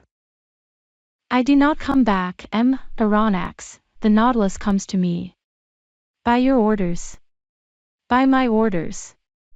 An electric thread connects us. I telegraph to it, and that is enough. Really, I said, astonished at these marvels, nothing can be more simple. After having passed by the cage of the staircase that led to the platform, I saw a cabin 6 feet long, in which Conseil and Ned Land, enchanted with their repast, were devouring it with avidity. Then a door opened into a kitchen 9 feet long, situated between the large storerooms. Their electricity, better than gas itself, did all the cooking. The streams under the furnaces gave out to the sponges of platina a heat which was regularly kept up and distributed. They also heated a distilling apparatus, which, by evaporation, furnished excellent drinkable water. Near this kitchen was a bathroom comfortably furnished, with hot and cold water taps. Next to the kitchen was the berth room of the vessel, 16 feet long. But the door was shut, and I could not see the management of it, which might have given me an idea of the number of men employed on board the Nautilus. At the bottom was a fourth partition that separated this office from the engine room. A door opened, and I found myself in the compartment where Captain Nemo, certainly an engineer of a very high order, had arranged his locomotive machinery. This engine room, clearly lighted, did not measure less than 65 feet in length. It was divided into 2 parts, the first contained the materials for producing electricity, and the second the machinery that connected it with the screw. I examined it with great interest, in order to understand the machinery of the Nautilus. You see, said the captain, I use Bunsen's contrivances, not Ruhmkorff's. Those would not have been powerful enough. Bunsen's are fewer in number, but strong and large, which experience proves to be the best. The electricity produced passes forward, where it works, by electromagnets of great size, on a system of levers and cogwheels that transmit the movement to the axle of the screw. This one, the diameter of which is 19 feet, and the thread 23 feet, performs about 120 revolutions in a second. And you get then a speed of 50 miles an hour. I have seen the Nautilus maneuver before the Abraham Lincoln, and I have my own ideas as to its speed. But this is not enough. We must see where we go. We must be able to direct it to the right, to the left, above, below. How do you get to the great depths, where you find an increasing resistance, which is rated by hundreds of atmospheres? How do you return to the surface of the ocean? And how do you maintain yourselves in the requisite medium? Am I asking too much? Not at all, Professor, replied the captain, with some hesitation, since you may never leave this submarine boat. Come into the saloon, it is our usual study, and there you will learn all you want to know about the Nautilus. Chapter 12. Some figures. A moment after we were seated on a divan in the saloon smoking. The captain showed me a sketch that gave the plan, section, and elevation of the Nautilus. Then he began his description in these words. Here, Aronnax, are the several dimensions of the boat you are in. It is an elongated cylinder with conical ends. It is very like a cigar in shape, a shape already adopted in London in several constructions of the same sort. The length of this cylinder, from stem to stern, is exactly 232 feet, and its maximum breadth is 26 feet. It is not built quite like your long voyage steamers, but its lines are sufficiently long, and its curves prolonged enough, to allow the water to slide off easily, and oppose no obstacle to its passage. These two dimensions enable you to obtain by a simple calculation the surface and cubic contents of the Nautilus. Its area measures 6,032 feet, and its contents about 1,500 cubic yards, that is to say, when completely immersed it displaces 50,000 feet of water, or weighs 1,500 tons. When I made the plans for this submarine vessel, I meant that 9/10 should be submerged. Consequently, it ought only to displace 9/10 of its bulk, that is to say, only to weigh that number of tons. I ought not, therefore, to have exceeded that weight, constructing it on the aforesaid dimensions. The Nautilus is composed of two hulls, one inside, the other outside, joined by T-shaped irons, which render it very strong. Indeed, owing to this cellular arrangement it resists like a block, as if it were solid. Its sides cannot yield, it coheres spontaneously, and not by the closeness of its rivets, and the homogeneity of its construction, due to the perfect union of the materials, enables it to defy the roughest seas. These two hulls are composed of steel plates, whose density is from 0.7 to 0.8 that of water. The first is not less than 2 inches and a half thick and weighs 394 tons. The second envelope, the keel, 20 inches high and 10 thick, weighs alone 62 tons. The engine, the ballast, the several accessories and apparatus appendages, the partitions and bulkheads, weigh 961.62 tons. Do you follow all this? I do. Then, when the Nautilus is afloat under these circumstances, 1/10 is out of the water. Now, if I have made reservoirs of a size equal to this 10th, or capable of holding 150 tons, and if I fill them with water, the boat, weighing then 1507 tons, will be completely immersed. That would happen, Professor. These reservoirs are in the lower parts of the Nautilus. I turn on taps and they fill, and the vessel sinks that had just been level with the surface. Well, Captain, but now we come to the real difficulty. I can understand your rising to the surface, but diving below the surface, does not your submarine contrivance encounter a pressure, and consequently undergo an upward thrust of 1 atmosphere for every 30 feet of water, just about 15 pounds per square inch? Just so, sir. Then, unless you quite fill the Nautilus, I do not see how you can draw it down to those depths. Professor, you must not confound statics with dynamics or you will be exposed to grave errors. There is very little labor spent in attaining the lower regions of the ocean, for all bodies have a tendency to sink. When I wanted to find out the necessary increase of weight required to sink the Nautilus, I had only to calculate the reduction of volume that seawater acquires according to the depth. That is evident. Now, if water is not absolutely incompressible, it is at least capable of very slight compression. Indeed, after the most recent calculations this reduction is only 0.000436 of an atmosphere for each 30 feet of depth. If we want to sink 3,000 feet, I should keep account of the reduction of bulk under a pressure equal to that of a column of water of 1,000 feet. The calculation is easily verified. Now, I have supplementary reservoirs capable of holding 100 tons. Therefore I can sink to a considerable depth. When I wish to rise to the level of the sea, I only let off the water, and empty all the reservoirs if I want the Nautilus to emerge from the 10th part of her total capacity. I had nothing to object to these reasonings. I admit your calculations, Captain, I replied. I should be wrong to dispute them since daily experience confirms them, but I foresee a real difficulty in the way. What, sir? When you are about 1,000 feet deep, the walls of the Nautilus bear a pressure of 100 atmospheres. If, then, just now you were to empty the supplementary reservoirs, to lighten the vessel, and to go up to the surface, the pumps must overcome the pressure of 100 atmospheres, which is 1,500 pounds per square inch. From that a power that electricity alone can give, said the captain, hastily. I repeat, sir, that the dynamic power of my engines is almost infinite. The pumps of the Nautilus have an enormous power, as you must have observed when their jets of water burst like a torrent upon the Abraham Lincoln. Besides, I use subsidiary reservoirs only to attain a mean depth of 750 to 1,000 fathoms, and that with a view of managing my machines. Also, when I have a mind to visit the depths of the ocean 5 or 6 miles below the surface, I make use of slower but not less infallible means.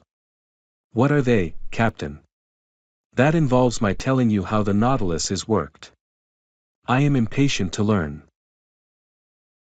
To steer this boat to starboard or port, to turn, in a word, following a horizontal plan, I use an ordinary rudder fixed on the back of the stern post, and with one wheel and some tackle to steer by.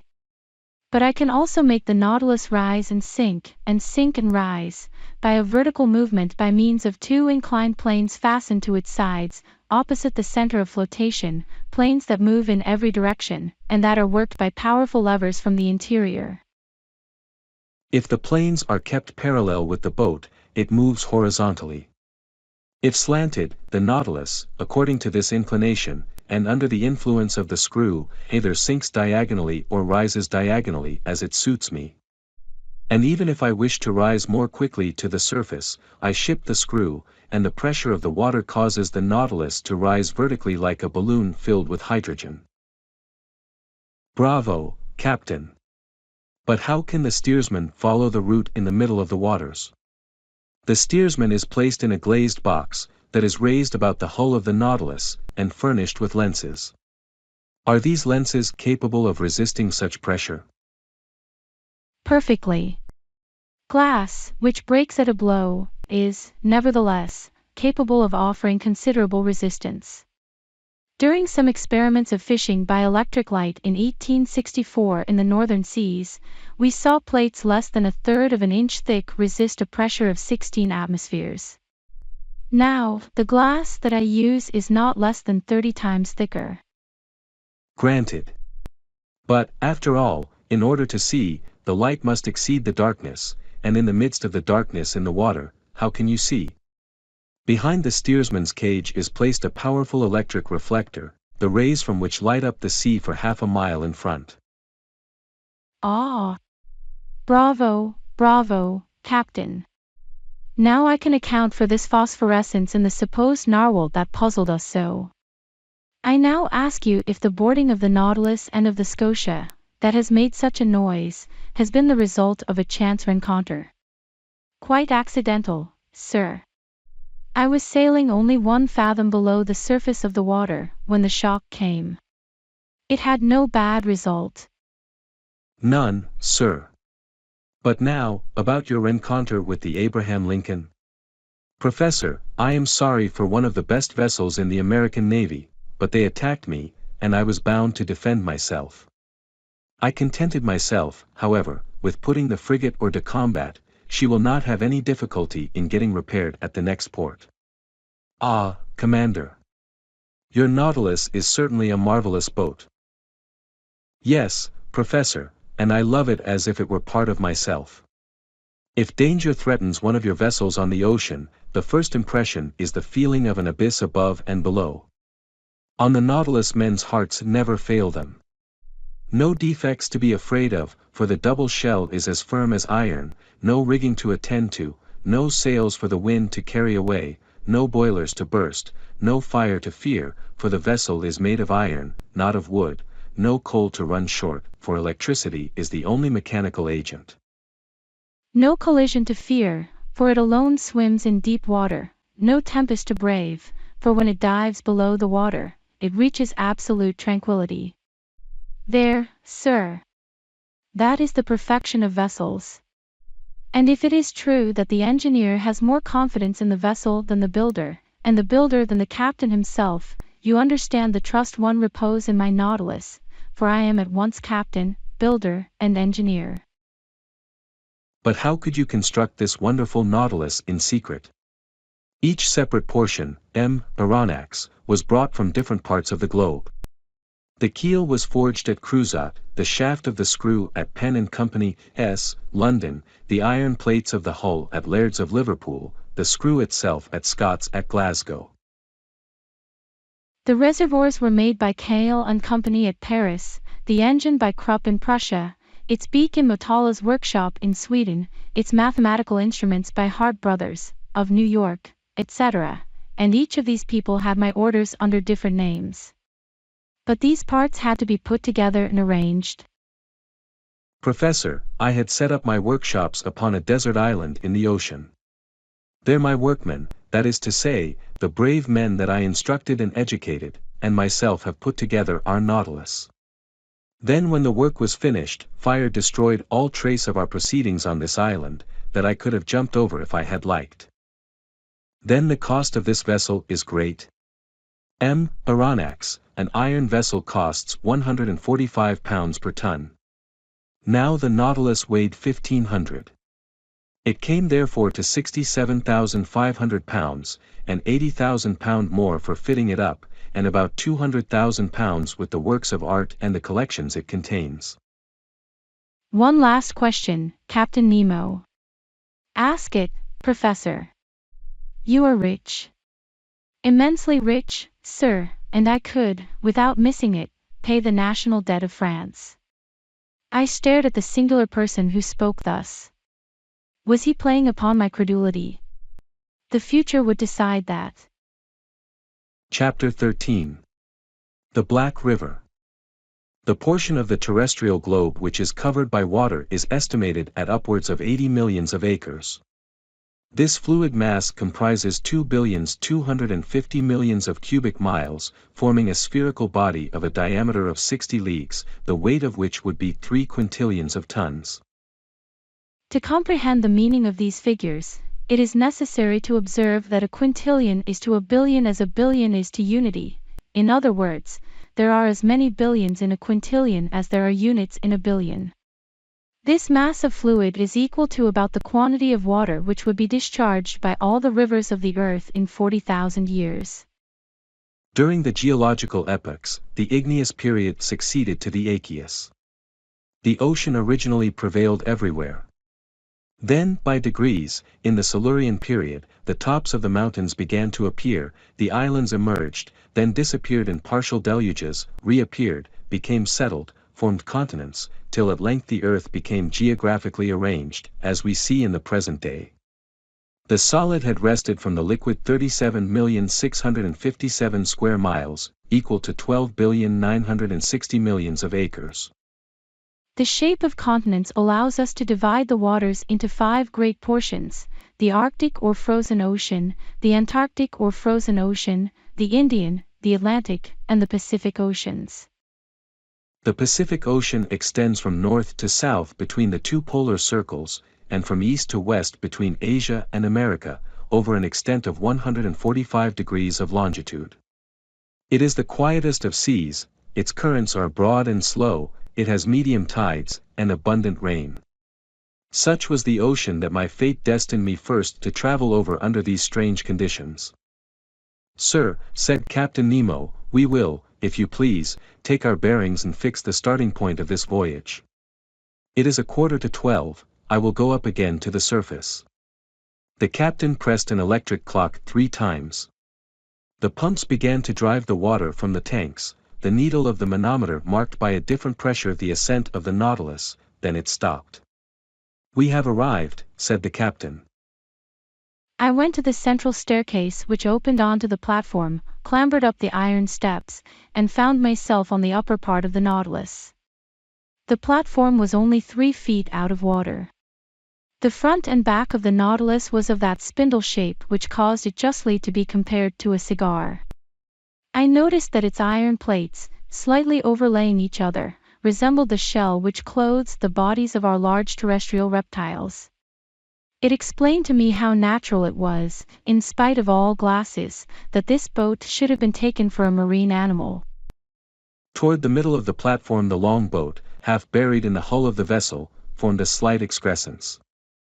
Fore and aft rose 2 cages of medium height with inclined sides, and partly closed by thick lenticular glasses, one destined for the steersman who directed the Nautilus, the other containing a brilliant lantern to give light on the road. The sea was beautiful, the sky pure. Scarcely could the long vehicle feel the broad undulations of the ocean. A light breeze from the east rippled the surface of the waters. The horizon, free from fog, made observation easy. Nothing was in sight. Not a quicksand, not an island. A vast desert. Captain Nemo, by the help of his sextant, took the altitude of the sun, which ought also to give the latitude. He waited for some moments till its disk touched the horizon. Whilst taking observations not a muscle moved, the instrument could not have been more motionless in a hand of marble. 12 o'clock, sir, said he. When you like. I cast a last look upon the sea, slightly yellowed by the Japanese coast, and descended to the saloon. And now, sir, I leave you to your studies, added the captain. Our course is ENE, our depth is 26 fathoms. Here are maps on a large scale by which you may follow it. The saloon is at your disposal, and with your permission, I will retire. Captain Nemo bowed, and I remained alone, lost in thoughts all bearing on the commander of the Nautilus. For a whole hour was I deep in these reflections, seeking to pierce this mystery so interesting to me. Then my eyes fell upon the vast planisphere spread upon the table, and I placed my finger on the very spot where the given latitude and longitude crossed. The sea has its large rivers like the continents. They are special currents known by their temperature and their color. The most remarkable of these is known by the name of the Gulf Stream. Science has decided on the globe the direction of 5 principal currents, one in the North Atlantic, a second in the South, a third in the North Pacific, a fourth in the South, and a fifth in the Southern Indian Ocean. It is even probable that a 6th current existed at one time or another in the Northern Indian Ocean, when the Caspian and Aral seas formed but one vast sheet of water.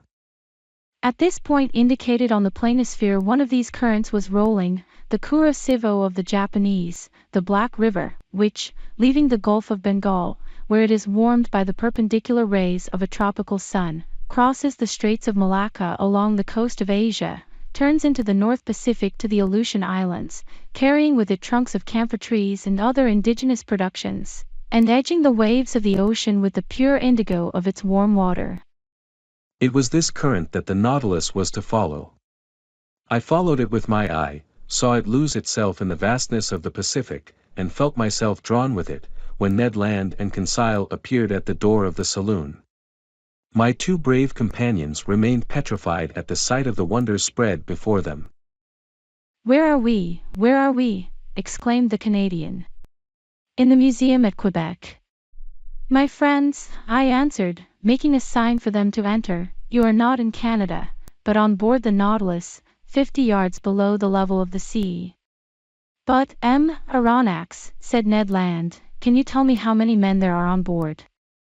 10, 20, 50, 100. I cannot answer you, Mr. Land. It is better to abandon for a time all idea of seizing the Nautilus or escaping from it. This ship is a masterpiece of modern industry, and I should be sorry not to have seen it. Many people would accept the situation forced upon us, if only to move amongst such wonders. So be quiet and let us try and see what passes around us. See, exclaimed the harpooner, but we can see nothing in this iron prison. We are walking, we are sailing, blindly. Ned Land had scarcely pronounced these words when all was suddenly darkness. The luminous ceiling was gone, and so rapidly that my eyes received a painful impression. We remained mute, not stirring, and not knowing what surprise awaited us, whether agreeable or disagreeable. A sliding noise was heard. One would have said that panels were working at the sides of the Nautilus. It is the end of the end, said Ned Land. Suddenly light broke at each side of the saloon, through 2 oblong openings. The liquid mass appeared vividly lit up by the electric gleam. 2 crystal plates separated us from the sea. At first I trembled at the thought that this frail partition might break, but strong bands of copper bound them, giving an almost infinite power of resistance. The sea was distinctly visible for a mile all round the Nautilus. What a spectacle! What pen can describe it? Who could paint the effects of the light through those transparent sheets of water, and the softness of the successive gradations from the lower to the superior strata of the ocean? We know the transparency of the sea and that its clearness is far beyond that of rock water. The mineral and organic substances which it holds in suspension heightens its transparency. In certain parts of the ocean at the Antilles, under 75 fathoms of water, can be seen with surprising clearness a bed of sand. The penetrating power of the solar rays does not seem to cease for a depth of 150 fathoms. But in this middle fluid traveled over by the Nautilus, the electric brightness was produced even in the bosom of the waves. It was no longer luminous water, but liquid light. On each side a window opened into this unexplored abyss. The obscurity of the saloon showed to advantage the brightness outside, and we looked out as if this pure crystal had been the glass of an immense aquarium. You wish to see, friend Ned, well, you see now. Curious. Curious, muttered the Canadian, who, forgetting his ill temper, seemed to submit to some irresistible attraction, and one would come further than this to admire such a sight. Ah, thought I to myself, I understand the life of this man. He has made a world apart for himself, in which he treasures all his greatest wonders. For 2 whole hours an aquatic army escorted the Nautilus. During their games, their bounds, while rivaling each other in beauty, brightness, and velocity, I distinguished the green labrie, the banded mullet, marked by a double line of black, the round-tailed goby, of a white color, with violet spots on the back, the Japanese scombros, a beautiful mackerel of those seas, with a blue body and silvery head. The brilliant azures, whose name alone defies description, some banded spares, with variegated fins of blue and yellow, the woodcocks of the seas, some specimens of which attain a yard in length, Japanese salamanders, spider lampreys, serpents 6 feet long, with eyes small and lively, and a huge mouth bristling with teeth, with many other species. Our imagination was kept at its height, interjections followed quickly on each other. Ned named the fish, and Conseil classed them. I was in ecstasies with the vivacity of their movements and the beauty of their forms. Never had it been given to me to surprise these animals, alive and at liberty, in their natural element. I will not mention all the varieties which passed before my dazzled eyes, all the collection of the seas of China and Japan. These fish, more numerous than the birds of the air, came, attracted, no doubt, by the brilliant focus of the electric light. Suddenly there was daylight in the saloon, the iron panels closed again, and the enchanting vision disappeared. But for a long time I dreamt until my eyes fell on the instruments hanging on the partition. The compass still showed the course to be ENE, the manometer indicated a pressure of 5 atmospheres, equivalent to a depth of 25 fathoms, and the electric log gave a speed of 15 miles an hour. I expected Captain Nemo, but he did not appear. The clock marked the hour of 5. Ned Land and Conseil returned to their cabin, and I retired to my chamber. My dinner was ready. It was composed of turtle soup made of the most delicate hawksbills, of a surmullet served with puff paste, the liver of which, prepared by itself, was most delicious, and fillets of the emperor holocanthus, the savor of which seemed to me superior even to salmon. I passed the evening reading, writing, and thinking. Then sleep overpowered me, and I stretched myself on my couch of zostera, and slept profoundly, whilst the Nautilus was gliding rapidly through the current of the Black River. Chapter 14. A Note of Invitation. The next day was the 9th of November. I awoke after a long sleep of 12 hours. Conseil came, according to custom, to know how I had passed the night, and to offer his services. He had left his friend the Canadian sleeping like a man who had never done anything else all his life. I let the worthy fellow chatter as he pleased, without caring to answer him. I was preoccupied by the absence of the captain during our sitting of the day before, and hoping to see him today. As soon as I was dressed I went into the saloon. It was deserted. I plunged into the study of the shell treasures hidden behind the glasses. I reveled also in great herbals filled with the rarest marine plants, which, although dried up, retained their lovely colors. Amongst these precious hydrophytes I remarked some vorticelli, pavinarii, delicate charamis with scarlet tints, some fan-shaped ÄGRI, and some notabuli like flat mushrooms, which at one time used to be classed as zoophytes, in short, a perfect series of algae. The whole day passed without my being honored by a visit from Captain Nemo. The panels of the saloon did not open. Perhaps they did not wish us to tire of these beautiful things. The course of the Nautilus was ENE, her speed 12 knots, the depth below the surface between 25 and 30 fathoms. The next day, 10th of November, the same desertion, the same solitude. I did not see one of the ship's crew. Ned and Conseil spent the greater part of the day with me. They were astonished at the inexplicable absence of the captain. Was this singular man ill? Had he altered his intentions with regard to us? After all, as Conseil said, we enjoyed perfect liberty, we were delicately and abundantly fed. Our host kept to his terms of the treaty. We could not complain, and, indeed, the singularity of our fate reserved such wonderful compensation for us, that we had no right to accuse it as yet.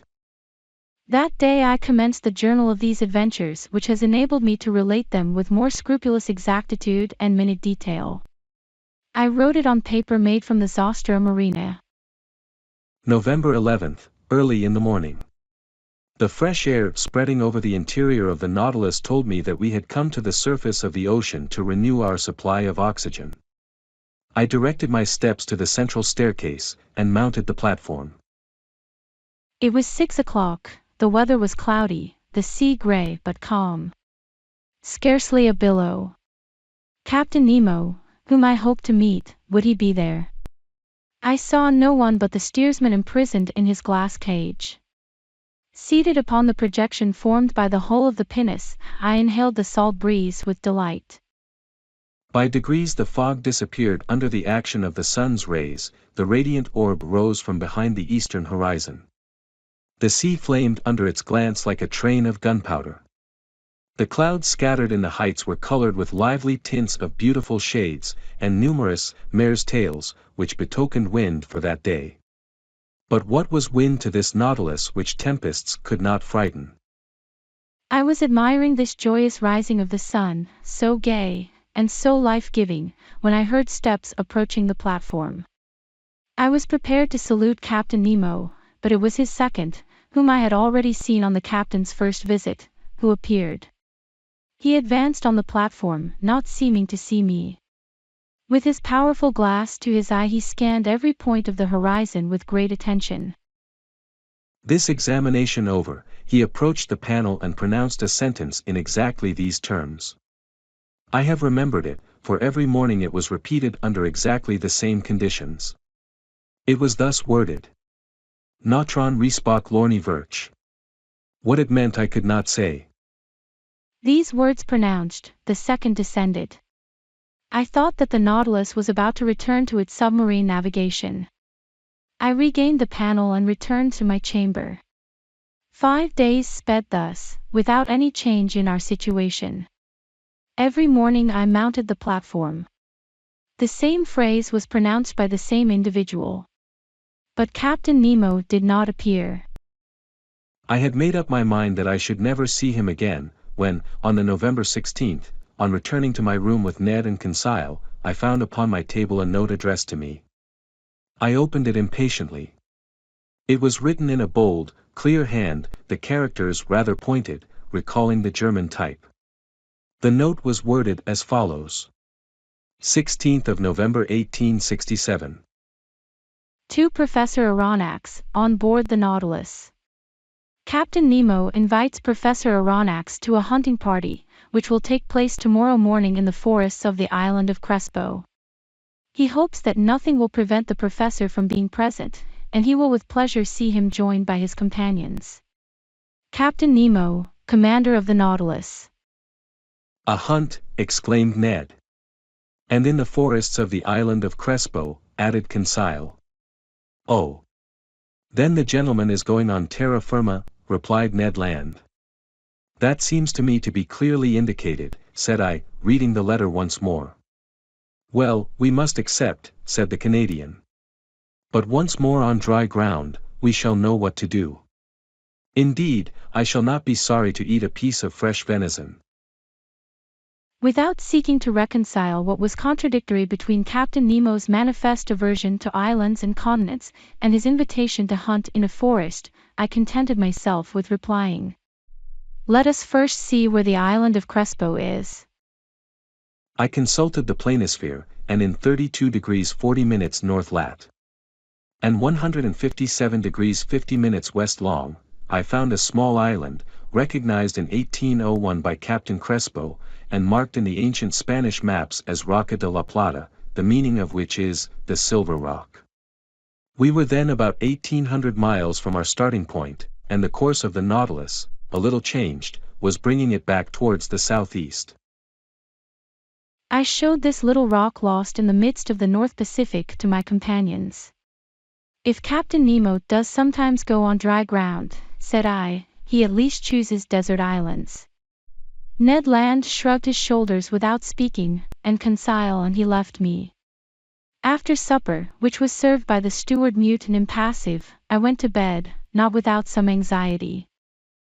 The next morning, the 17th of November, on awakening, I felt that the Nautilus was perfectly still. I dressed quickly and entered the saloon.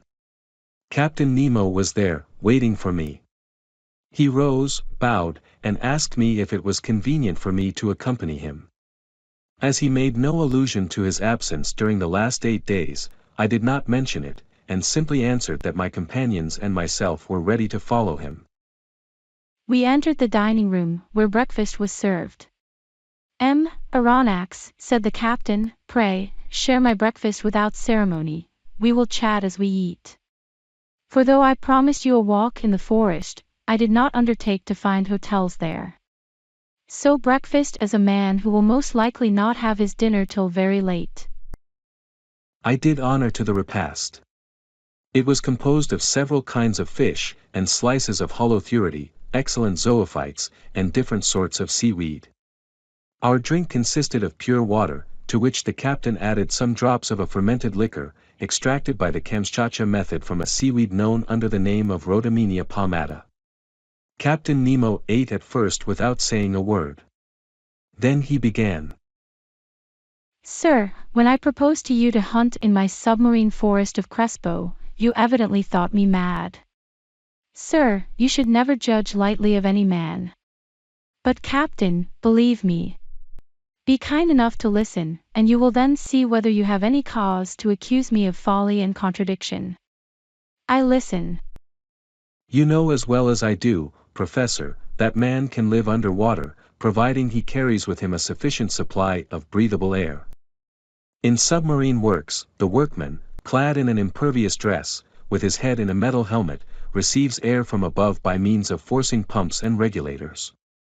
That is a diving apparatus, said I.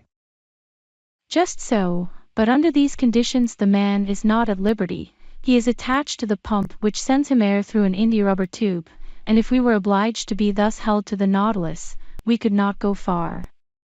And the means of getting free? I asked. It is to use the Rouquayrol apparatus, invented by 2 of your own countrymen, which I have brought to perfection for my own use, and which will allow you to risk yourself under these new physiological conditions without any organ whatever suffering. It consists of a reservoir of thick iron plates, in which I store the air under a pressure of 50 atmospheres. This reservoir is fixed on the back by means of braces, like a soldier's knapsack. Its upper part forms a box in which the air is kept by means of a bellows, and therefore cannot escape unless at its normal tension. In the Rouquayrol apparatus such as we use, 2 india-rubber pipes leave this box and join a sort of tent which holds the nose and mouth. One is to introduce fresh air, the other to let out the foul, and the tongue closes one or the other according to the wants of the respirator. But I, in encountering great pressures at the bottom of the sea, was obliged to shut my head, like that of a diver in a ball of copper, and it is to this ball of copper that the two pipes, the inspirator and the expirator, open. Perfectly, Captain Nemo, but the air that you carry with you must soon be used. When it only contains 15% of oxygen, it is no longer fit to breathe. Right. But I told you, Aronnax, that the pumps of the Nautilus allow me to store the air under considerable pressure, and on those conditions the reservoir of the apparatus can furnish breathable air for 9 or 10 hours. I have no further objections to make, I answered. I will only ask you one thing, Captain, how can you light your road at the bottom of the sea? With the Ruhmkorff apparatus, Aronnax, one is carried on the back, the other is fastened to the waist. It is composed of a Bunsen pile, which I do not work with bichromate of potash, but with sodium. A wire is introduced which collects the electricity produced, and directs it towards a particularly made lantern.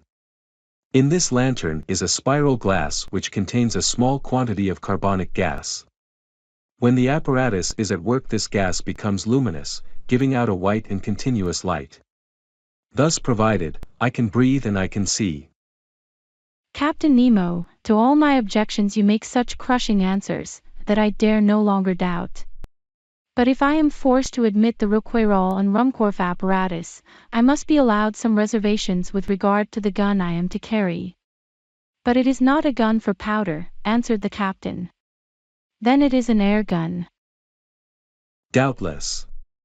How would you have me manufacture gunpowder on board, without either saltpetre, sulfur, or charcoal? Besides, I added, to fire under water in a medium 855 times denser than the air, we must conquer very considerable resistance. That would be no difficulty. There exist guns, according to Fulton, perfected in England by Philip Coles and Burley, in France by Furcy, and in Italy by Landi, which are furnished with a peculiar system of closing, which can fire under these conditions. But I repeat, having no powder, I use air under great pressure, which the pumps of the Nautilus furnish abundantly. But this air must be rapidly used. Well, have I not my Rouquayrol reservoir, which can furnish it at need? A tap is all that is required. Besides, Aronnax, you must see yourself that, during our submarine hunt, we can spend but little air and but few balls. But it seems to me that in this twilight, and in the midst of this fluid, which is very dense compared with the atmosphere, shots could not go far, nor easily prove mortal. Sir, on the contrary, with this gun every blow is mortal, and however lightly the animal is touched, it falls as if struck by a thunderbolt. Why? Because the balls sent by this gun are not ordinary balls, but little cases of glass, invented by Leniebroek, an Austrian chemist, of which I have a large supply. These glass cases are covered with a case of steel, and weighted with a pellet of lead. They are real Leyden bottles, into which the electricity is forced to a very high tension. With the slightest shock they are discharged, and the animal, however strong it may be, falls dead. I must tell you that these cases are size number 4, and that the charge for an ordinary gun would be 10. I will argue no longer, I replied, rising from the table. I have nothing left me but to take my gun. At all events, I will go where you go. Captain Nemo then led me aft, and in passing before Ned's and Conseil's cabin, I called my 2 companions, who followed immediately. We then came to a kind of cell near the machinery room, in which we were to put on our walking dress. Chapter 15. A walk on the bottom of the sea. This cell was, to speak correctly, the arsenal and wardrobe of the Nautilus. A dozen diving apparatuses hung from the partition, waiting our use. Ned Land, on seeing them, showed evident repugnance to dress himself in one. But, my worthy Ned, the forests of the island of Crespo are nothing but submarine forests. Good, said the disappointed harpooner, who saw his dreams of fresh meat fade away. And you, Aronnax, are you going to dress yourself in those clothes? There is no alternative, Master Ned. As you please, sir, replied the harpooner, shrugging his shoulders, but as for me, unless I am forced, I will never get into one. "No one will force you, Master Ned," said Captain Nemo. "Is Conseil going to risk it?" asked Ned. "I follow my master wherever he goes," replied Conseil.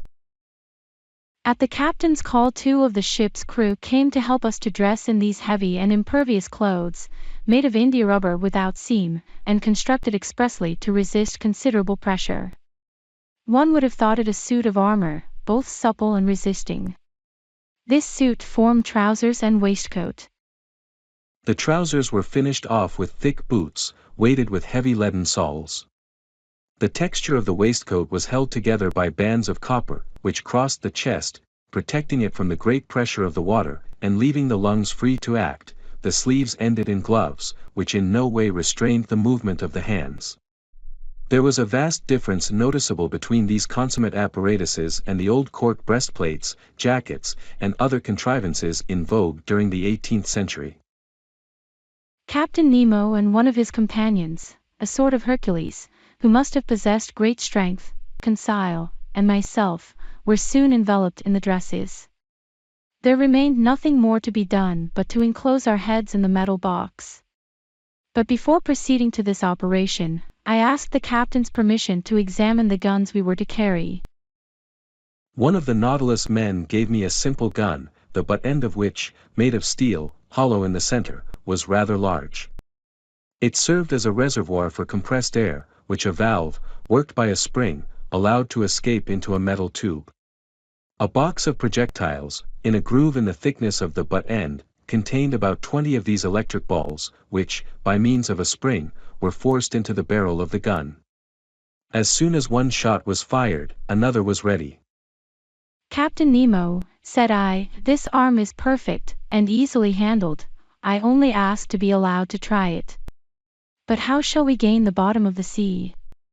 At this moment, Professor, the Nautilus is stranded in 5 fathoms, and we have nothing to do but to start. But how shall we get off? You shall see." Captain Nemo thrust his head into the helmet, Conseil and I did the same, not without hearing an ironical, "good sport," from the Canadian.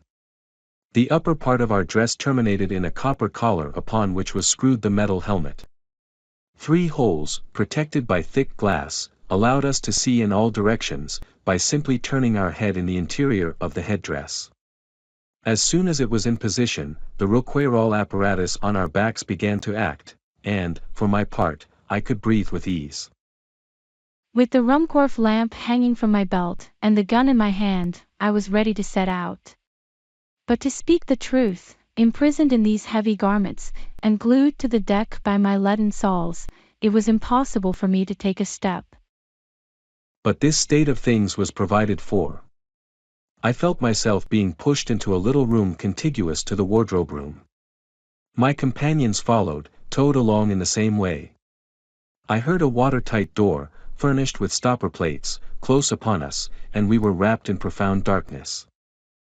After some minutes, a loud hissing was heard. I felt the cold mount from my feet to my chest. Evidently from some part of the vessel they had, by means of a tap, given entrance to the water, which was invading us, and with which the room was soon filled. A second door, cut in the side of the Nautilus, then opened. We saw a faint light. In another instant our feet trod the bottom of the sea. And now, how can I retrace the impression left upon me by that walk under the waters? Words are impotent to relate such wonders. Captain Nemo walked in front, his companion followed some steps behind. Conseil and I remained near each other, as if an exchange of words had been possible through our metallic cases. I no longer felt the weight of my clothing, or of my shoes, of my reservoir of air, or my thick helmet, in the midst of which my head rattled like an almond in its shell. The light, which lit the soil 30 feet below the surface of the ocean, astonished me by its power. The solar rays shone through the watery mass easily, and dissipated all color, and I clearly distinguished objects at a distance of 150 yards. Beyond that the tints darkened into fine gradations of ultramarine, and faded into vague obscurity. Truly this water which surrounded me was but another air denser than the terrestrial atmosphere, but almost as transparent. Above me was the calm surface of the sea. We were walking on fine, even sand, not wrinkled, as on a flat shore, which retains the impression of the billows. This dazzling carpet, really a reflector, repelled the rays of the sun with wonderful intensity, which accounted for the vibration which penetrated every atom of liquid. Shall I be believed when I say that, at the depth of 30 feet, I could see as if I was in broad daylight? For a quarter of an hour I trod on this sand, sown with the impalpable dust of shells. The hull of the Nautilus, resembling a long shoal, disappeared by degrees, but its lantern, when darkness should overtake us in the waters, would help to guide us on board by its distinct rays. Soon forms of objects outlined in the distance were discernible. I recognized magnificent rocks, hung with a tapestry of zoophytes of the most beautiful kind, and I was at first struck by the peculiar effect of this medium. It was then 10 in the morning. The rays of the sun struck the surface of the waves at rather an oblique angle, and at the touch of their light, decomposed by refraction as through a prism, flowers, rocks, plants, shells, and polypi were shaded at the edges by the 7 solar colors. It was marvelous, a feast for the eyes, this complication of colored tints, a perfect kaleidoscope of green, yellow, orange, violet, indigo, and blue, in one word, the whole palette of an enthusiastic colorist. Why could I not communicate to Conseil the lively sensations which were mounting to my brain, and rival him in expressions of admiration? For aught I knew, Captain Nemo and his companion might be able to exchange thoughts by means of signs previously agreed upon. So, for want of better, I talked to myself. I declaimed in the copper box which covered my head, thereby expending more air in vain words than was perhaps expedient. Various kinds of isis, clusters of pure tough coral, prickly fungi, and anemones formed a brilliant garden of flowers, enameled with porphyry, decked with their collarets of blue tentacles, sea stars studding the sandy bottom, together with asterophytons like fine lace embroidered by the hands of naiads, whose festoons were waved by the gentle undulations caused by our walk. It was a real grief to me to crush under my feet the brilliant specimens of mollusks which strewed the ground by thousands, of hammerheads, donaceae, veritable bounding shells, of staircases, and red-helmet shells, angel wings, and many others produced by this inexhaustible ocean.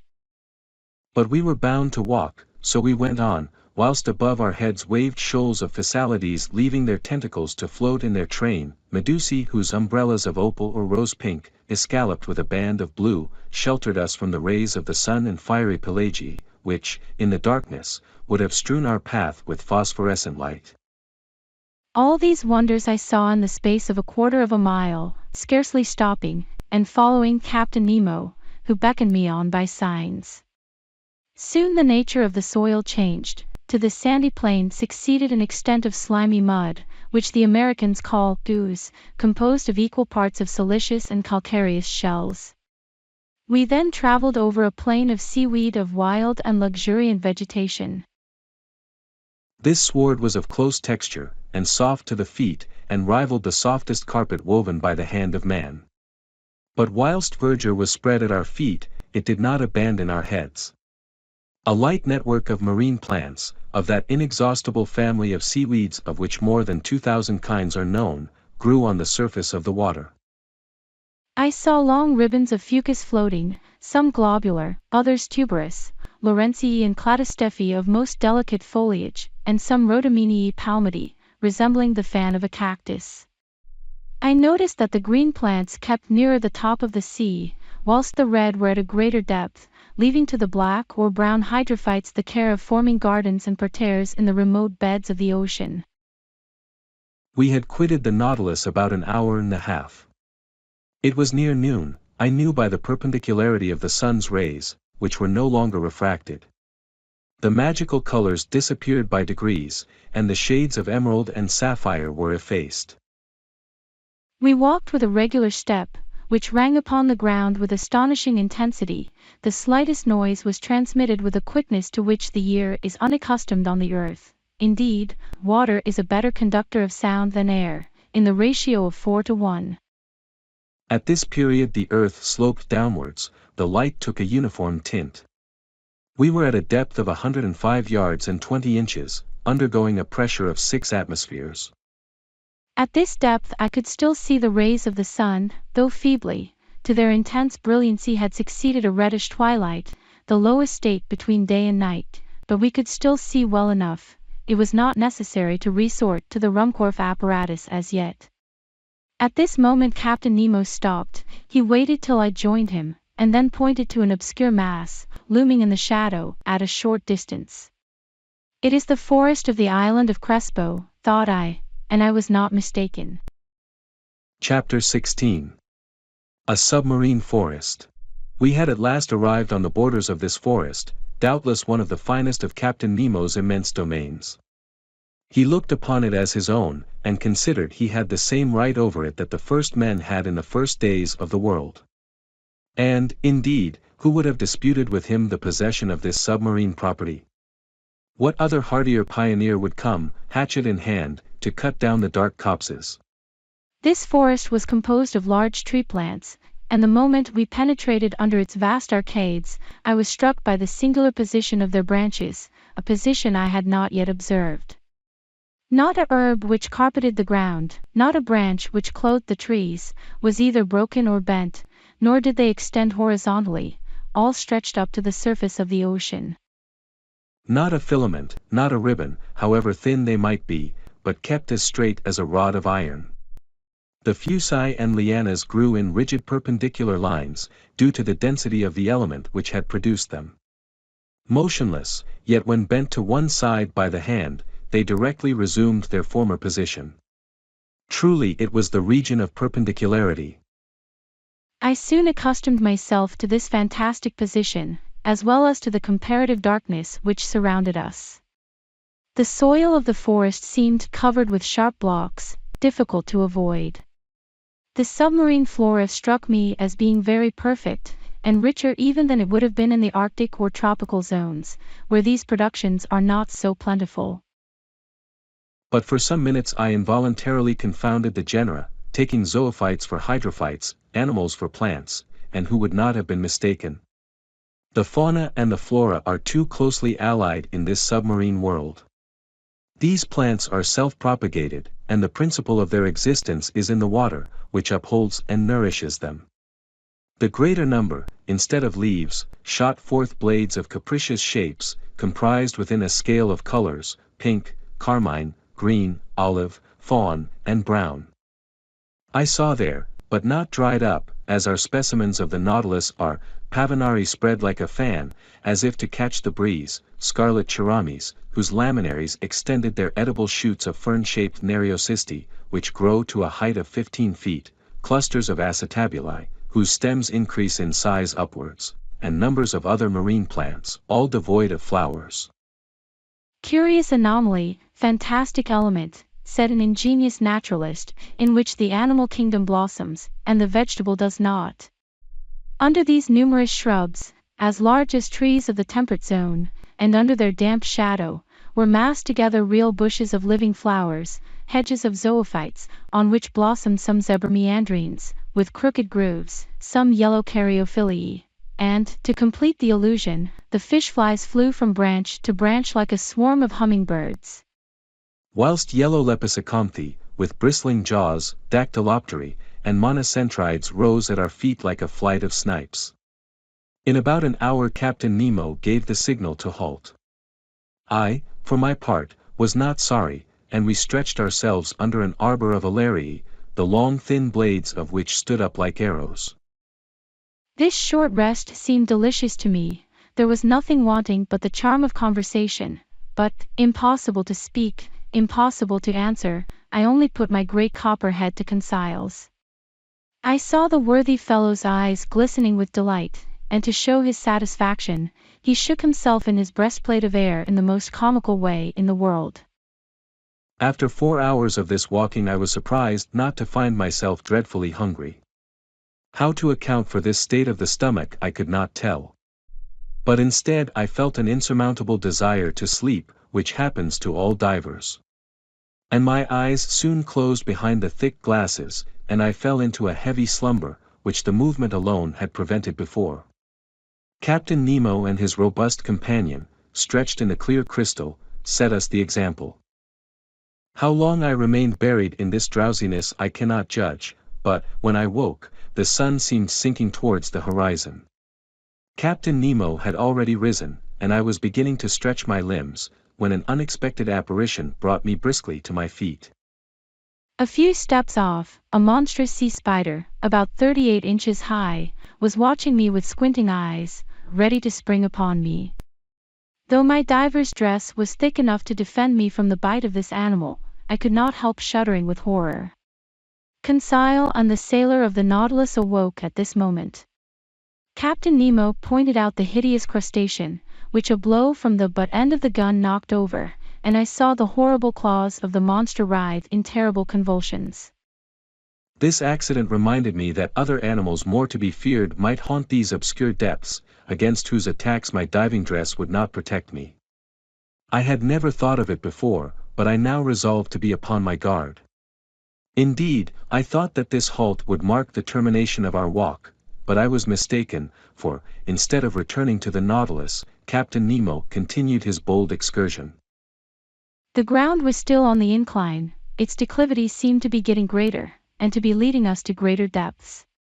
It must have been about 3 o'clock when we reached a narrow valley, between high perpendicular walls, situated about 75 fathoms deep.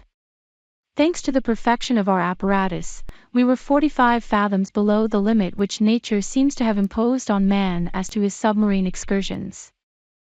I say 75 fathoms, though I had no instrument by which to judge the distance. But I knew that even in the clearest waters the solar rays could not penetrate further. And accordingly the darkness deepened. At 10 paces not an object was visible. I was groping my way, when I suddenly saw a brilliant white light. Captain Nemo had just put his electric apparatus into use, his companion did the same, and Conseil and I followed their example. By turning a screw I established a communication between the wire and the spiral glass, and the sea, lit by our 4 lanterns, was illuminated for a circle of 36 yards. Captain Nemo was still plunging into the dark depths of the forest, whose trees were getting scarcer at every step. I noticed that vegetable life disappeared sooner than animal life.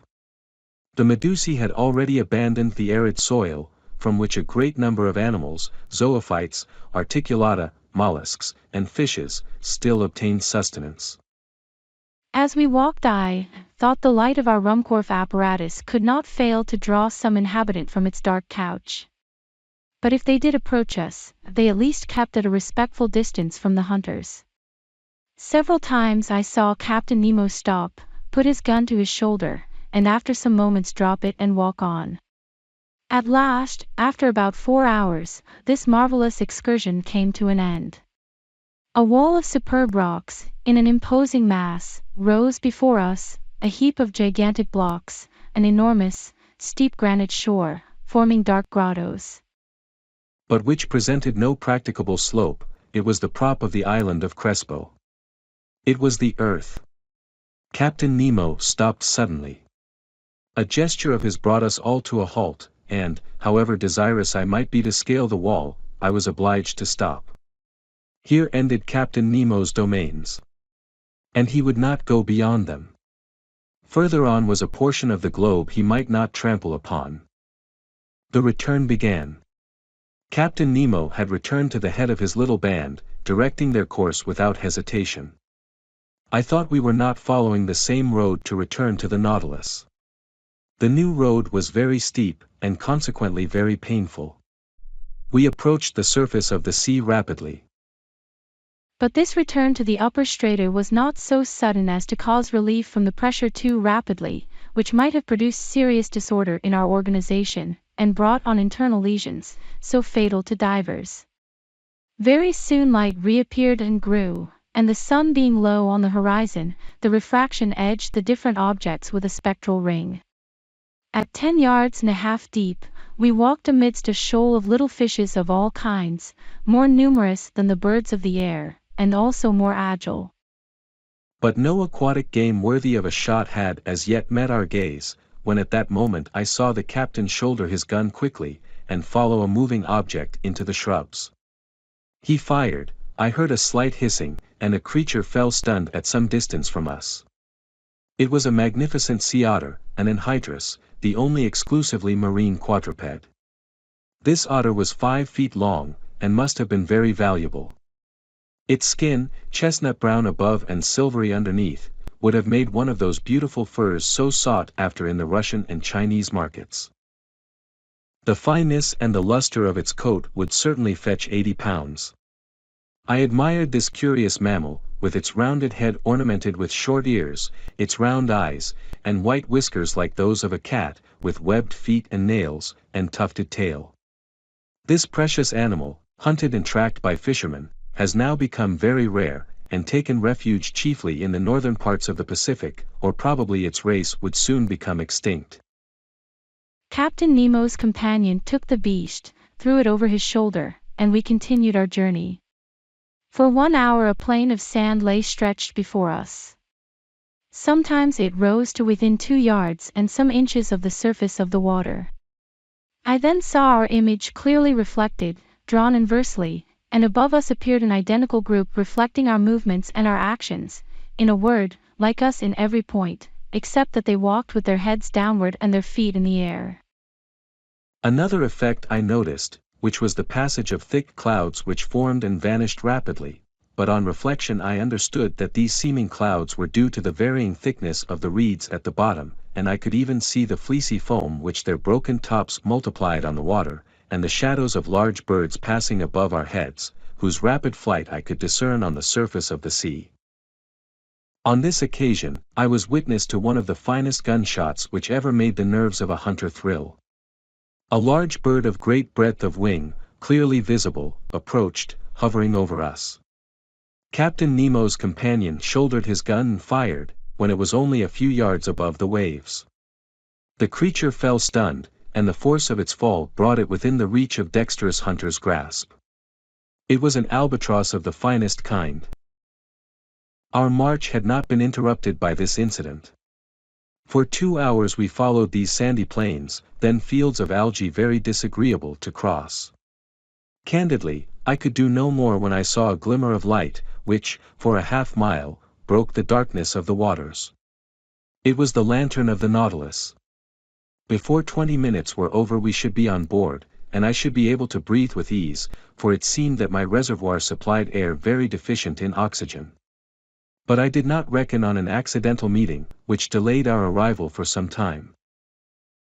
I had remained some steps behind, when I presently saw Captain Nemo coming hurriedly towards me. With his strong hand he bent me to the ground, his companion doing the same to Conseil.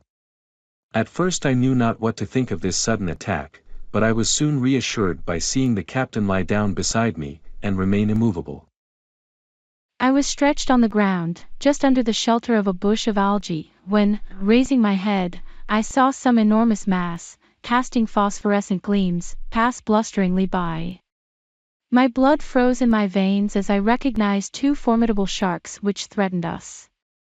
It was a couple of tintorias, terrible creatures, with enormous tails and a dull glassy stare, the phosphorescent matter ejected from holes pierced around the muzzle. Monstrous brutes, which would crush a whole man in their iron jaws.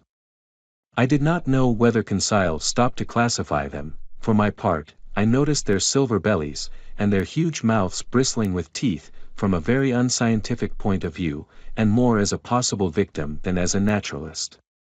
Happily the voracious creatures do not see well. They passed without seeing us, brushing us with their brownish fins, and we escaped by a miracle from a danger certainly greater than meeting a tiger full face in the forest.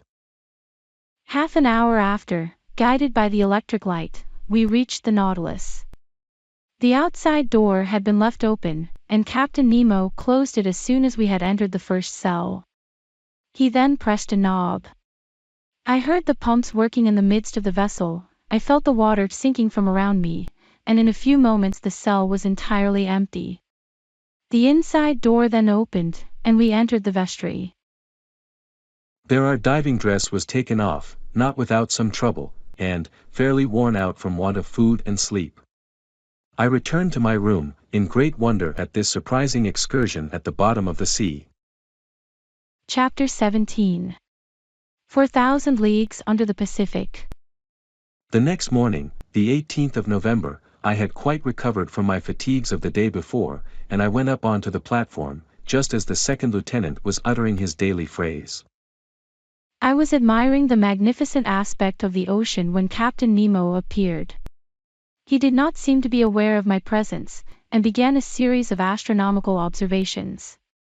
Then, when he had finished, he went and leant on the cage of the watchlight, and gazed abstractedly on the ocean.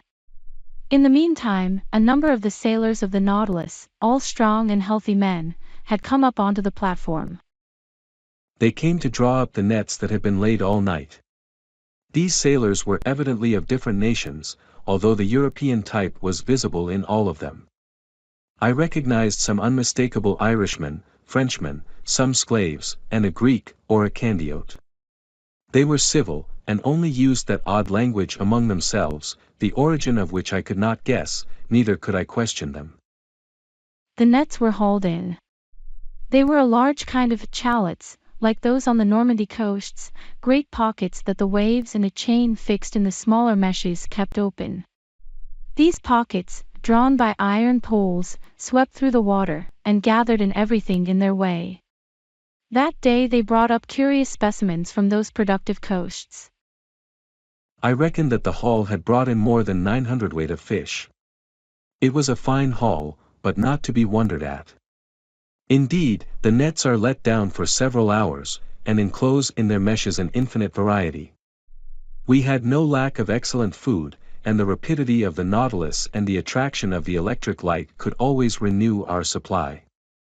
These several productions of the sea were immediately lowered through the panel to the steward's room, some to be eaten fresh, and others pickled. The fishing ended, the provision of air renewed. I thought that the Nautilus was about to continue its submarine excursion, and was preparing to return to my room, when, without further preamble, the captain turned to me, saying, "Professor, is not this ocean gifted with real life? It has its tempers and its gentle moods. Yesterday it slept as we did, and now it has woke after a quiet night. Look," he continued, "it wakes under the caresses of the sun. It is going to renew its diurnal existence. It is an interesting study to watch the play of its organization. It has a pulse, arteries, spasms, and I agree with the learned Maury, who discovered in it a circulation as real as the circulation of blood in animals." Yes, the ocean has indeed circulation, and to promote it, the Creator has caused things to multiply in it, caloric, salt, and animalculae. When Captain Nemo spoke thus, he seemed altogether changed, and aroused an extraordinary emotion in me.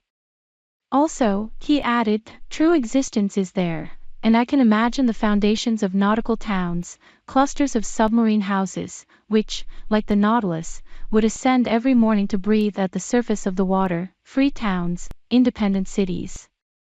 Yet who knows whether some despot— Captain Nemo finished his sentence with a violent gesture. Then, addressing me as if to chase away some sorrowful thought, Aronnax, he asked, "Do you know the depth of the ocean?" "I only know, Captain, what the principal soundings have taught us." "Could you tell me them, so that I can suit them to my purpose?" "These are some," I replied, "that I remember. If I am not mistaken, a depth of 8,000 yards has been found in the North Atlantic, and 2,500 yards in the Mediterranean. The most remarkable soundings have been made in the South Atlantic, near the 35th parallel, and they gave 12,000 yards, 14,000 yards, and 15,000 yards. To sum up all, it is reckoned that if the bottom of the sea were leveled, its mean depth would be about 1 3/4 leagues. "Well, Professor," replied the captain, "we shall show you better than that, I hope. As to the mean depth of this part of the Pacific, I tell you it is only 4,000 yards. Having said this, Captain Nemo went towards the panel, and disappeared down the ladder. I followed him, and went into the large drawing room. The screw was immediately put in motion, and the log gave 20 miles an hour. During the days and weeks that passed, Captain Nemo was very sparing of his visits. I seldom saw him. The lieutenant pricked the ship's course regularly on the chart, so I could always tell exactly the route of the Nautilus. Nearly every day, for some time, the panels of the drawing room were opened, and we were never tired of penetrating the mysteries of the submarine world. The general direction of the Nautilus was southeast, and it kept between 100 and 150 yards of depth. One day, however, I do not know why, being drawn diagonally by means of the inclined planes, it touched the bed of the sea. The thermometer indicated a temperature of 4.25, a temperature that at this depth seemed common to all latitudes. At 3 o'clock in the morning of the 26th of November, the Nautilus crossed the Tropic of Cancer at 172 degrees long. On 27th instant it sighted the Sandwich Islands, where Cook died, February 14, 1779. We had then gone 4,860 leagues from our starting point. In the morning, when I went on the platform, I saw 2 miles to windward, Hawaii, the largest of the 7 islands that form the group. I saw clearly the cultivated ranges, and the several mountain chains that run parallel with the side, and the volcanoes that overtop Mount Array, which rise 5,000 yards above the level of the sea. Besides other things the nets brought up, were several Flabellariae and graceful polypi, that are peculiar to that part of the ocean. The direction of the Nautilus was still to the southeast. It crossed the equator December 1st, in 142 degrees long, and on the 4th of the same month, after crossing rapidly and without anything in particular occurring, we sighted the Marquesas group. I saw, 3 miles off, Martin's Peak in Nukuhiva, the largest of the group that belongs to France. I only saw the woody mountains against the horizon, because Captain Nemo did not wish to bring the ship to the wind. There the nets brought up beautiful specimens of fish, some with azure fins and tails like gold, the flesh of which is unrivaled, some nearly destitute of scales, but of exquisite flavor, others, with bony jaws, and yellow-tinged gills, as good as bonitos, all fish that would be of use to us. After leaving these charming islands protected by the French flag, from the 4th to the 11th of December the Nautilus sailed over about 2,000 miles. During the daytime of the 11th of December I was busy reading in the large drawing room. Ned Land and Conseil watched the luminous water through the half-open panels. The Nautilus was immovable. While its reservoirs were filled, it kept at a depth of 1,000 yards, a region rarely visited in the ocean, and in which large fish were seldom seen. I was then reading a charming book by Jean Mace, The Slaves of the Stomach, and I was learning some valuable lessons from it, when Conseil interrupted me. "Will master come here a moment?" he said, in a curious voice. "What is the matter, Conseil?" "I want master to look." I rose, went, and leaned on my elbows before the panes and watched. In a full electric light, an enormous black mass, quite immovable, was suspended in the midst of the waters. I watched it attentively, seeking to find out the nature of this gigantic cetacean. But a sudden thought crossed my mind. "A vessel," I said, half aloud. "Yes," replied the Canadian, "a disabled ship that has sunk perpendicularly." Ned Land was right. We were close to a vessel of which the tattered shrouds still hung from their chains. The keel seemed to be in good order, and it had been wrecked at most some few hours. 3 stumps of masts, broken off about 2 feet above the bridge, showed that the vessel had had to sacrifice its masts. But, lying on its side, it had filled, and it was heeling over to port. This skeleton of what it had once been was a sad spectacle as it lay lost under the waves, but sadder still was the sight of the bridge, where some corpses, bound with ropes, were still lying. I counted 5, 4 men, one of whom was standing at the helm, and a woman standing by the poop, holding an infant in her arms. She was quite young. I could distinguish her features, which the water had not decomposed, by the brilliant light from the Nautilus. In one despairing effort, she had raised her infant above her head, poor little thing, whose arms encircled its mother's neck. The attitude of the 4 sailors was frightful, distorted as they were by their convulsive movements, whilst making a last effort to free themselves from the cords that bound them to the vessel. The steersman alone, calm, with a grave, clear face, his grey hair glued to his forehead, and his hand clutching the wheel of the helm, seemed even then to be guiding the 3 broken masts through the depths of the ocean. What a scene! We were dumb, our hearts beat fast before this shipwreck, taken as it were from life and photographed in its last moments. And I saw already, coming towards it with hungry eyes, enormous sharks, attracted by the human flesh. However, the Nautilus, turning, went round the submerged vessel, and in one instant I read on the stern, the Florida, Sunderland. Chapter 18. VANIKORO. This terrible spectacle was the forerunner of the series of maritime catastrophes that the Nautilus was destined to meet with in its route. As long as it went through more frequented waters, we often saw the hulls of shipwrecked vessels that were rotting in the depths, and deeper down cannons, bullets, anchors, chains, and 1,000 other iron materials eaten up by rust.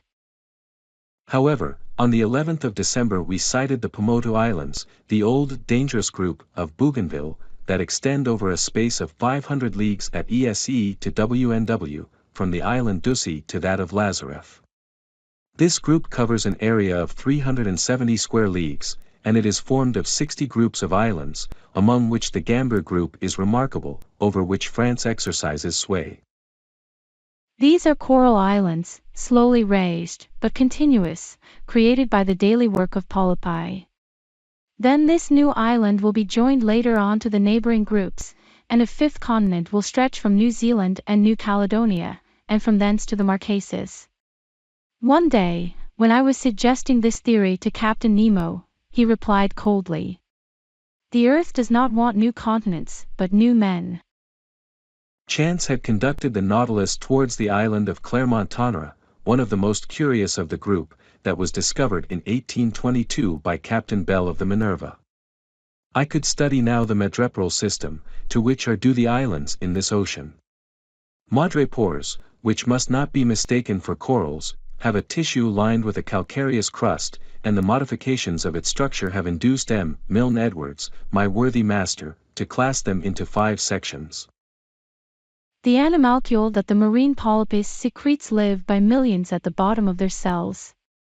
Their calcareous deposits become rocks, reefs, and large and small islands. Here they form a ring, surrounding a little inland lake, that communicates with the sea by means of gaps.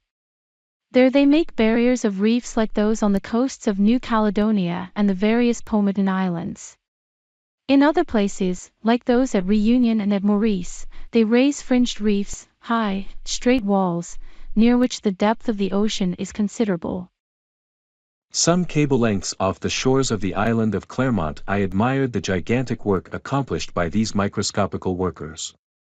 These walls are especially the work of those madrepores known as molepores, porites, madrepores, and astrias.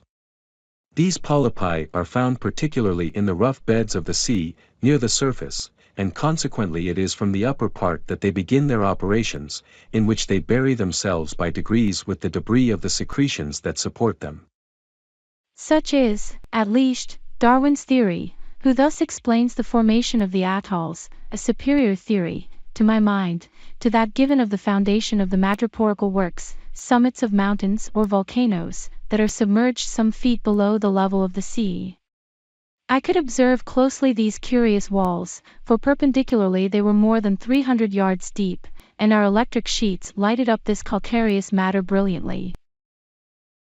Replying to a question Conseil asked me as to the time these colossal barriers took to be raised, I astonished him much by telling him that learned men reckoned it about the 1/8 of an inch in 100 years. Towards evening Clermont-Tonnerre was lost in the distance, and the route of the Nautilus was sensibly changed. After having crossed the Tropic of Capricorn in 135 degrees longitude, it sailed WNW, making again for the tropical zone. Although the summer sun was very strong, we did not suffer from heat, for at 15 or 20 fathoms below the surface, the temperature did not rise above from 10 to 12 degrees. On 15th of December, we left to the east the bewitching group of the Societies and the graceful Tahiti, Queen of the Pacific. I saw in the morning, some miles to the windward, the elevated summits of the island. These waters furnished our table with excellent fish, mackerel, bonitos, and some varieties of a sea serpent.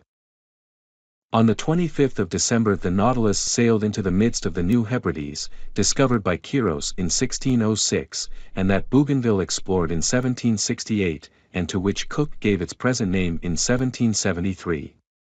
This group is composed principally of 9 large islands, that form a band of 120 leagues NNS to SSW, between 15 degrees and 2 degrees south, lat., and 164 degrees and 168 degrees long. We passed tolerably near to the island of Oru, that at noon looked like a mass of green woods, surmounted by a peak of great height. That day being Christmas Day, Ned Land seemed to regret sorely the non-celebration of Christmas, the family fete of which Protestants are so fond. I had not seen Captain Nemo for a week, when, on the morning of the 27th, he came into the large drawing room, always seeming as if he had seen you 5 minutes before. I was busily tracing the route of the Nautilus on the planisphere.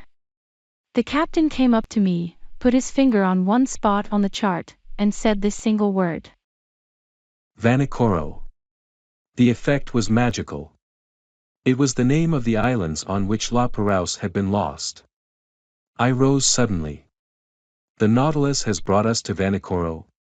I asked. Yes, Professor, said the captain. And I can visit the celebrated islands where the Boussole and the Astrolabe struck. If you like, Professor. When shall we be there? We are there now. Followed by Captain Nemo, I went up onto the platform and greedily scanned the horizon. To the NE2 volcanic islands emerged of unequal size, surrounded by a coral reef that measured 40 miles in circumference. We were close to Vanikoro, really the one to which Dumont d'Urville gave the name of Isle de la Recherche, and exactly facing the little harbor of Vanu, situated in 16 degrees 4 minutes south, lat., and 164 degrees 32 minutes east, long. The earth seemed covered with verdure from the shore to the summits in the interior, that were crowned by Mount Kapogo, 476 feet high. The Nautilus, having passed the outer belt of rocks by a narrow strait, found itself among breakers where the sea was from 30 to 40 fathoms deep. Under the verdant shade of some mangroves I perceived some savages, who appeared greatly surprised at our approach. In the long black body, moving between wind and water, did they not see some formidable cetacean that they regarded with suspicion? Just then Captain Nemo asked me what I knew about the wreck of La Perouse. Only what everyone knows, Captain, I replied. And could you tell me what everyone knows about it? He inquired, ironically. Easily. I related to him all that the last works of Dumont d'Urville had made known, works from which the following is a brief account. La Perouse, and his second, Captain de Langley, were sent by Louis XVI, in 1785, on a voyage of circumnavigation. They embarked in the corvettes Boussole and the Astrolabe, neither of which were again heard of. In 1791, the French government, justly uneasy as to the fate of these 2 sloops, manned 2 large merchantmen, the Recherche and the Espérance, which left Brest the 28th of September under the command of Bruni d'Entrecasteaux. 2 months after, they learned from Bowen, commander of the Albemarle, that the debris of shipwrecked vessels had been seen on the coasts of New Georgia. But d'Entrecasteaux, ignoring this communication, rather uncertain, besides, directed his course towards the Admiralty Islands, mentioned in a report of Captain Hunter's as being the place where La Perouse was wrecked. They sought in vain. The Espérance and the Recherche passed before Vanikoro without stopping there, and, in fact, this voyage was most disastrous, as it cost d'Entrecasteaux his life, and those of 2 of his lieutenants, besides several of his crew. Captain Dillon, a shrewd old Pacific sailor, was the first to find unmistakable traces of the wrecks. On the 15th of May 1824, his vessel, the St. Patrick, passed close to Tikopia, one of the New Hebrides. There a Lascar came alongside in a canoe, sold him the handle of a sword in silver that bore the print of characters engraved on the hilt. The Lascar pretended that 6 years before, during a stay at Vanikoro, he had seen 2 Europeans that belonged to some vessels that had run aground on the reef some years ago. Dillon guessed that he meant Lapérouse, whose disappearance had troubled the whole world. He tried to get on to Vanikoro, where, according to the Lascar, he would find numerous debris of the wreck, but winds and tides prevented him. Dillon returned to Calcutta. There he interested the Asiatic Society and the Indian Company in his discovery. A vessel, to which was given the name of the Recherche, was put at his disposal, and he set out, January 23, 1827, accompanied by a French agent. The Recherche, after touching at several points in the Pacific, cast anchor before Vanikoro, July 7, 1827, in that same harbor of Vanu where the Nautilus was at this time. There it collected numerous relics of the wreck, iron utensils, anchors, pulley strops, swivel guns, an 18-pound shot, fragments of astronomical instruments, a piece of crown work, and a bronze clock, bearing this inscription, Bazin Ma Fate, the mark of the foundry of the arsenal at Brest about 1785. There could be no further doubt. Dillon, having made all inquiries, stayed in the unlucky place till October. Then he quitted Vanikoro, and directed his course towards New Zealand, put into Calcutta, April 7, 1828, and returned to France, where he was warmly welcomed by Charles X. But at the same time, without knowing Dillon's movements, Dumont d'Urville had already set out to find the scene of the wreck. And they had learned from a whaler that some medals and the cross of St. Louis had been found in the hands of some savages of Louisiade and New Caledonia. There he learned the results of Dillon's inquiries, and found that a certain James Hobbs, second lieutenant of the Union of Calcutta, after landing on an island situated 8 degrees 18 minutes south lat. and 156 degrees 30 minutes east long, had seen some iron bars and red stuffs used by the natives of these parts. Dumont d'Urville, much perplexed, and not knowing how to credit the reports of low-class journals, decided to follow Dillon's track.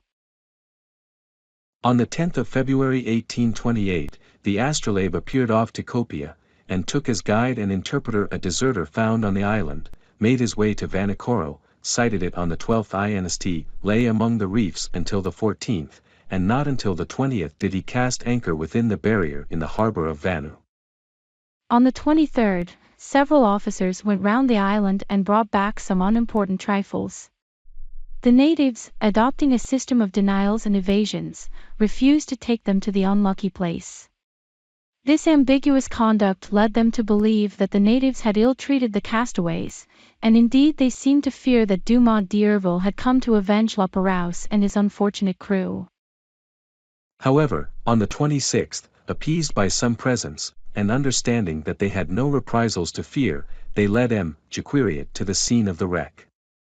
There, in 3 or 4 fathoms of water, between the reefs of Pakua and Vanu, lay anchors, cannons, pigs of lead and iron, embedded in the limy concretions.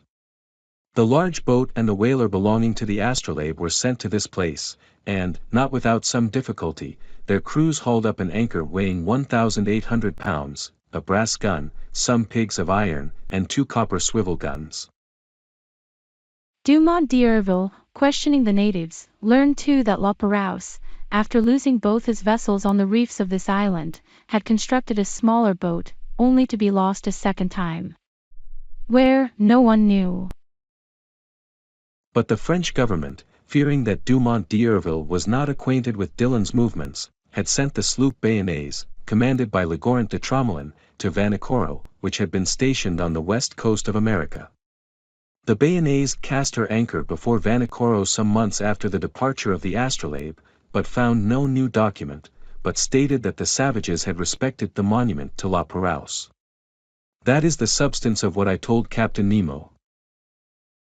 So, he said, No one knows now where the third vessel perished that was constructed by the castaways on the island of Vanikoro. No one knows. Captain Nemo said nothing, but signed to me to follow him into the large saloon. The Nautilus sank several yards below the waves, and the panels were opened. I hastened to the aperture, and under the crustaceans of coral, covered with fungi, siphonoles, alcyons, madrepores, through myriads of charming fish, girelles, glyphysodri, pomphorides, diacopes, and holocenters, I recognized certain debris that the drags had not been able to tear up: iron stirrups, anchors, cannons, bullets, capstan fittings, the stem of a ship, all objects clearly proving the wreck of some vessel, and now carpeted with living flowers. While I was looking on this desolate scene, Captain Nemo said, in a sad voice, Commander La Perouse set out December 7, 1785, with his vessels La Boussole and the Astrolabe. He first cast anchor at Botany Bay, visited the Friendly Isles, New Caledonia, then directed his course towards Santa Cruz, and put into Namuka, one of the Hapai group. Then his vessels struck on the unknown reefs of Vanikoro. The Boussole, which went first, ran aground on the southerly coast. The Astrolabe went to its help, and ran aground too. The first vessel was destroyed almost immediately. The second, stranded under the wind, resisted some days. The natives made the castaways welcome. They installed themselves in the island, and constructed a smaller boat with the debris of the two large ones. Some sailors stayed willingly at Vanikoro, the others, weak and ill, set out with La Perouse. They directed their course towards the Solomon Islands, and there perished, with everything, on the westerly coast of the chief island of the group, between Capes Deception and Satisfaction. How do you know that? By this, that I found on the spot where was the last wreck. Captain Nemo showed me a tin plate box, stamped with the French arms, and corroded by the salt water. He opened it, and I saw a bundle of papers, yellow but still readable. They were the instructions of the naval minister to Commander La Perouse, annotated in the margin in Louis XVII's handwriting. Ah! It is a fine death for a sailor, said Captain Nemo, at last. A coral tomb makes a quiet grave, and I trust that I and my comrades will find no other. Chapter 19. Torres Straits. During the night of the 27th or 28th of December, the Nautilus left the shores of Vanikoro with great speed. Her course was southwesterly, and in 3 days she had gone over the 750 leagues that separated it from La Perouse's group and the southeast point of Papua.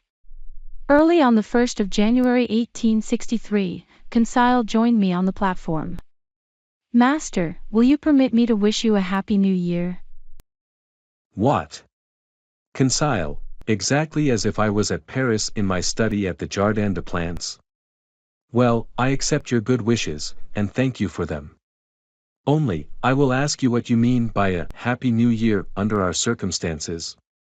Do you mean the year that will bring us to the end of our imprisonment, or the year that sees us continue this strange voyage? Really, I do not know how to answer, Master. We are sure to see curious things, and for the last 2 months we have not had time for dullness. The last marvel is always the most astonishing, and, if we continue this progression, I do not know how it will end. It is my opinion that we shall never again see the like. I think then, with no offense to Master, that a happy year would be one in which we could see everything. On January 2nd we had made 11,340 miles, or 5,250 French leagues, since our starting point in the Japan seas. Before the ship's head stretched the dangerous shores of the Coral Sea, on the northeast coast of Australia. Our boat lay along some miles from the redoubtable bank on which Cook's vessel was lost, June 10, 1770. The boat in which Cook was struck on a rock, and, if it did not sink, it was owing to a piece of coral that was broken by the shock, and fixed itself in the broken keel. I had wished to visit the reef, 360 leagues long, against which the sea, always rough, broke with great violence, with a noise like thunder. But just then the inclined planes drew the Nautilus down to a great depth, and I could see nothing of the high coral walls. I had to content myself with the different specimens of fish brought up by the nets. I remarked, among others, some germans, a species of mackerel as large as a tunny, with bluish sides, and striped with transverse bands, that disappear with the animal's life. These fish followed us in shoals, and furnished us with very delicate food. We took also a large number of gilt heads, about 1½ inches long, tasting like dories, and flying pyropeds like submarine swallows, which, in dark nights, light alternately the air and water with their phosphorescent light. Among the mollusks and zoophytes, I found in the meshes of the net several species of alcynarians, echini, hammers, spurs, dials, cerites, and hyalae. The flora was represented by beautiful floating seaweeds, laminarii, and macrocysts, impregnated with the mucilage that transudes through their pores, and among which I gathered an admirable Nemostoma gelinearois, that was classed among the natural curiosities of the museum. 2 days after crossing the Coral Sea, January 4th, we sighted the Papuan coasts. On this occasion, Captain Nemo informed me that his intention was to get into the Indian Ocean by the Strait of Torres. His communication ended there. The Torres Straits are nearly 34 leagues wide, but they are obstructed by an innumerable quantity of islands, islets, breakers, and rocks, that make its navigation almost impracticable, so that Captain Nemo took all needful precautions to cross them. The Nautilus, floating betwixt wind and water, went at a moderate pace. Her screw, like a cetacean's tail, beat the waves slowly. Profiting by this, I and my 2 companions went up onto the deserted platform. Before us was the steersman's cage, and I expected that Captain Nemo was there directing the course of the Nautilus.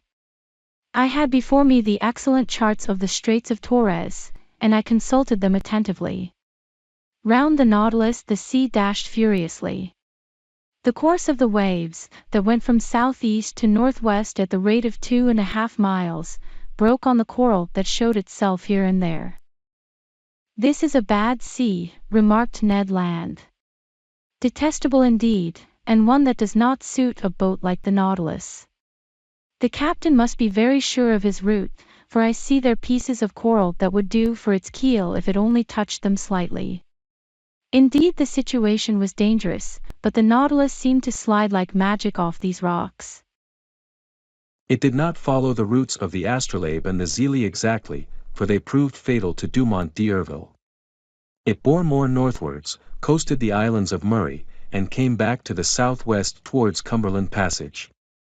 I thought it was going to pass it by, when, going back to northwest, it went through a large quantity of islands and islets little known, towards the Island Sound and Canal MOBILIS.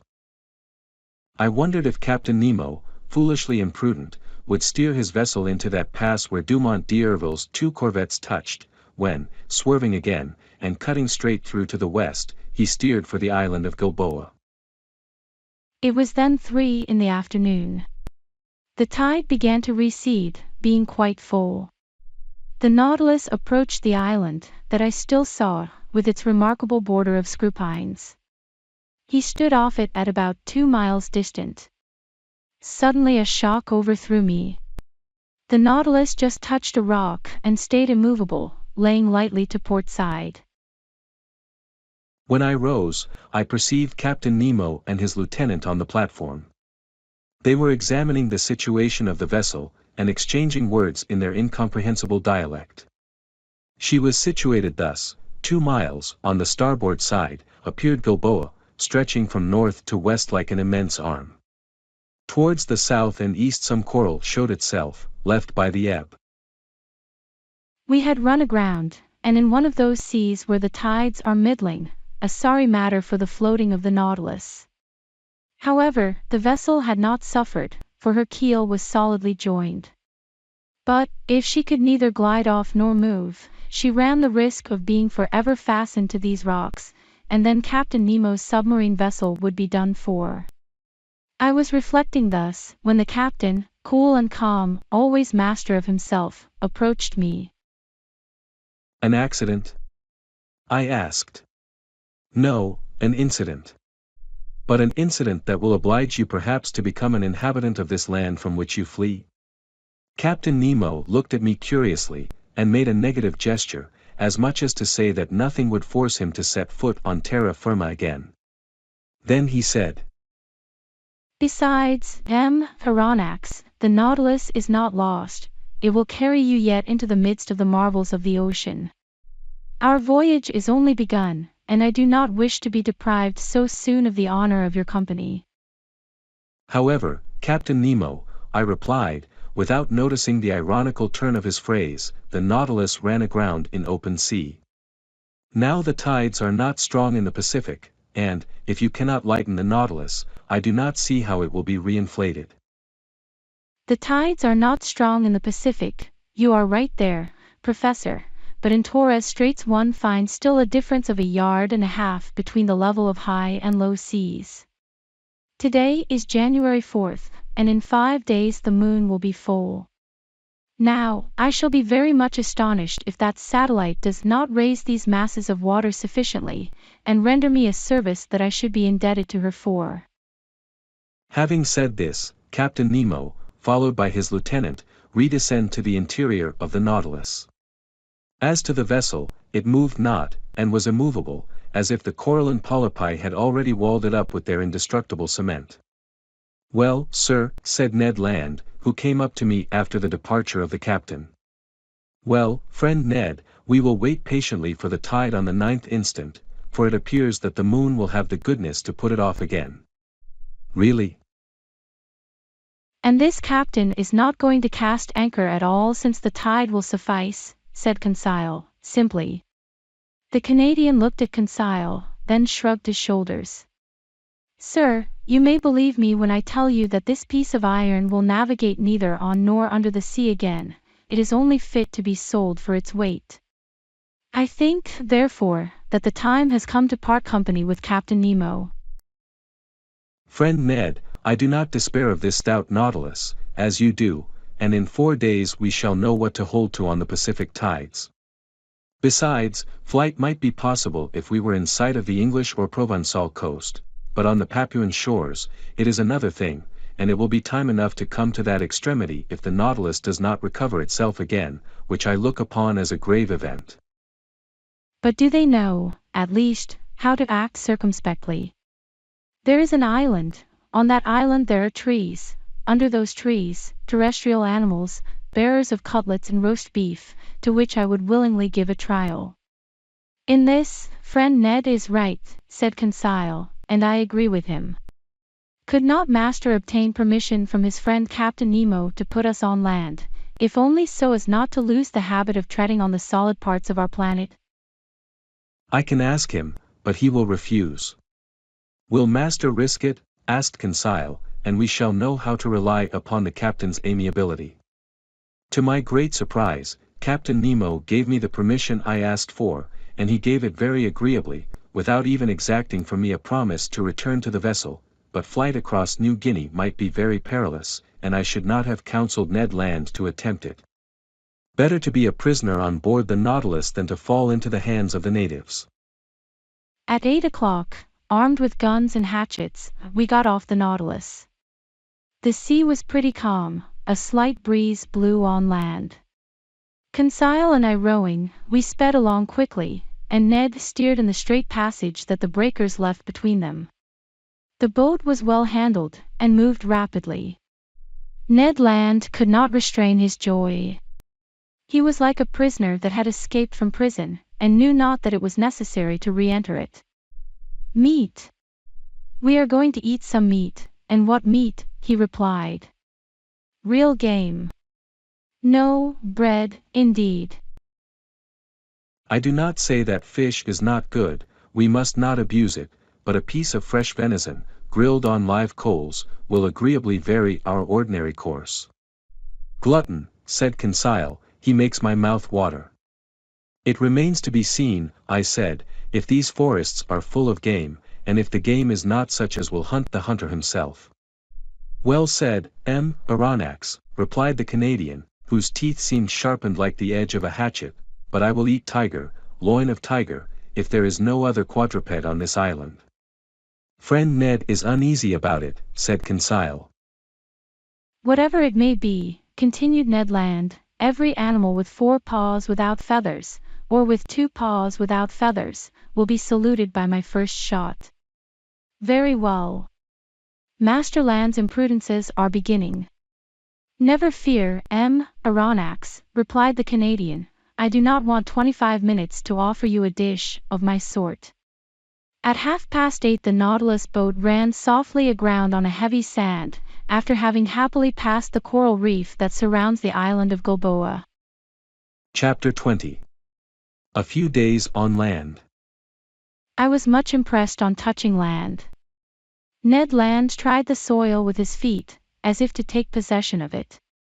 However, it was only 2 months before that we had become, according to Captain Nemo, passengers on board the Nautilus, but, in reality, prisoners of its commander. In a few minutes we were within musket shot of the coast. The whole horizon was hidden behind a beautiful curtain of forest's enormous trees, the trunks of which attained a height of 200 feet, were tied to each other by garlands of bindweed, real natural hammocks, which a light breeze rocked. They were mimosas, figs, hibisci, and palm trees, mingled together in profusion, and under the shelter of their verdant vault grew orchids, leguminous plants, and ferns. But, without noticing all these beautiful specimens of Papuan flora, the Canadian abandoned the agreeable for the useful. He discovered a cocoa tree, beat down some of the fruit, broke them, and we drank the milk and ate the nut with a satisfaction that protested against the ordinary food on the Nautilus. Excellent, said Ned Land. Exquisite, replied Conseil. And I do not think, said the Canadian, that he would object to our introducing a cargo of coconuts on board. I do not think he would, but he would not taste them. So much the worse for him, said Conseil. And so much the better for us, replied Ned Land. There will be more for us. One word only, Master Land, I said to the harpooner, who was beginning to ravage another coconut tree. Coconuts are good things, but before filling the canoe with them it would be wise to reconnoiter and see if the island does not produce some substance not less useful. Fresh vegetables would be welcome on board the Nautilus. Master is right, replied Conseil, and I propose to reserve 3 places in our vessel, one for fruits, the other for vegetables, and the third for the venison, of which I have not yet seen the smallest specimen. Conseil, we must not despair, said the Canadian. Let us continue, I returned, and lie in wait. Although the island seems uninhabited, it might still contain some individuals that would be less hard than we on the nature of game. Ho! Ho! Said Ned Land, moving his jaws significantly. Well, Ned, said Conseil. My word, returned the Canadian, I begin to understand the charms of anthropophagy. Ned! Ned! What are you saying? You, a man-eater. I should not feel safe with you, especially as I share your cabin. I might perhaps wake one day to find myself half devoured. Friend Conseil, I like you much, but not enough to eat you unnecessarily. I would not trust you, replied Conseil. But enough. We must absolutely bring down some game to satisfy this cannibal, or else one of these fine mornings, master will find only pieces of his servant to serve him. While we were talking thus, we were penetrating the somber arches of the forest, and for 2 hours we surveyed it in all directions. Chance rewarded our search for eatable vegetables, and one of the most useful products of the tropical zones furnished us with precious food that we missed on board. I would speak of the breadfruit tree, very abundant in the island of Gilboa, and I remarked chiefly the variety destitute of seeds, which bears in Malaya the name of urema.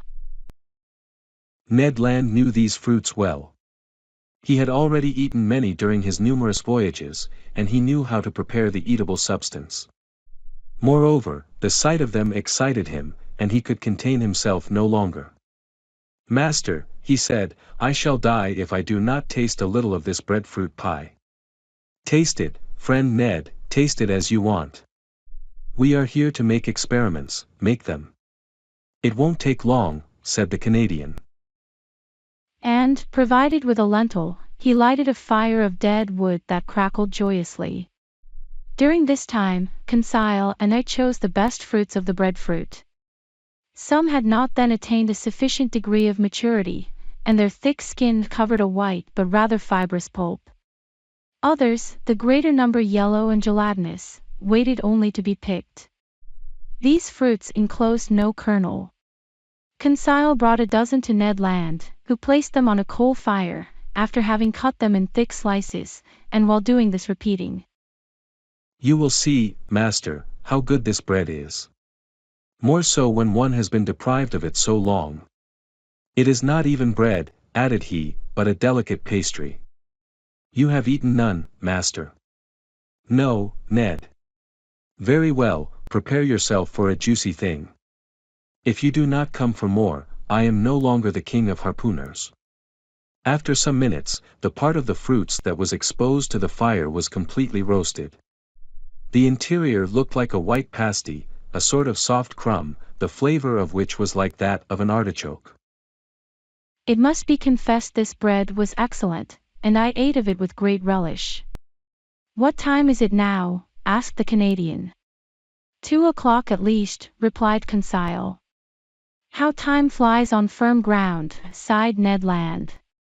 "Let us be off," replied XVIII. We returned through the forest, and completed our collection by a raid upon the cabbage palms, that we gathered from the tops of the trees, little beans that I recognized as the bro of the Malays, and yams of a superior quality. We were loaded when we reached the boat. But Ned Land did not find his provisions sufficient.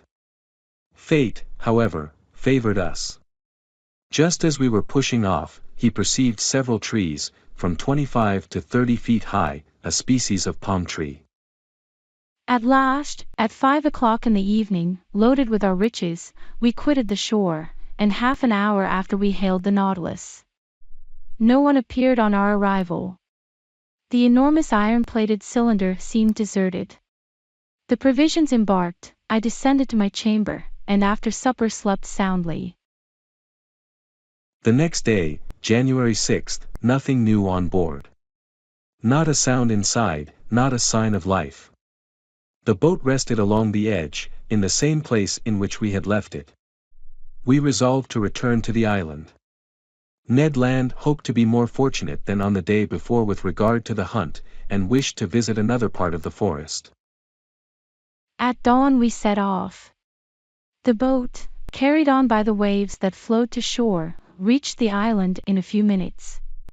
We landed, and, thinking that it was better to give in to the Canadian, we followed Ned Land, whose long limbs threatened to distance us.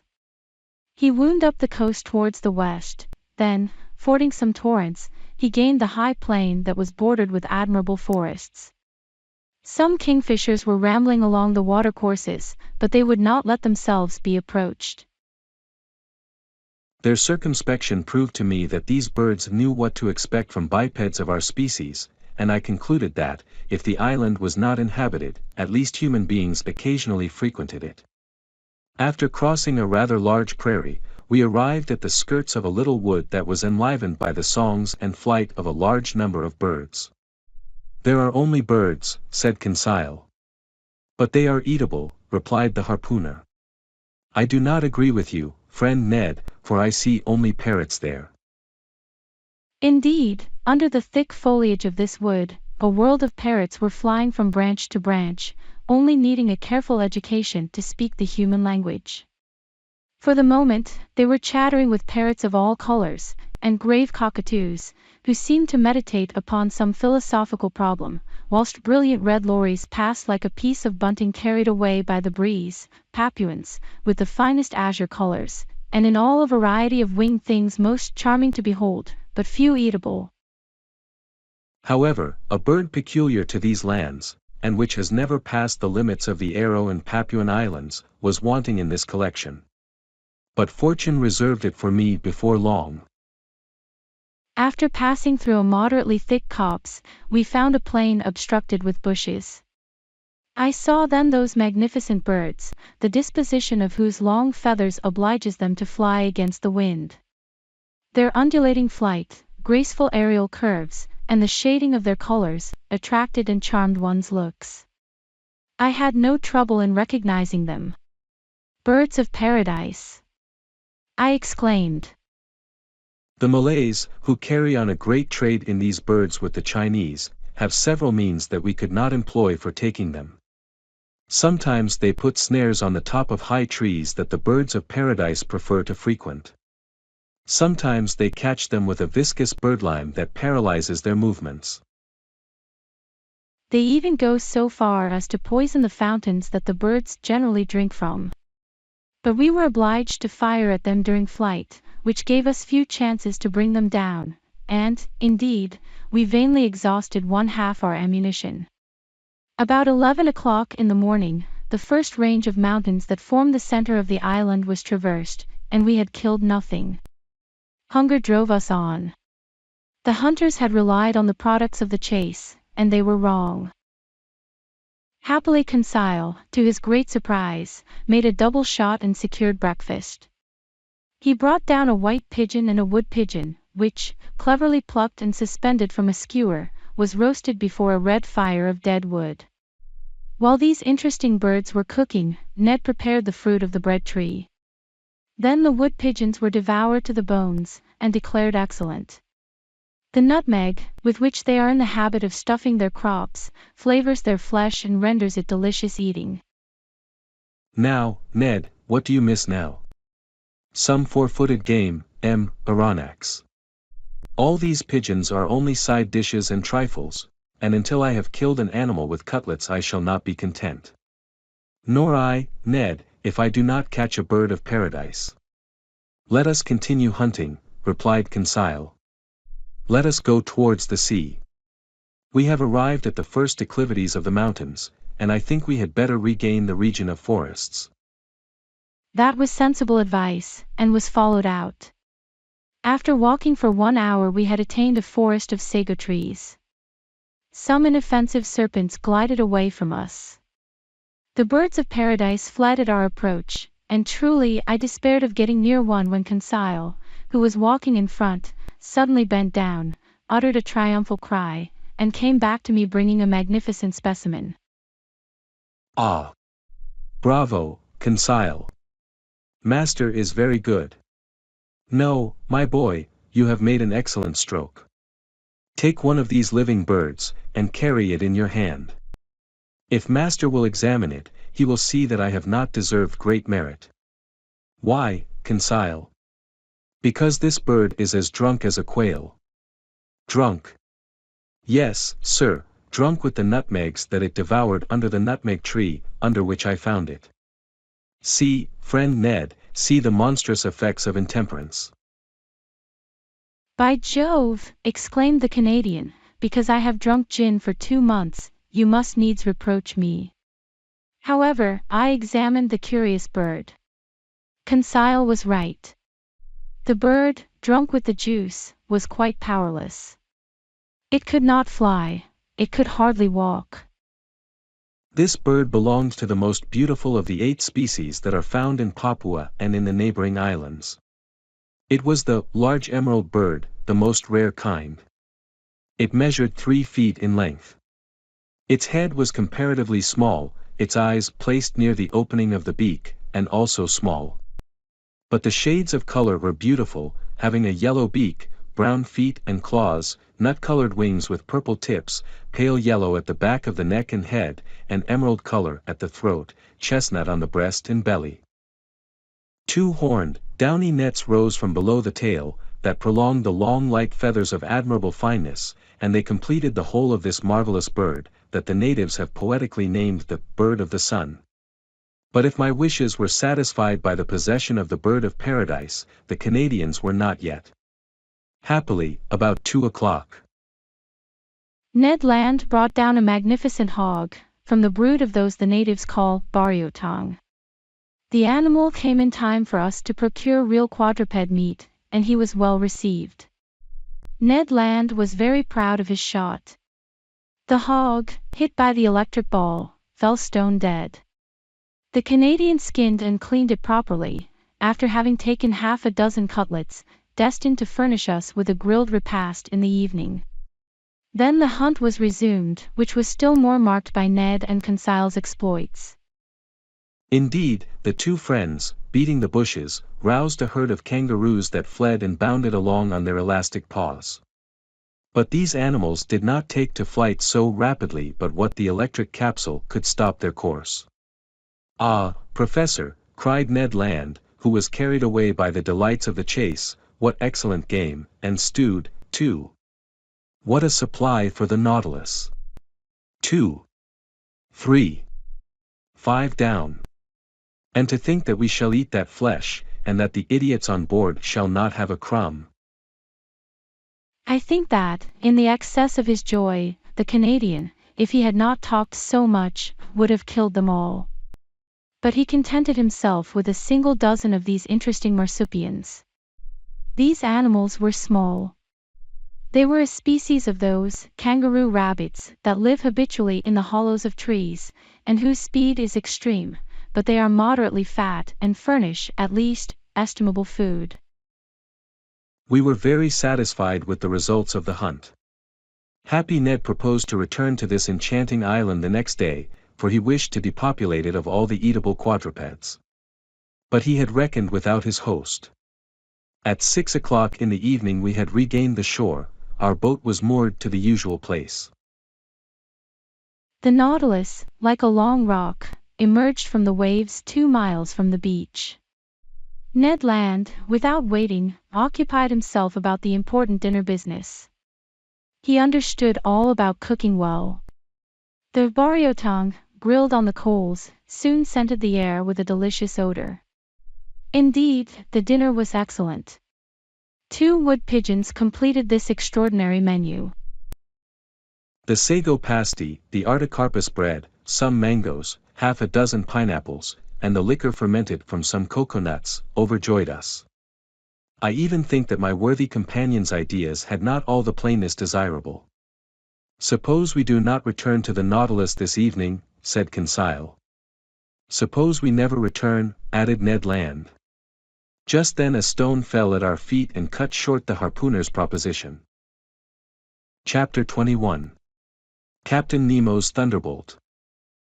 We looked at the edge of the forest without rising, my hand stopping in the action of putting it to my mouth, Ned Land's completing its office.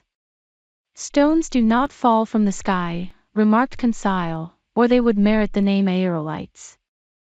A second stone, carefully aimed, that made a savory pigeon's leg fall from Conseil's hand, gave still more weight to his observation. We all three arose, shouldered our guns, and were ready to reply to any attack. "Are they apes?" cried Ned Land. "Very nearly, they are savages." "To the boat," I said, hurrying to the sea. It was indeed necessary to beat a retreat, for about 20 natives armed with bows and slings appeared on the skirts of a copse that masked the horizon to the right, hardly 100 steps from us. Our boat was moored about 60 feet from us. The savages approached us, not running, but making hostile demonstrations. Stones and arrows fell thickly. Ned Land had not wished to leave his provisions, and, in spite of his imminent danger, his pig on one side and kangaroos on the other, he went tolerably fast. In 2 minutes we were on the shore. To load the boat with provisions and arms, to push it out to sea, and ship the oars, was the work of an instant. We had not gone 2 cable lengths, when 100 savages, howling and gesticulating, entered the water up to their waists. I watched to see if their apparition would attract some men from the Nautilus on to the platform. But no. The enormous machine, lying off, was absolutely deserted. 20 minutes later we were on board. The panels were open. After making the boat fast, we entered into the interior of the Nautilus. I descended to the drawing room, from whence I heard some chords. Captain Nemo was there, bending over his organ, and plunged in a musical ecstasy.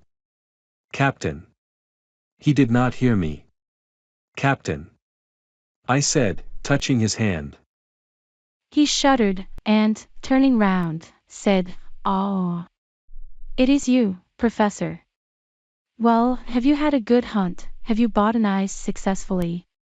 "Yes, Captain, but we have unfortunately brought a troop of bipeds, whose vicinity troubles me." "What bipeds?" "Savages."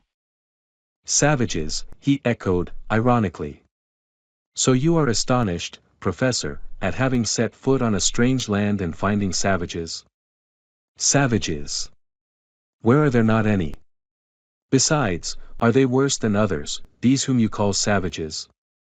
But Captain, how many have you counted? 100 at least. Aronnax, replied Captain Nemo, placing his fingers on the organ stops. When all the natives of Papua are assembled on this shore, the Nautilus will have nothing to fear from their attacks. The captain's fingers were then running over the keys of the instrument, and I remarked that he touched only the black keys, which gave his melodies an essentially Scotch character. Soon he had forgotten my presence, and had plunged into a reverie that I did not disturb. I went up again onto the platform. Night had already fallen, for, in this low latitude, the sun sets rapidly and without twilight. I could only see the island indistinctly, but the numerous fires, lighted on the beach, showed that the natives did not think of leaving it. I was alone for several hours, sometimes thinking of the natives, but without any dread of them, for the imperturbable confidence of the captain was catching, sometimes forgetting them to admire the splendors of the night in the tropics. My remembrances went to France in the train of those zodiacal stars that would shine in some hours' time. The moon shone in the midst of the constellations of the zenith. The night slipped away without any mischance, the islanders frightened no doubt at the sight of a monster aground in the bay. The panels were open, and would have offered an easy access to the interior of the Nautilus.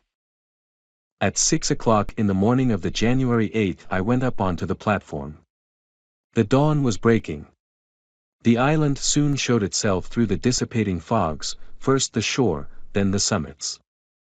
The natives were there, more numerous than on the day before, 500 or 600 perhaps. Some of them, profiting by the low water, had come on to the coral, at less than 2 cable lengths from the Nautilus.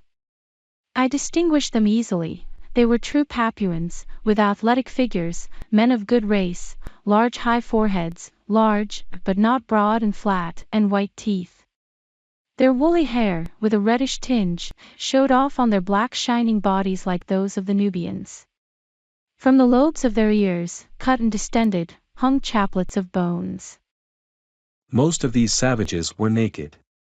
Amongst them, I remarked some women, dressed from the hips to knees in quite a crinoline of herbs, that sustained a vegetable waistband. Some chiefs had ornamented their necks with a crescent and collars of glass beads, red and white. Nearly all were armed with bows, arrows, and shields and carried on their shoulders a sort of net containing those round stones which they cast from their slings with great skill. One of these chiefs, rather near to the Nautilus, examined it attentively. He was, perhaps, a motto of high rank, for he was draped in a mat of banana leaves, notched round the edges, and set off with brilliant colors. I could easily have knocked down this native, who was within a short length, but I thought that it was better to wait for real hostile demonstrations. Between Europeans and savages, it is proper for the Europeans to parry sharply, not to attack. During low water the natives roamed about near the Nautilus, but were not troublesome. I heard them frequently repeat the word "Pasai," and by their gestures I understood that they invited me to go on land, an invitation that I declined. So that, on that day, the boat did not push off, to the great displeasure of Master Land, who could not complete his provisions. This adroit Canadian employed his time in preparing the viands and meat that he had brought off the island. As for the savages, they returned to the shore about 11 o'clock in the morning, as soon as the coral tops began to disappear under the rising tide, but I saw their numbers had increased considerably on the shore. Probably they came from the neighboring islands, or very likely from Papua. However, I had not seen a single native canoe. Having nothing better to do, I thought of dragging these beautiful limpid waters, under which I saw a profusion of shells, zoophytes, and marine plants.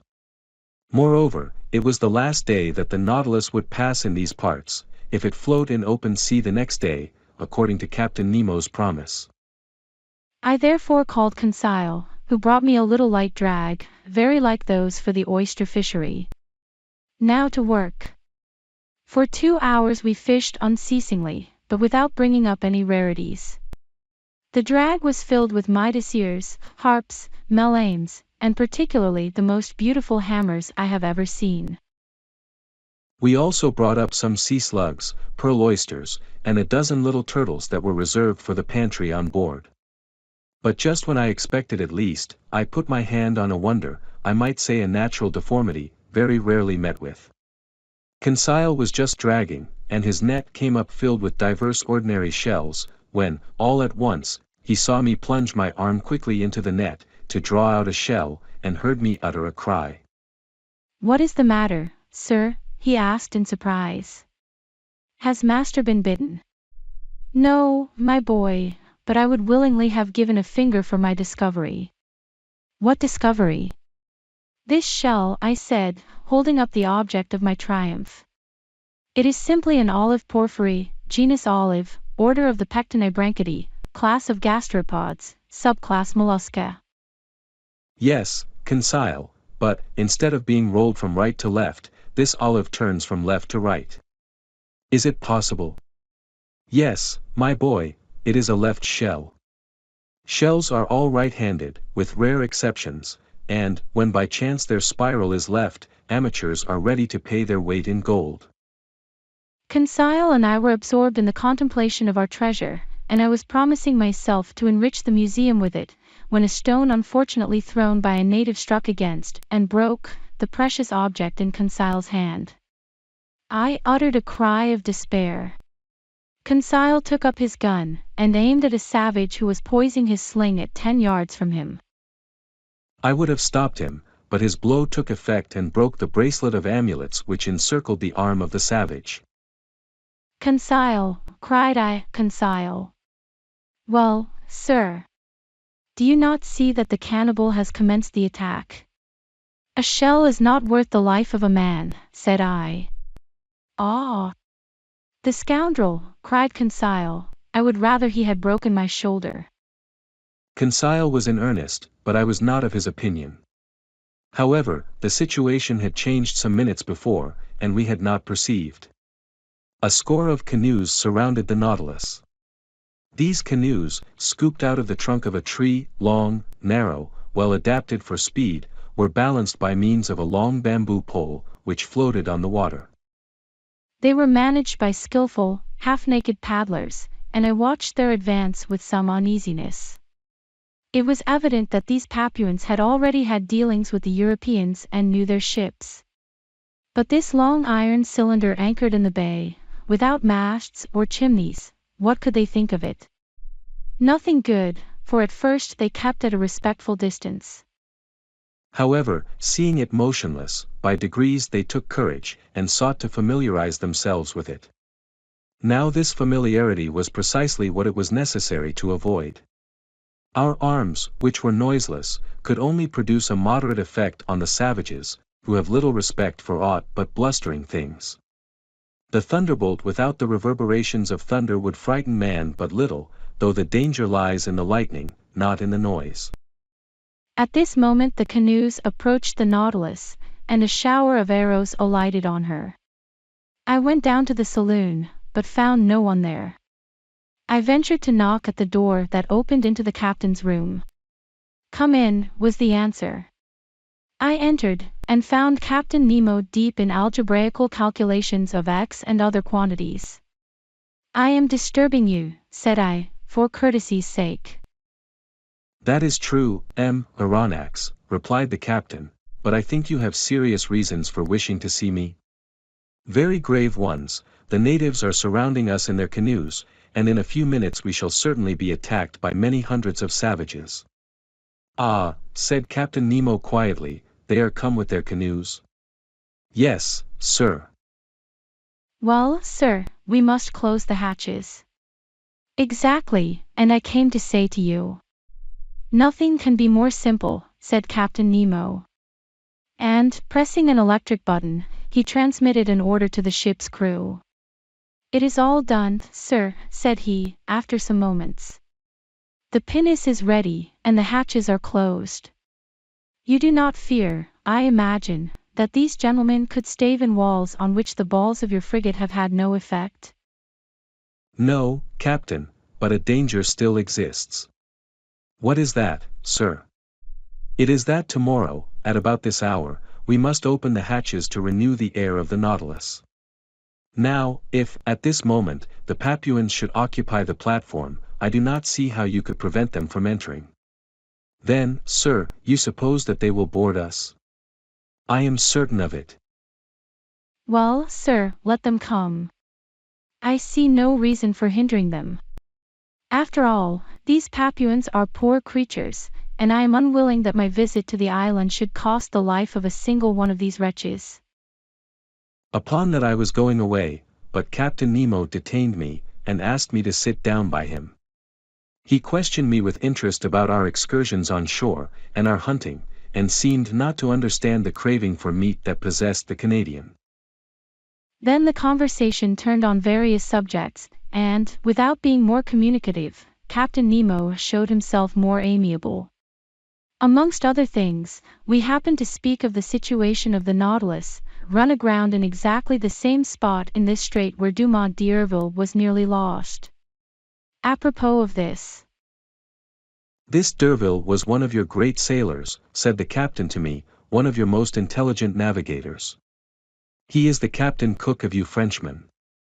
Unfortunate man of science, after having braved the icebergs of the South Pole, the coral reefs of Oceania, the cannibals of the Pacific, to perish miserably in a railway train. If this energetic man could have reflected during the last moments of his life, what must have been uppermost in his last thoughts, do you suppose? So speaking, Captain Nemo seemed moved, and his emotion gave me a better opinion of him. Then, chart in hand, we reviewed the travels of the French navigator, his voyages of circumnavigation, his double detention at the South Pole, which led to the discovery of Adelaide and Louis Philippe, and fixing the hydrographical bearings of the principal islands of Oceania. That which your d'Urville has done on the surface of the seas, said Captain Nemo, that have I done under them, and more easily, more completely than he. The Astrolabe and the Zélé, incessantly tossed about by the hurricane, could not be worth the Nautilus, quiet repository of labor that she is, truly motionless in the midst of the waters. Tomorrow, added the captain, rising, tomorrow, at 3 p.m., the Nautilus shall float, and leave the Strait of Torres uninjured. Having curtly pronounced these words, Captain Nemo bowed slightly. This was to dismiss me, and I went back to my room. There I found Conseil, who wished to know the result of my interview with the captain. My boy, said I, when I feigned to believe that his Nautilus was threatened by the natives of Papua, the captain answered me very sarcastically. I have but one thing to say to you, have confidence in him, and go to sleep in peace. Have you no need of my services, sir? No, my friend. What is Ned Land doing? If you will excuse me, sir, answered Conseil, friend Ned is busy making a kangaroo pie which will be a marvel. I remained alone and went to bed, but slept indifferently.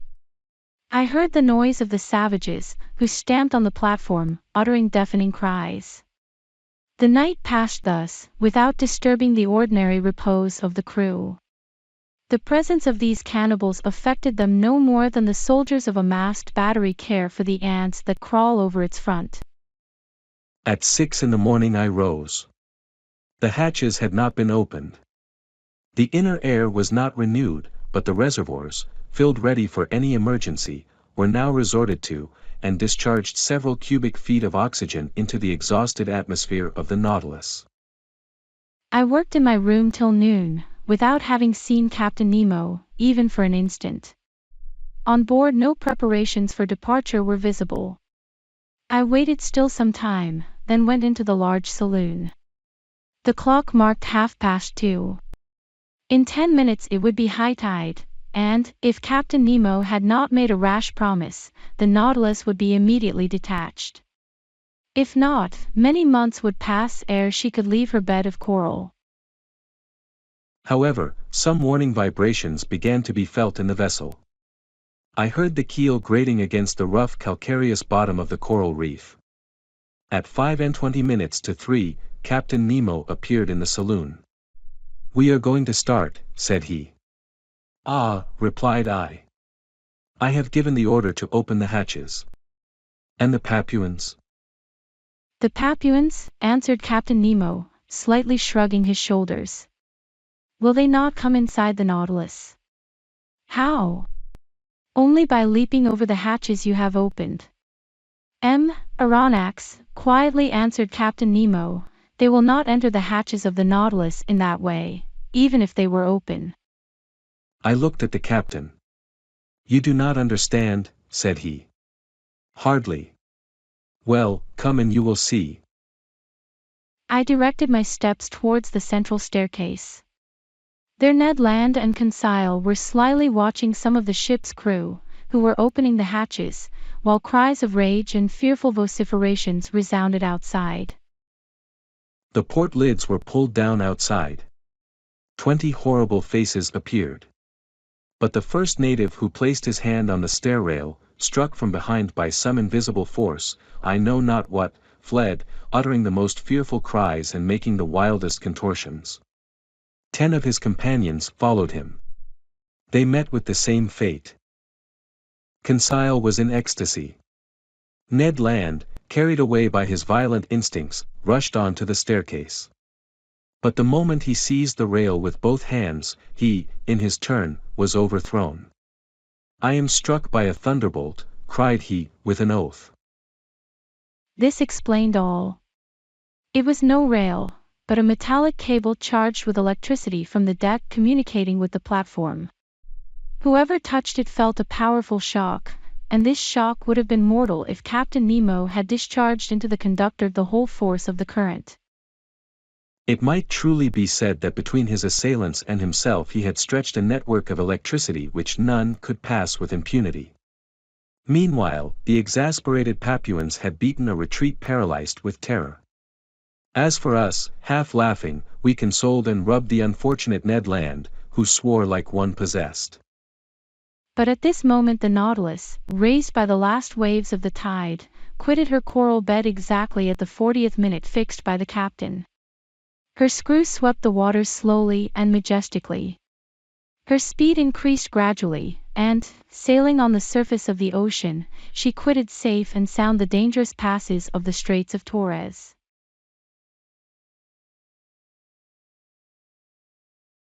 The following day, January 10, the Nautilus continued her course between two seas, but with such remarkable speed that I could not estimate it at less than 35 miles an hour. The rapidity of her screw was such that I could neither follow nor count its revolutions. When I reflected that this marvelous electric agent, after having afforded motion, heat, and light to the Nautilus, still protected her from outward attack, and transformed her into an ark of safety which no profane hand might touch without being thunder-stricken, my admiration was unbounded, and from the structure it extended to the engineer who had called it into existence.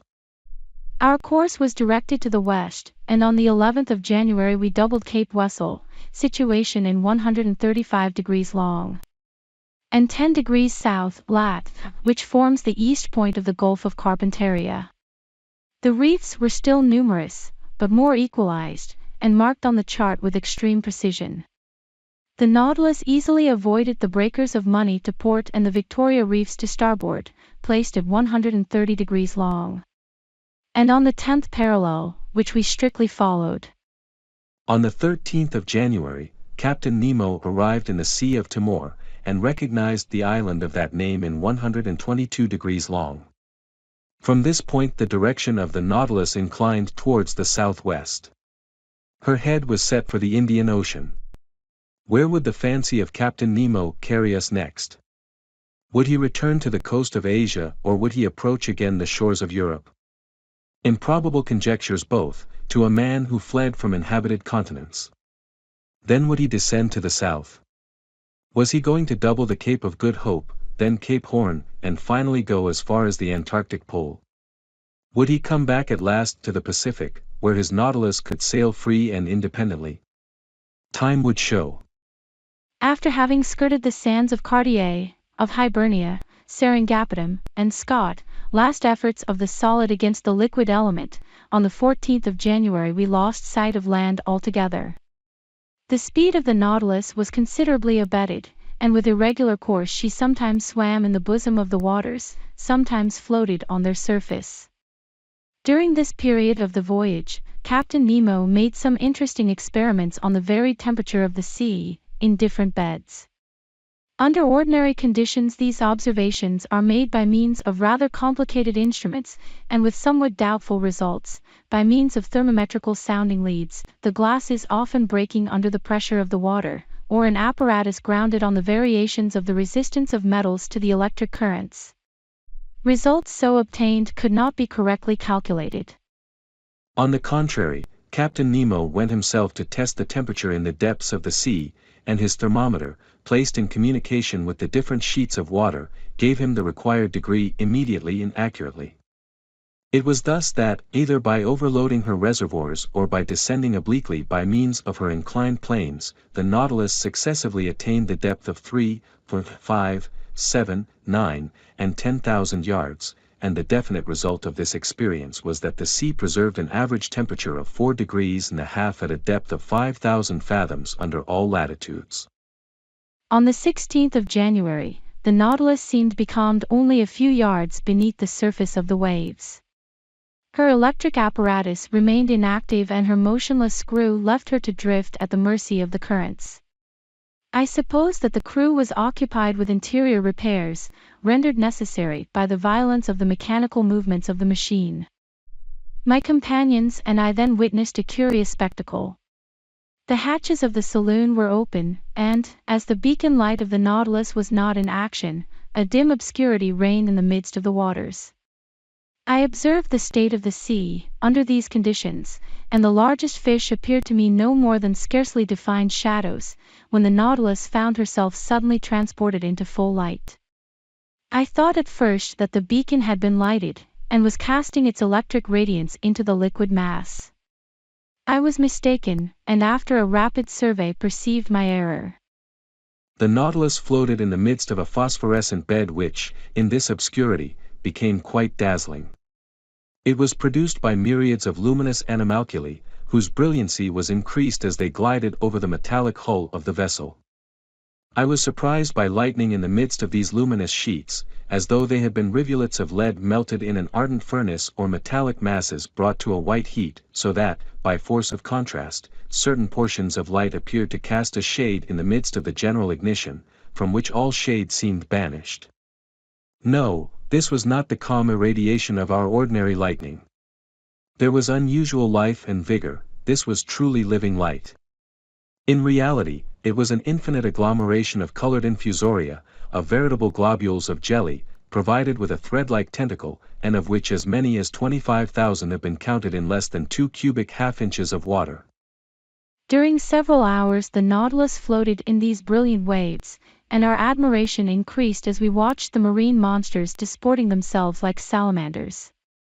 I saw there in the midst of this fire that burns not the swift and elegant porpoise, the indefatigable clown of the ocean, and some swordfish 10 feet long, those prophetic heralds of the hurricane whose formidable sword would now and then strike the glass of the saloon. Then appeared the smaller fish, the ballista, the leaping mackerel, wolf thorntails, and 100 others which striped the luminous atmosphere as they swam. This dazzling spectacle was enchanting. Perhaps some atmospheric condition increased the intensity of this phenomenon. Perhaps some storm agitated the surface of the waves.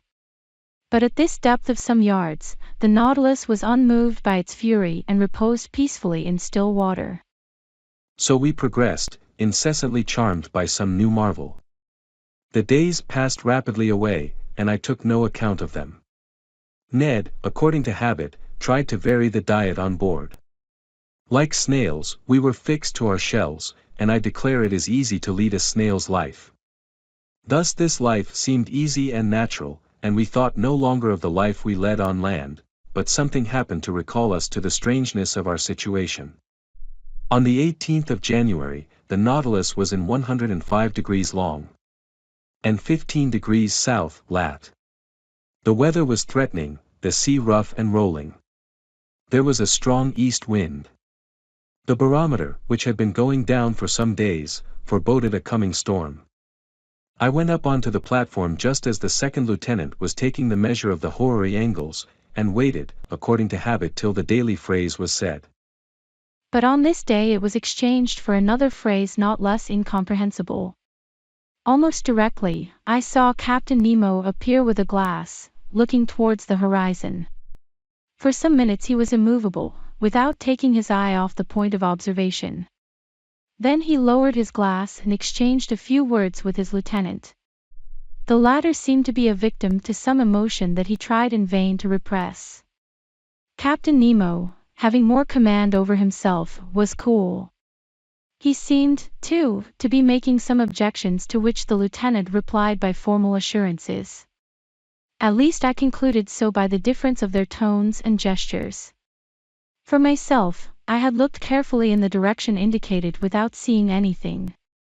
The sky and water were lost in the clear line of the horizon. However, Captain Nemo walked from one end of the platform to the other, without looking at me, perhaps without seeing me. His step was firm, but less regular than usual. He stopped sometimes, crossed his arms, and observed the sea. What could he be looking for on that immense expanse? The Nautilus was then some hundreds of miles from the nearest coast. The lieutenant had taken up the glass and examined the horizon steadfastly, going and coming, stamping his foot and showing more nervous agitation than his superior officer. Besides, this mystery must necessarily be solved, and before long, for, upon an order from Captain Nemo, the engine, increasing its propelling power, made the screw turn more rapidly. Just then the lieutenant drew the captain's attention again. The latter stopped walking and directed his glass towards the place indicated. He looked long. I felt very much puzzled, and descended to the drawing room, and took out an excellent telescope that I generally used. Then, leaning on the cage of the watch light that jutted out from the front of the platform, set myself to look over all the line of the sky and sea.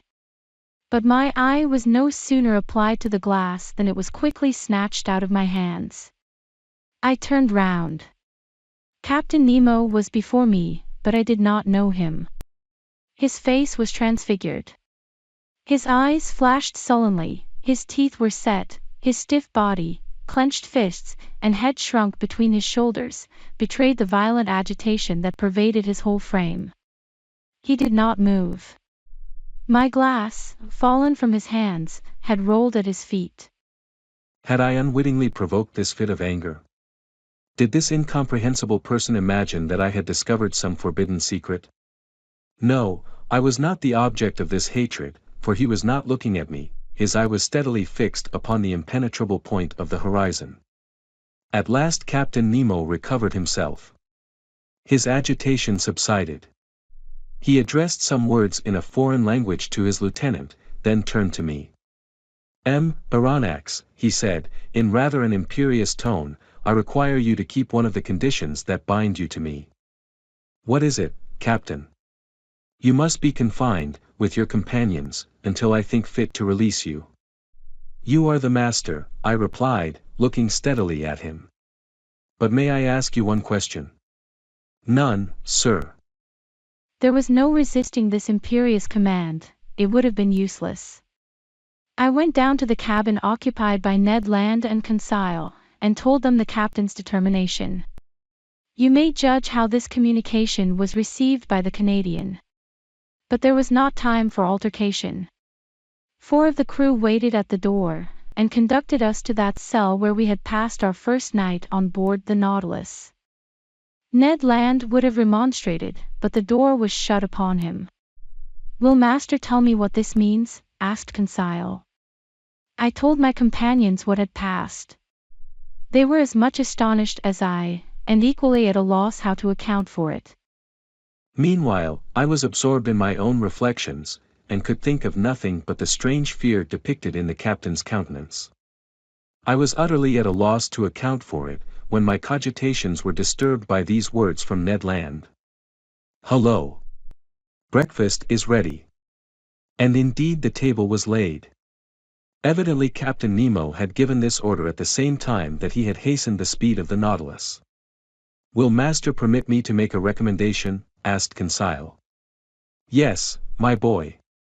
"Well, it is that master breakfasts.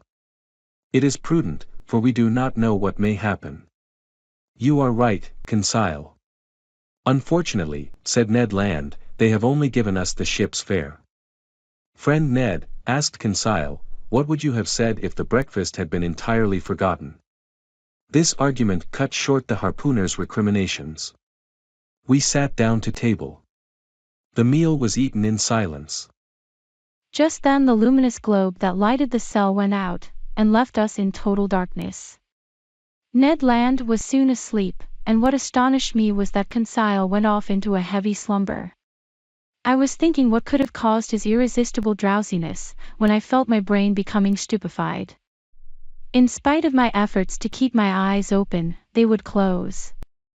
A painful suspicion seized me. Evidently soporific substances had been mixed with the food we had just taken. Imprisonment was not enough to conceal Captain Nemo's projects from us, sleep was more necessary. I then heard the panels shut. The undulations of the sea, which caused a slight rolling motion, ceased. Had the Nautilus quitted the surface of the ocean? Had it gone back to the motionless bed of water? I tried to resist sleep. It was impossible. My breathing grew weak. I felt a mortal cold freeze my stiffened and half-paralyzed limbs. My eyelids, like leaden caps, fell over my eyes. I could not raise them, a morbid sleep, full of hallucinations, bereft me of my being. Then the visions disappeared, and left me in complete insensibility.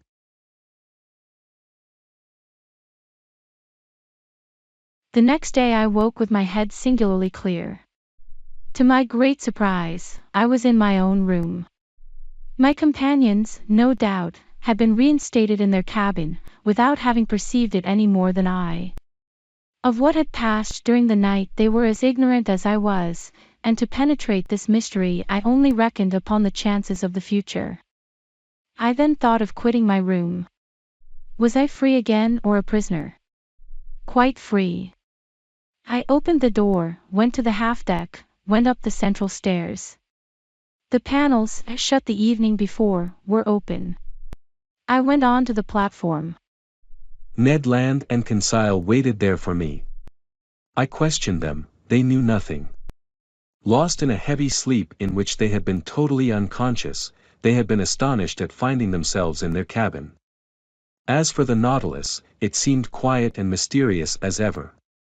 It floated on the surface of the waves at a moderate pace. Nothing seemed changed on board.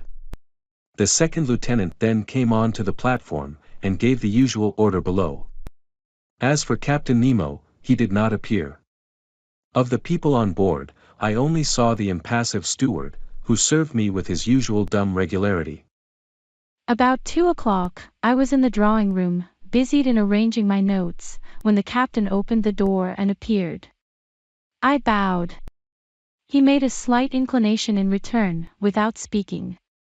I resumed my work, hoping that he would perhaps give me some explanation of the events of the preceding night.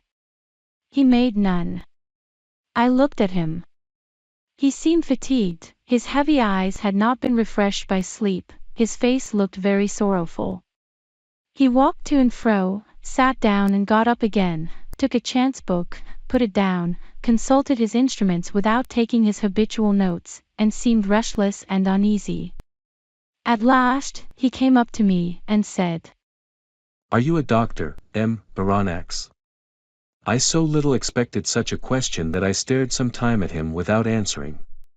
"Are you a doctor?" he repeated. "Several of your colleagues have studied medicine." "Well," said I am a doctor and resident surgeon to the hospital. I practiced several years before entering the museum." "Very well, sir. My answer had evidently satisfied the captain. But, not knowing what he would say next, I waited for other questions, reserving my answers according to circumstances. Aranax, will you consent to prescribe for one of my men? He asked. Is he ill? Yes. I am ready to follow you. Come, then. I own my heartbeat, I do not know why. I saw certain connection between the illness of one of the crew and the events of the day before, and this mystery interested me at least as much as the sick man. Captain Nemo conducted me to the poop of the Nautilus, and took me into a cabin situated near the sailors' quarters.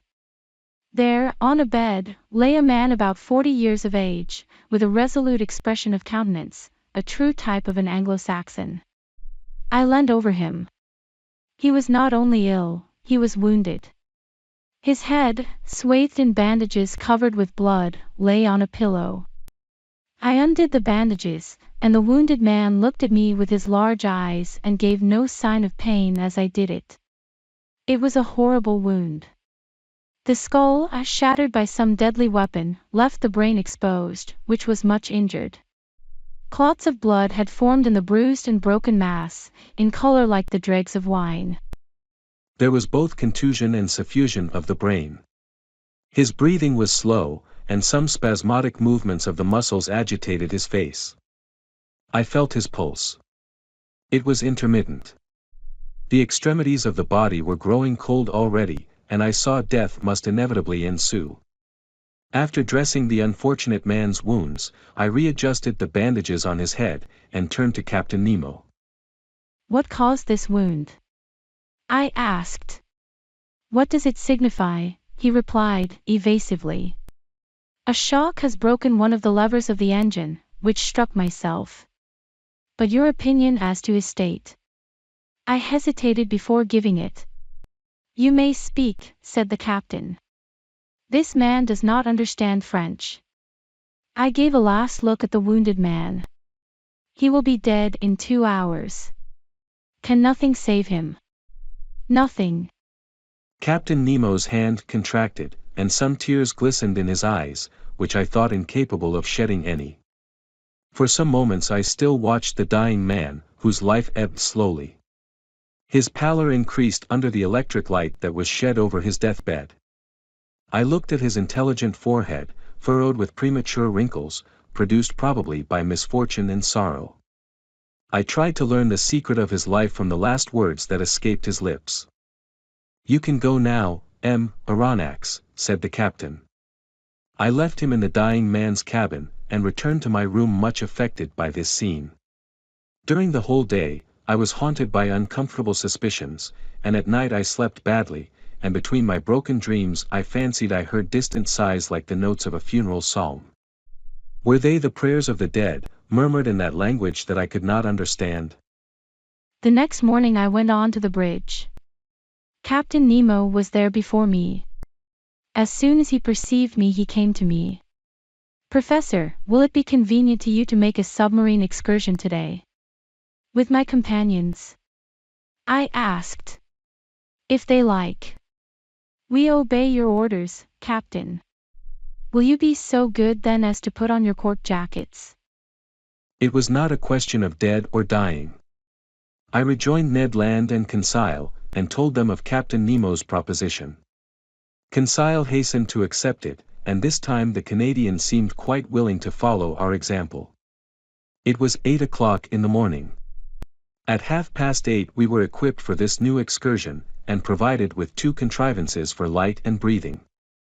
The double door was open, and, accompanied by Captain Nemo, who was followed by a dozen of the crew, we set foot, at a depth of about 30 feet, on the solid bottom on which the Nautilus rested. A slight declivity ended in an uneven bottom, at 15 fathoms depth. This bottom differed entirely from the one I had visited on my first excursion under the waters of the Pacific Ocean. Here, there was no fine sand, no submarine prairies, no sea forest.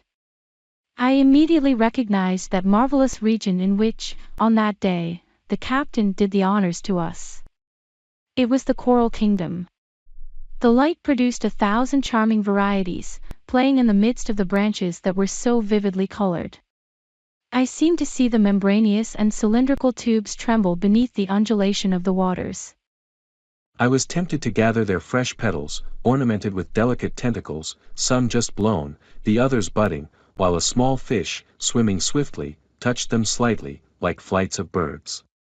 But if my hand approached these living flowers, these animated, sensitive plants, the whole colony took alarm. The white petals re-entered their red cases, the flowers faded as I looked, and the bush changed into a block of stony knobs. Chance had thrown me just by the most precious specimens of the zoophyte. This coral was more valuable than that found in the Mediterranean, on the coasts of France, Italy and Barbary. Its tints justified the poetical names of flower of blood, and froth of blood, that trade has given to its most beautiful productions. Coral is sold for £20 per ounce, and in this place the watery beds would make the fortunes of a company of coral divers. This precious matter, often confused with other polypi, formed then the inextricable plots called Machiota, and on which I noticed several beautiful specimens of pink coral. But soon the bushes contract, and the arborizations increase. Real petrified thickets, long joints of fantastic architecture, were disclosed before us. Captain Nemo placed himself under a dark gallery, where by a slight declivity we reached a depth of 100 yards. The light from our lamps produced sometimes magical effects, following the rough outlines of the natural arches and pendants disposed like lustres, that were tipped with points of fire. At last, after walking 2 hours, we had attained a depth of about 300 yards, that is to say, the extreme limit on which coral begins to form. But there was no isolated bush, nor modest brushwood, at the bottom of lofty trees. It was an immense forest of large mineral vegetations, enormous petrified trees, united by garlands of elegant sea bindweed, all adorned with clouds and reflections. We passed freely under their high branches, lost in the shade of the waves. Captain Nemo had stopped. I and my companions halted, and, turning round, I saw his men were forming a semicircle round their chief. Watching attentively, I observed that 4 of them carried on their shoulders an object of an oblong shape. We occupied, in this place, the center of a vast glade surrounded by the lofty foliage of the submarine forest. Our lamps threw over this place a sort of clear twilight that singularly elongated the shadows on the ground. At the end of the glade the darkness increased, and was only relieved by little sparks reflected by the points of coral. Ned Land and Conseil were near me. We watched, and I thought I was going to witness a strange scene. On observing the ground, I saw that it was raised in certain places by slight excrescences encrusted with limy deposits, and disposed with a regularity that betrayed the hand of man. In the midst of the glade, on a pedestal of rocks roughly piled up, stood a cross of coral that extended its long arms that one might have thought were made of petrified blood. Upon a sign from Captain Nemo one of the men advanced, and at some feet from the cross he began to dig a hole with a pickaxe that he took from his belt. I understood all. This glade was a cemetery, this hole a tomb, this oblong object the body of the man who had died in the night. The captain and his men had come to bury their companion in this general resting place, at the bottom of this inaccessible ocean. The grave was being dug slowly, the fish fled on all sides while their retreat was being thus disturbed. I heard the strokes of the pickaxe, which sparkled when it hit upon some flint lost at the bottom of the waters. The hole was soon large and deep enough to receive the body. Then the bearers approached. The body, enveloped in a tissue of white linen, was lowered into the damp grave. Captain Nemo, with his arms crossed on his breast, and all the friends of him who had loved them, knelt in prayer. The grave was then filled in with the rubbish taken from the ground, which formed a slight mound. When this was done, Captain Nemo and his men rose, then, approaching the grave, they knelt again, and all extended their hands in sign of a last adieu. Then the funeral procession returned to the Nautilus, passing under the arches of the forest, in the midst of thickets, along the coral bushes, and still on the ascent. At last the light of the ship appeared, and its luminous track guided us to the Nautilus. At 1 o'clock we had returned. As soon as I had changed my clothes, I went up onto the platform, and, a prey to conflicting emotions, I sat down near the binnacle. Captain Nemo joined me. I rose and said to him, "So, as I said he would, this man died in the night." "Yes, Aronnax. And he rests now, near his companions, in the coral cemetery." "Yes, forgotten by all else, but not by us. We dug the grave, and the polypi undertake to seal our dead for eternity." And, burying his face quickly in his hands, he tried in vain to suppress a sob. Then he added, "Our peaceful cemetery is there, some 100 feet below the surface of the waves. Your dead sleep quietly, at least, Captain, out of the reach of sharks." "Yes, sir, of sharks and men," gravely replied the captain.